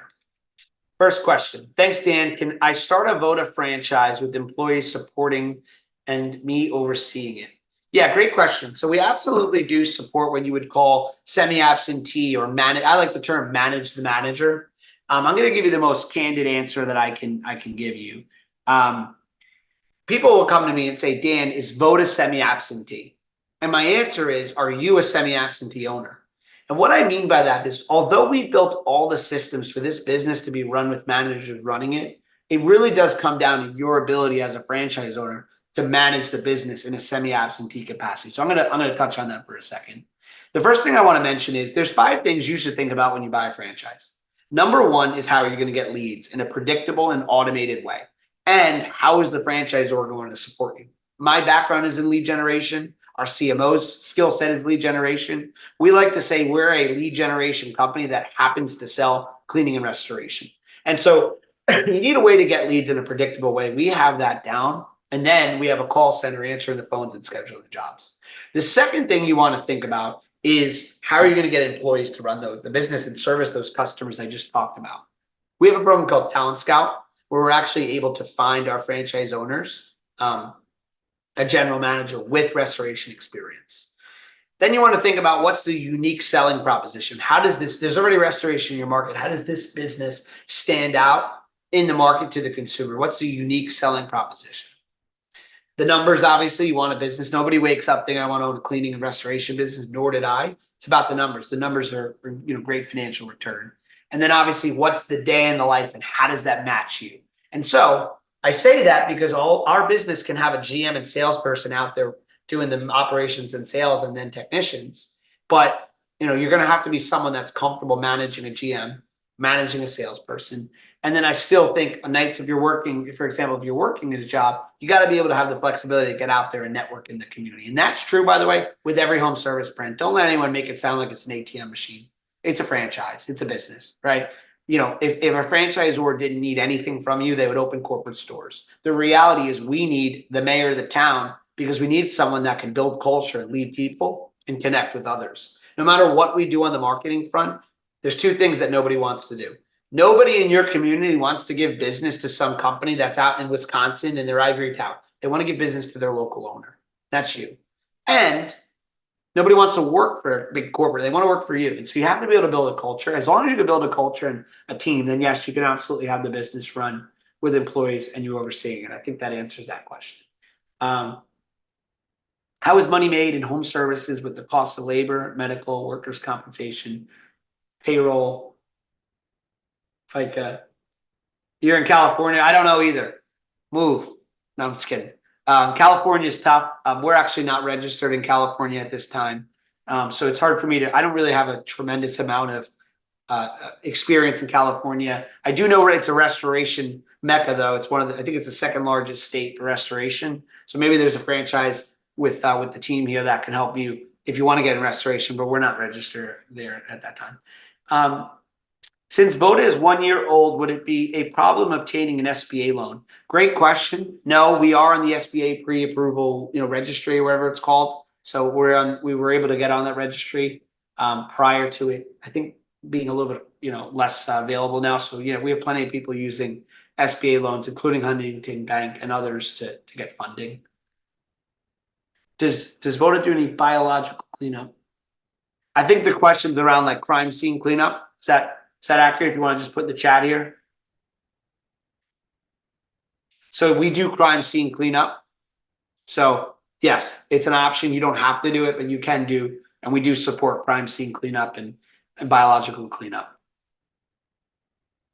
We're registered in almost all states except California. No one's kidding. California, New York, Maryland, Illinois. I think they're the main states we're not registered in. Pretty much every other state we are. And if you reach out to someone, we can definitely get a better answer to you on that.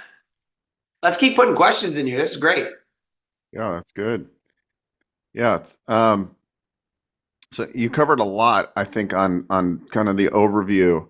Who's now excited about restoration, right? Like, I don't know if I told you this story, Dan, but I was at the gym about a year ago and I was working out, and this guy started talking to him, and he owned a restoration company. And this guy had and when he started telling me the numbers his company was doing, I was like, crazy. Like, we don't think about these kind of boring businesses. If people are familiar with Cody Sanchez, she always talks about boring businesses, right? Like, these type of businesses are amazing. And I took some notes down that average ticket price, and there's 14. What really struck me is there's 14,000 water damage houses, or commercial buildings per day.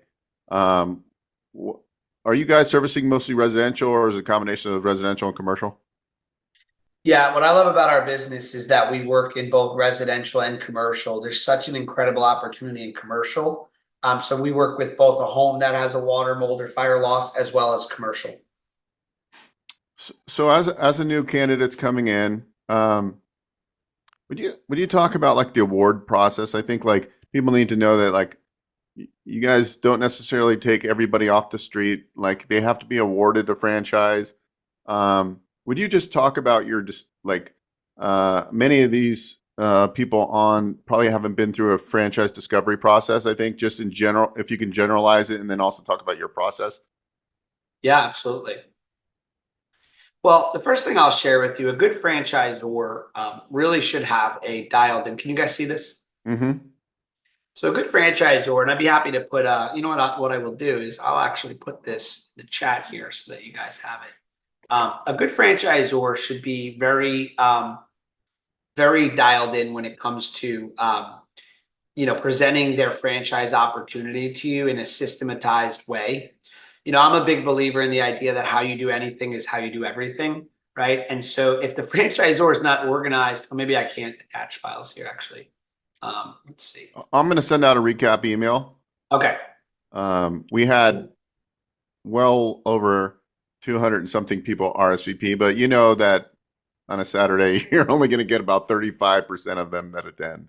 So yeah, it's amazing. But so a good franchisor should have a dialed in franchise discovery process. And one of the things I always make sure candidates are aware of is a good franchisor is also interviewing candidates like you're interviewing them, right? You need to make an investment in what's best for you and your family. A franchisor needs to make an investment in you. So don't go into the process thinking, well, I got a check and I can write a check. I just turned someone down this morning that we didn't feel, there was a plethora of reasons. I can tell you why someone would get turned down. But we just said, no, I don't care if they give me $1 million. We're not awarding them territory. They don't represent the core values of our brand. And so, it's important they understand that you should go through a process with any franchisor like you would a job interview. So let me just give you an example of that. If I was interviewing for a job, I would go on 3 or 4 interviews. And every time I have an interview, I would get on time. I would be my best version of myself. I wouldn't be eating during the call. I wouldn't be driving during the call, right? It's an interview. And even if I was interviewing 3 or 4 jobs, I would do the same thing with all the jobs. Even if I didn't even want that job, but it was a backup, I would still do that. And then I would go through the interview process and hopefully have as many job offers as I can so I can choose who I work for, right? It's the same thing here. If you're buying a franchise, go through the processes in like an interview fashion. First of all, you're going to get the best amount of information if you're locked in and you're listening. Two, when it comes down to the time of you wanting to buy the franchise, you want to make sure you get approved. And so following the process is super important. Our process in particular, we start off with an introduction call. We get to know you. It's very much a fact-finding call, high level, 30,000-foot view, make sure it's a fit. Then we have a unit economics call where we go through the numbers. For us, because of the tremendous demand, we have at any given time hundreds of people looking at Voda. We have a group call where we dive into the numbers. I like that group setting because a lot of times people will ask a question that maybe you didn't think of, right? So you get all those different perspectives of questions. And we take you through a workbook around the financials and then provide you with the FTD. Then after we do that unit economics call, we do a leadership call, an executive leadership call. So I'm a big believer, like, I don't want you to buy a Voda because you love our franchise development rep, which you will. He's a great guy. We want you to buy because you love all of the people and all of the systems. Remember, when you're buying a franchise, you're buying a brand, you're buying systems, and you're buying people. And I would argue people make the systems, right? And so we expose you to the whole leadership team. So once you do that leadership call, usually there's 10 to 15 prospective owners on there, and our whole leadership team, we go through operations, day in the life, marketing. Then from there, obviously we would start to review the FTD, and every day of the week, there's a call you can join. So at that point, we're getting much more granular. You get into operations call, marketing call, validation, talking to franchise owners. Do not ever buy a franchise unless you talk to a bunch of franchise owners. You need to hear the good, the bad, and the ugly. Now, doesn't mean everything's perfect. It's a franchise, it's a business. But you should get all the different perspectives, and then you should make a determination. Do you have the same skill set as the person who's doing well? Or if the person's not doing well, do you maybe have something that they're lacking? And, it may not be, a problem with the system. And then you would map the territory and come out to a discovery day, which is an in-person meeting. Typically 6 to 8 weeks through this process of these calls, you would go out, you would meet our team, we'd meet you. And then if we want to move forward, we'd send you an approval letter. If you want to move forward, you would, sign the agreement and we'd begin onboarding. Very good. Is there any other questions in the chat? Or the Q&A? Yeah, I'll be quick because I believe my time is coming to an end. But well, great, Ryan. Reach out. Eric, how much customers selling? Yeah, great question. So home services, as I started, it's all about sales. What we do in our business is our technicians earn a percentage of the revenue that they generate on the upsell. So what we do is we send technicians into the home. We teach them a lot around how to sell, how to be a consultative salesperson. They go in and we call them the doctor of the home. We want them to be a doctor. When you go to the doctor, they ask you a bunch of questions. They use their little stethoscope. They figure out what's wrong. They use data around your heart rate, and then they make a prescription of what you need, right? Based on what they learned. Our technicians go in like doctors. They figure out what's in the house, what needs to be improved. They ask powerful, meaningful questions, and then they present additional solutions. So we might go in a home for a $560 floor cleaning job and leave with a totally different, higher average ticket because we're able to upsell. And then the technician kind of owns their own business because they get a percentage of that upsell revenue. So they are in control of their own income. So you get better, more engaged technicians. Very good. Was that all the questions? So can I buy Voda right now? Yes, I will send you. What is the average income of technicians? That one, I'm going to have to kind of be cautious of because of the way regulations work with franchising. But if you join our process, I'd be happy to talk through that. I'm sure you've explained this, but franchisors have some regulations around what we're allowed to say about different things. If you go through our process, we have everything documented for you to be able to get answers to questions like the average income of technicians. Yeah, I think there's steps for a reason. Like if you're interested in this brand, if you're interested in Voda, my suggestion is you go and go through the discovery process, because that's how you really learn about a brand, because you're not going to learn about it. You're gonna see a presentation and it's gonna be attractive to you. I think from a dollar standpoint, if you got SBA financing, there's a lot of opportunity. But I think you have to go through the discovery process, and just like what Dan said, is you're gonna want to like call and validate. You're gonna talk to other people that own the brand, and you're gonna really do the validation process, and that's how you really learn the business. And Dan, I think does an amazing job. That's why I wanted him to present for 45 minutes, because I thought, like, when I listened to him, how, first of all, his background in marketing, right? Like lead generation. And he's really figured out a lot of the franchise concepts. You got to wonder how you open up your doors, well, how the business is actually going to come in. And I love the fact that Dan's company is so key on, they're a marketing and lead generation company that does restoration and cleaning, right? That to me is golden. And then also how they measure KPIs and do your books. Like, I know for me, doing books is difficult. It's just not a skill set I have. So you need to measure. What's the saying? You need to measure so you can track, or whatever the saying is. I can't think of it right now. You can't manage what isn't measured. Yes, and that's very true. So, guys, I'm going to send out an email. Just, if you want to connect with Voto, we'll get you in touch with them. I can tell you, Dan is an awesome guy. I met him in Florida about 6 months ago for the FBA conference, and got to break bread with him. And like, he's just a wealth of information. So I still want to call you too. I'm going to talk to you about some marketing ideas and stuff. But thank you so much for presenting. Any closing remarks? No, I always say, if you're not going to buy a Voda, still pursue a restoration business. I think it's an amazing industry. I think what you guys do here is incredible, high value. I've never seen so much, like, just, I don't know how this works, if there's money involved, but if not, like, it's free. It's like amazing, the content you're putting out. So thank you for having me. And I really do appreciate the opportunity. Thank you so much. I appreciate you so much. Thank you. Have a great weekend. Thanks, everyone.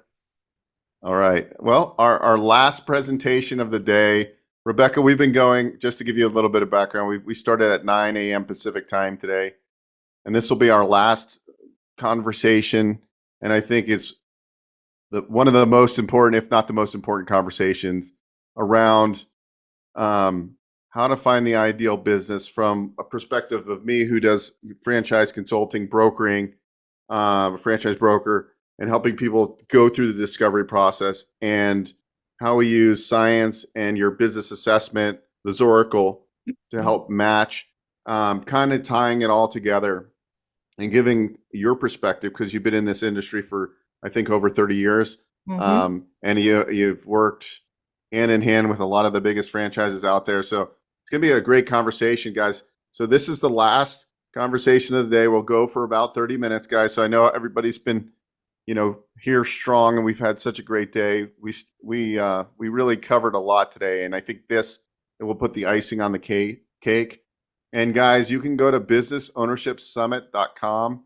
You can click on Take the Assessment, and that's the assessment that Rebecca here has created, and we're going to dive into, and then put all the pieces together on how everybody can work together to help you find the right business. All right. Thanks so much for joining us. Oh, I'm glad to be here, Beau. All right. So where should we start? Do you want to start with an overview of the Zoracle and how the franchisors use it, how the brokers use it, and how the candidates could use it? Absolutely. So I've been doing this this is my 31st year. I'm a behavioral scientist. I am fascinated with the franchise model and how franchisors and franchisees work together to build their individual businesses, and of course, collectively. So I work with hundreds of franchisors and consultants like Beau, and the tool is designed to help facilitate a right fit between a prospective franchisee and a franchise concept. So the idea is, who do you look most like, right? So we spend a lot of time with franchise systems, looking behind the doors, so to speak, to look at their culture, their stage of growth, their value package, what skills are necessary to grow that business. And then we also assess as many of the franchisees within that franchise concept, and then the franchisor separates them based on fit and based on how well they're doing, how they're performing. From that, we create what we call a spot-on blueprint, which basically psychographically tells our franchisors and Beau exactly what causes someone from a psychographic perspective to be a good fit and do well within a franchise concept. So you name the brand, we likely have it or have worked with it in the past over all of these years. And all I can say is franchisors that choose to truly understand what makes someone do well, fit well, says a lot about that franchisor, that they're not going to let willy-nilly person in, and Beau is not going to let you see concepts or put you in a concept that's not a good fit for you. So it's all science-based. It's based on 7 statistically validated sciences, and it digs deep into who you are and then which concepts are going to be a great fit for you. Yeah, that's a good general overview. You guys can, the nice thing is that if you go to that businessownershipsummit.com, you can take the assessment. You'll get a copy of it too. It'll email you a copy. It's a great place to really start the journey. I always like to get that, usually, whether it's the first conversation or like an event like this. Sometimes we've already had several people just take it because they're curious. It takes about 10 minutes. It's non-intrusive. Can you talk us through, like, what I like about what you do is behind the scenes, like as a franchise consultant, Rebecca will come in and talk to us, and we'll actually look at a Zoracle, and it's amazing what you can uncover. Can you talk us through, like, some of your consultants and how going through the Zoracle got people unstuck and they ended up finding their ideal business? Yeah. Would it be okay if I shared an assessment result? For those of you that haven't taken it, I want to share with you. I think we're going to need to. Go ahead. I just did it. Yep. Perfect. Thank you. So the assessment has several sciences built within it, and it helps Beau kind of narrow down the concepts for you. The first kind of science is a values-based logic. And when you think of values, think of the drivers, the motivators, the why you would do certain things. Every single decision that you make is based on your hierarchy of values. But from a franchise perspective, what we see is when there is a values alignment between a franchisee and a franchisor, not only do they have more in common, they're making similar decisions, it protects the brand equity, but there's also strong financial correlation. So you're always going to be looking for a business that aligns with your values. Another thing that you're going to want to pay attention to, and Beau will walk you through this, is the stage of growth of an organization. Every franchisor goes through predictable stages of growth, meaning they have a certain managerial style, a certain organizational structure. They'll have different levels of how formal their systems are going to be. They'll have different initiatives that they are working on.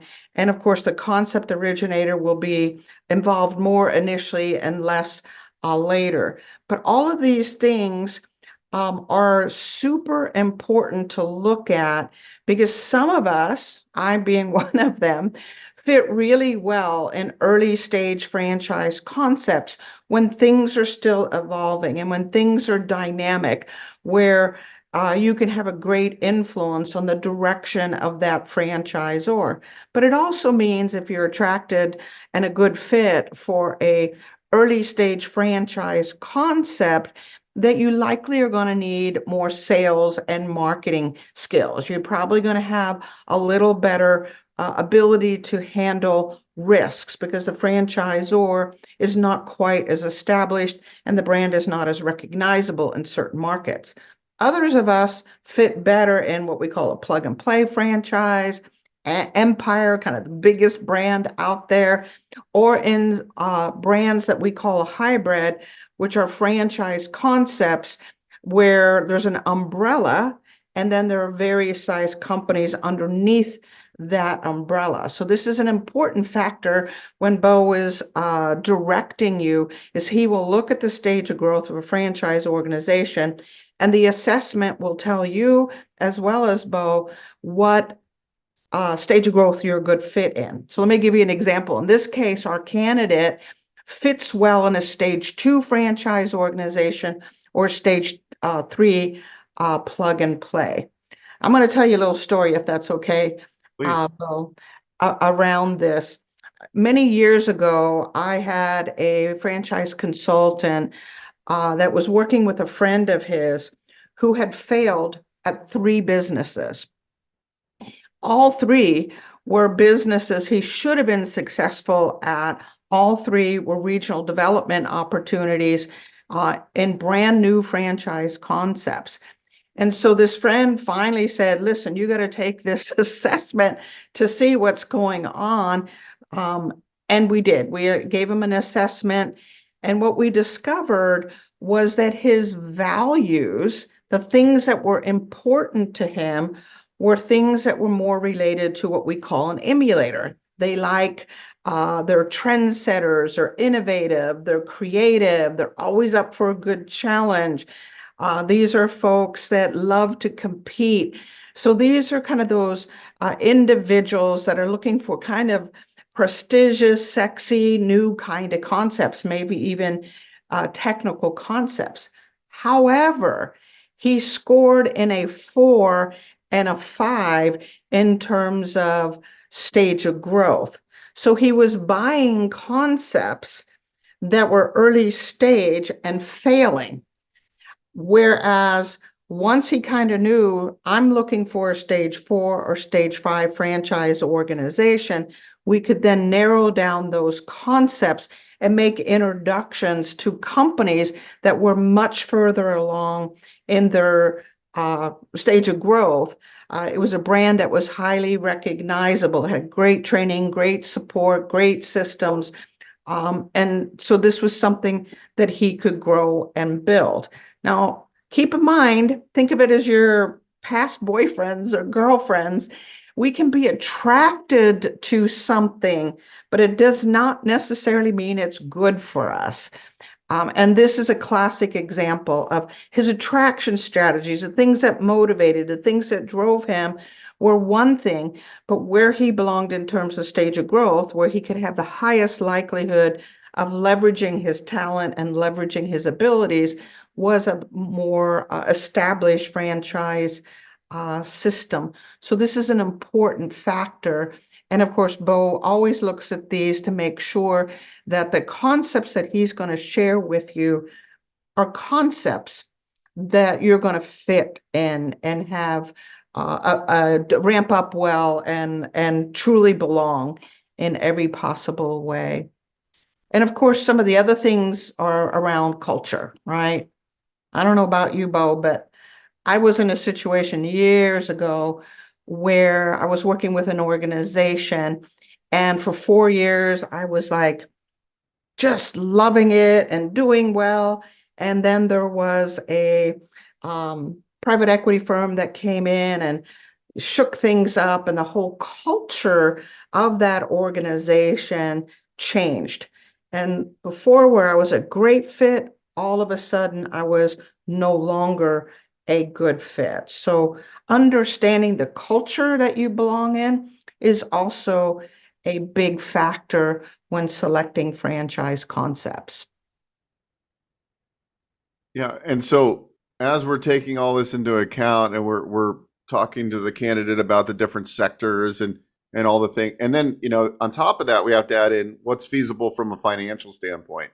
Mm-hmm. So when I got into the franchise consulting world from my lending background, that's one of the things I really realized is like it's such a dynamic process to find the right business for someone, and it's really an art and it's a science put together to really kind of figure out what business model will make the most sense. I always learn something every time you present to our group, and it's like you can never perfect the art of helping somebody find the ideal business. That's why I like this business so much, because it's such an art.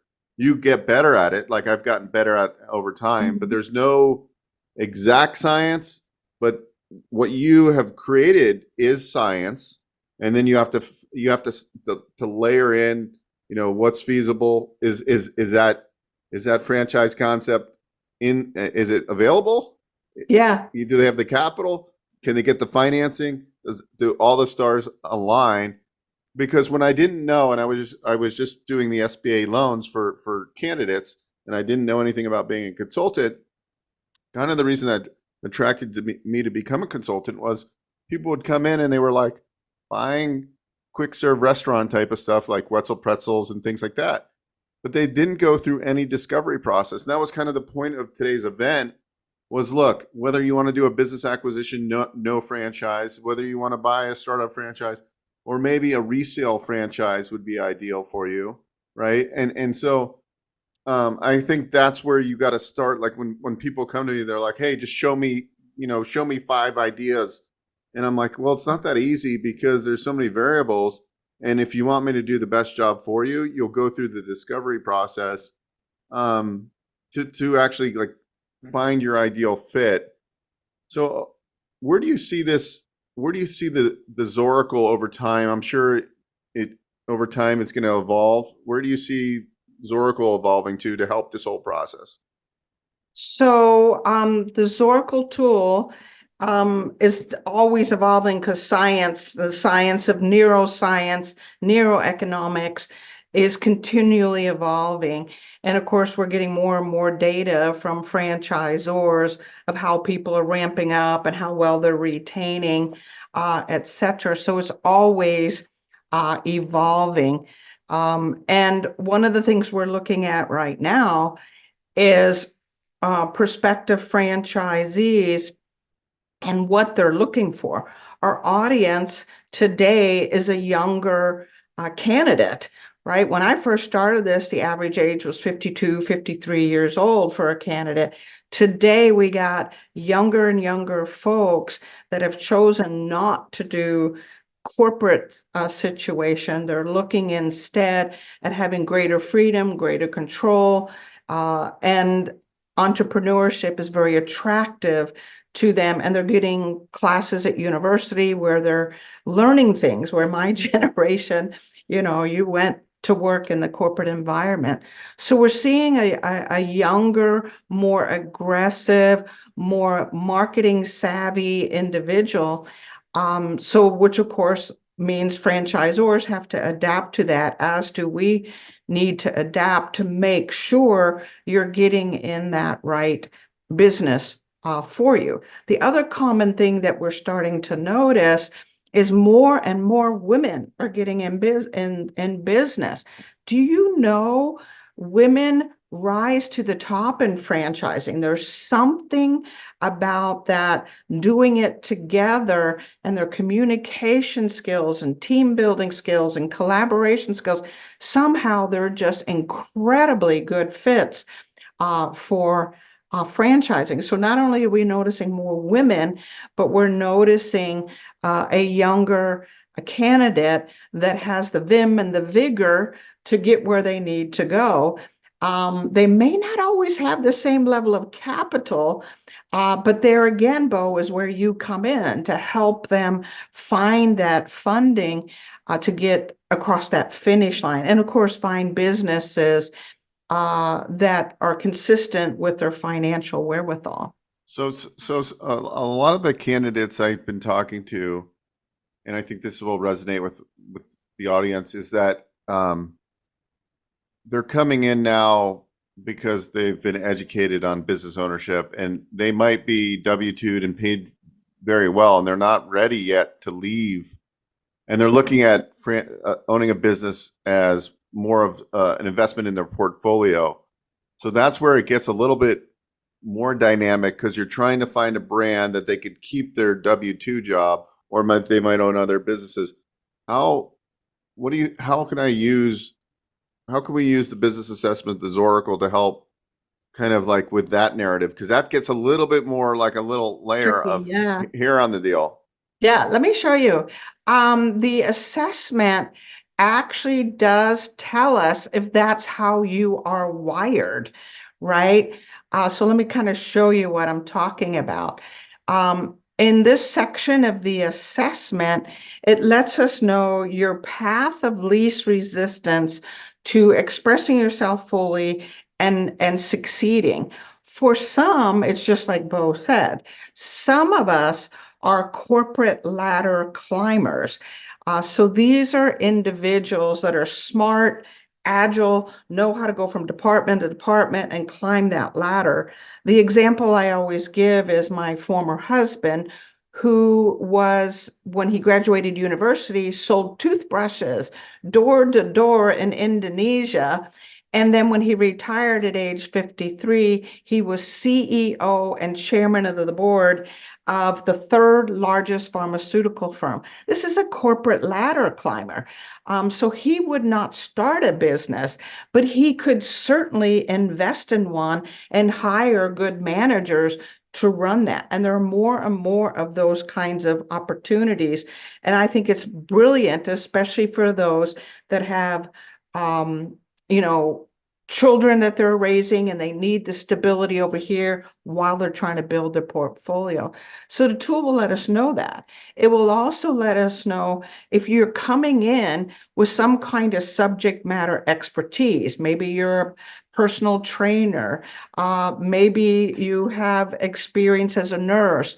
Maybe you're an engineer. So you come in with a set of expertise that if we can take that expertise and find a business where we can leverage that, then you'll be able to build a business. And of course, it also tells us if you're a wild, crazy entrepreneur and maybe not well suited for franchising, or are you wired to be a single unit operator, a multi-unit operator, maybe even an area developer where you can buy a whole territory and scale it. So the tool kind of breaks that all down for us so we can see what the best business model is for you. Yeah, I love it. So everybody, it's a dynamic process. It's not just, oh, this business is interesting. I mean, you got to look at the big picture. And then we had Dan presenting just now, right? That business model seems attractive, but there's a lot more dynamic that goes beyond it. And then you really have to understand what your role in that concept is going to be. Can you have a manager? And then do you have the skills to manage the manager? And right, like, and can you scale this business, or is this going to be your only location? All these things play into effect. And you know, so I took my Zoracle a while back, and I'm always looking to invest in new businesses. So would you recommend taking the Zoracle maybe like once a year if you're, I mean, like, because it's probably changed since I took it last time. So, and that's a really interesting point, because we evolve, we change. So we are not static human beings. God is not through with us, so to speak. So we're learning different skills and different talents every day. Where we are in our life is different. Maybe we're raising children right now. Maybe we want to build an empire later. Maybe we're investors at a whole nother time. So who we are evolves and changes, just like a franchise system evolves and changes. So today you might be in the, I'm wondering if I could be a good franchisee stage, right? Where you want to explore your capabilities. And again, those would be things that the tool and Beau could tell you, yes, you are, and here's the right businesses for you. Or maybe you're ready to rock and roll. And at that point, the tool will help you narrow down those options pretty quickly. So keep in mind, we change, we evolve. Sometimes just being in the business will help us grow certain skills, soft skills as well as hard skills that we didn't possess when we first came into a business. Which brings up a whole nother topic, Beau, in that if we only looked at your resume, we could see you were director of human resources and you got these incredible hiring and training skills. But you're kind of bored with it and you don't want to do it anymore. The resume wouldn't tell us that. But when you look at the skills, it would let us know if you also have sales skills that you may have never had the opportunity to use, or operational skills that you haven't had to use in the past, but you're wired to do it well. So you're not stuck, right? And I got to do the same thing I've been doing for the last 20 years. We'll look at what your strengths are, which that work comes from the Strength Finder, to see where you really are and how we can apply those strengths in the right direction. And then just laying on another dynamic, if there's a couple or partners, husband and wife, or just, business partners, they should both take this Oracle, and then it just adds another layer of like, how will you put, who's going to do what, how to really figure out who's going to really run the business, and also to be able to put together like the support. Maybe one of the spouses is against business ownership and entrepreneurship and wants some, if they do something, they need to be super conservative, right? So like, I think that dynamic too helps, because as a consultant, right, we can navigate and we can understand the spouse that's like, whoa, look, we're safe here in our W-2 job, and give them a little bit of a carrot to lead them forward in the process of business ownership. Do you see that dynamic a lot with like a husband and wife? If those, just use that as an example. Yeah, such a great point. I actually got to sit in a few years back with a consultant working with a husband-wife team. I actually was in the room with them. This is pre all the crazy Zoom COVID stuff. And we had a woman, the wife, who had been a stay-at-home mom for 15 years. She loved being a mom, but her children were getting of an age where she was looking for something to do and to support her husband in a different way. The husband was like a barracuda. I mean, he was like, bring it on. He was a risk taker. He could sell. He knew he could build something. And then you have this wife that's what we call a belonger connector, who's about security and safety. I need that insurance. I need that steady income. And then a husband who knows for sure he could do pretty much anything that he sets his mind to. And when the consultant went over the assessment results of both, they were able to find a business where she could get what she needed, which was time with the family, regular business hours, possibly coming into that business herself at some point. She needed something where she felt like she belonged and she was safe and she was secure. So she was looking for a business that provided that kind of culture. And he was looking for something where he could ramp up quickly, have equity upon exiting. And I remember sitting there, and the broker introduced a painting concept. And the wife goes, oh my gosh, that's never going to work. Because, you see people painting down here, and one of our neighbors is in the business and she's into that fear mode. And the husband lit up and he was like, that means there's business, that means if I do it a little bit better, I'll be able to dominate this marketplace. So two different ways of looking at something, but if you can show a business that gives her what she needs and gives him what he needs, then you got that perfect business. Yeah, that was great. I think a lot of this too is people having the belief system that they can own and run their own business. It's very scary for people right now, like the security of a job. And it's very, I understand, right? You get the health benefits. Well, what happens if somebody gets sick? So there's a lot of concern to do it, but also we can help you find a business model that you don't necessarily need to leave today. You can develop a 2 or 3 year plan. And maybe if you do better in the business, you can leave sooner. So I think that's kind of a component that we have to take all this into consideration, and then, from a financial capability standpoint, and then really find a business model that really makes the most sense. That is pretty cool. So thank you for all the insight. Can you give us kind of, I know everybody's probably they're probably doing their assessments right now. Just your experience in this whole franchise world. Where do you think people get hung up the most, and what information or what can you tell them to kind of keep an open mind, or how can you just, hey, you've been around this industry for so long. What advice would you give somebody to help them during their journey, whether they find a business in a month or it's 2 years from now? As a behavioral scientist, what I have learned is that fear is something innate to all of us, right? What I have also learned is fear can block us from incredible opportunities.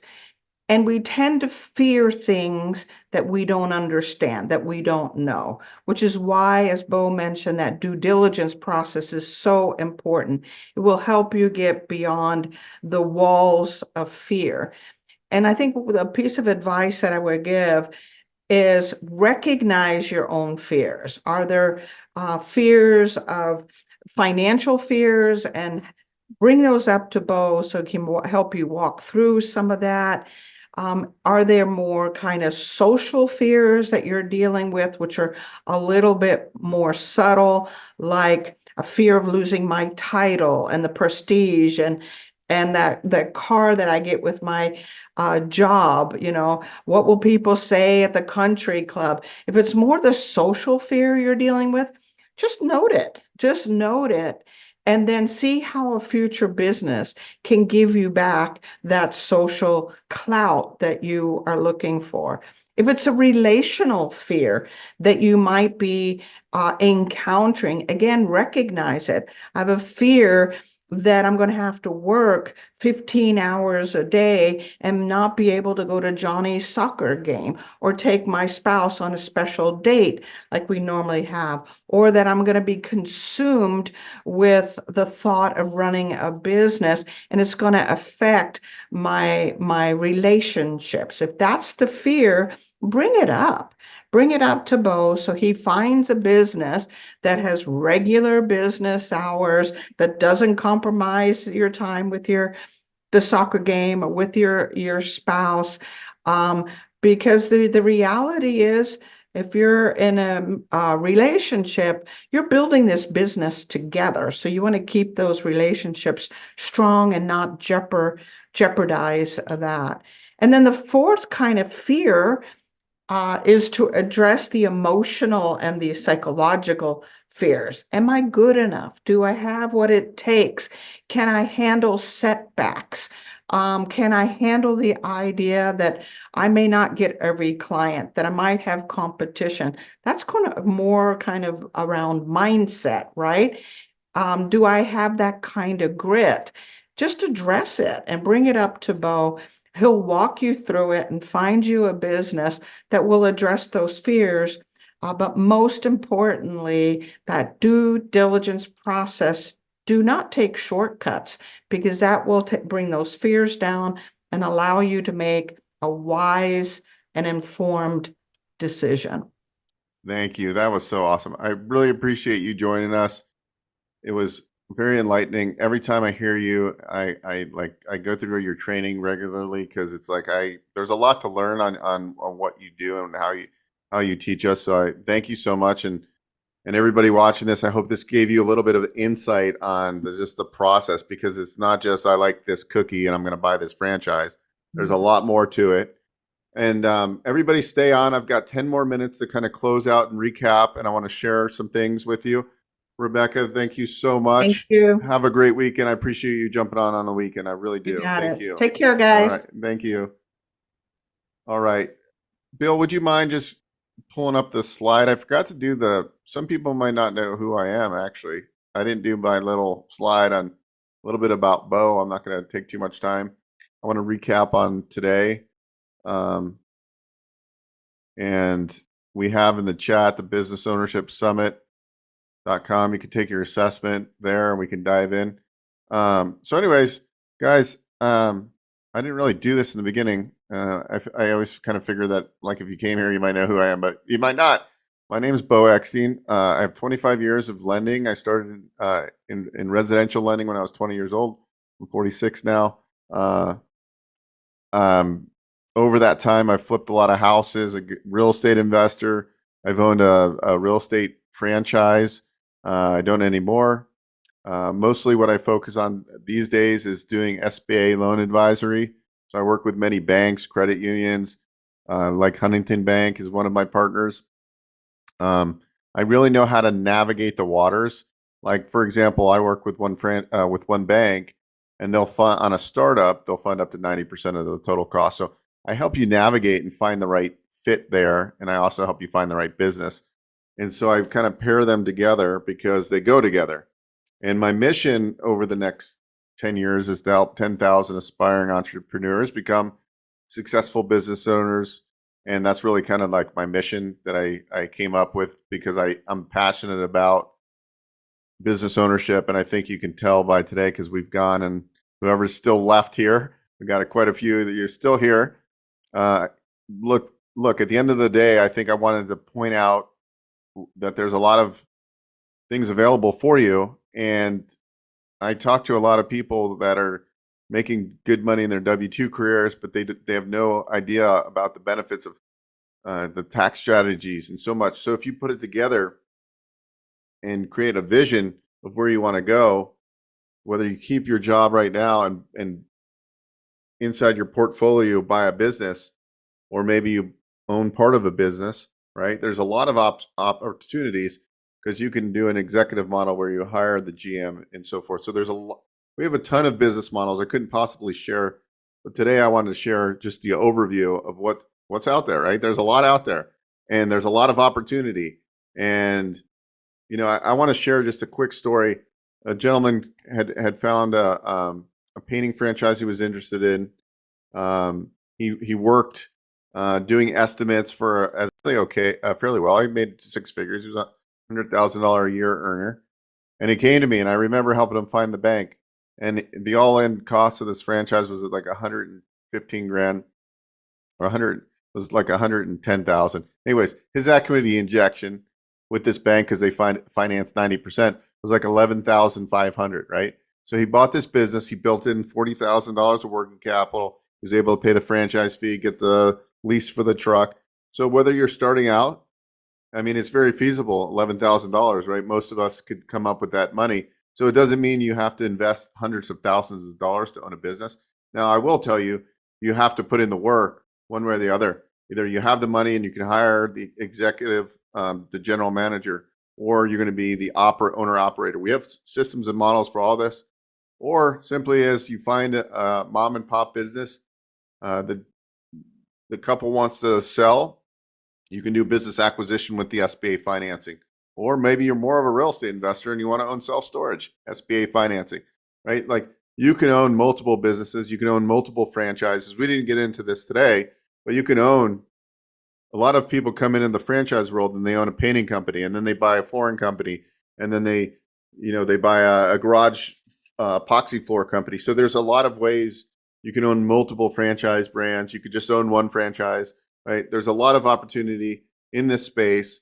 And that's really why I created the Business Ownership Summit. This was just an idea I had, and I did it. And, it'd be great if we did it in person sometime. I plan on doing this at least once a year. So anyways, to kind of wrap this up, also big thanks to Bill Davis. So a little background, I met Bill 12, 13 years ago at he used to put a meetup on for internet marketing. We've worked together ever since. He helps me do all my ideas. He comes to fruition. So, like, on top of business and like funding and all this stuff, I consider myself like a marketer too. And so, we're always learning strategies on growing businesses. And obviously I have a YouTube channel. You can go to YouTube and you can go in and put in Investor Financing Podcast. You can find one of my podcasts. I have another one called Own a Business Today, which is a newer podcast. And I'm interviewing franchisors and business owners. So we're doing a lot in this space. And then in May, if you're ready to take action today, just go to businessownershipsummit.com if you want to get started on figuring out, getting a little direction on where to go, you go to Business Ownership today, or excuse me, businessownershipsummit.com. Take your Zoracle, take the assessment, start there, then book a call with me. There's my link to book a call on that same page. And whether you just want to have a conversation or you're ready to go, all day long I'm talking to people. So I'd love to talk to you about what your plans are. And then additionally, in May, we're starting a small group, and I'm calling it like a business incubator. It's called Business Ownership Launch. It's not up yet, but I'll send out information to people that want, and that will be a closed group. And the goal of that group, that's going to be, I think it's May 11th. That group is that, whoever goes through that, the goal would be to get them into a business within the next, 60 to 120 days after they go through the incubator. It's a Saturday workshop, just be about 2.5 hours. But that's all the way in May because I'm having a baby in April. So if you want to just get going right now, just go to the Business Ownership Summit and just start there and book a call. And even if you're not sure if you want to go forward, I'm always willing to get on Zoom and just have a discovery call. I also finance a lot of real estate. That was my background before. So I work with a lot of entrepreneurs in the real estate investing space. A lot of those entrepreneurs are seeing value in owning businesses as well, because when the interest rates go up and it's harder to make cash flow. I think if you guys remember Michael Zuber this morning, I love his strategy, one rental at a time. And I say, one rental at a time, 2.0 would be to add an accelerator to that, which is owning some businesses. So that's really where I want to leave you guys today. I hope you enjoyed it. I'm losing my voice a little bit. I normally would have, it was probably a little bit of a long day, but I think we packed in so much information, and I'm glad you guys stayed to the end, the ones that did, because I think it was just a great day of just opening your minds to opportunity. And thank you, Bill. Bill, if you don't mind, if I send you a Zoom link, would you jump on that real quick after this? Because I think we'll have to get off this if I hang it up. How do I get in touch with you, Beau? Sure. Hey, I just wanted to add one thing. So one of the things that I heard throughout today was, just take action. It doesn't mean that you have to put up $100,000 and, worry about, how am I going to finance this or how am I going to do it? But take the assessment, see where that goes. Book a call with Beau, and you guys can put your heads together and figure out, is this really for you?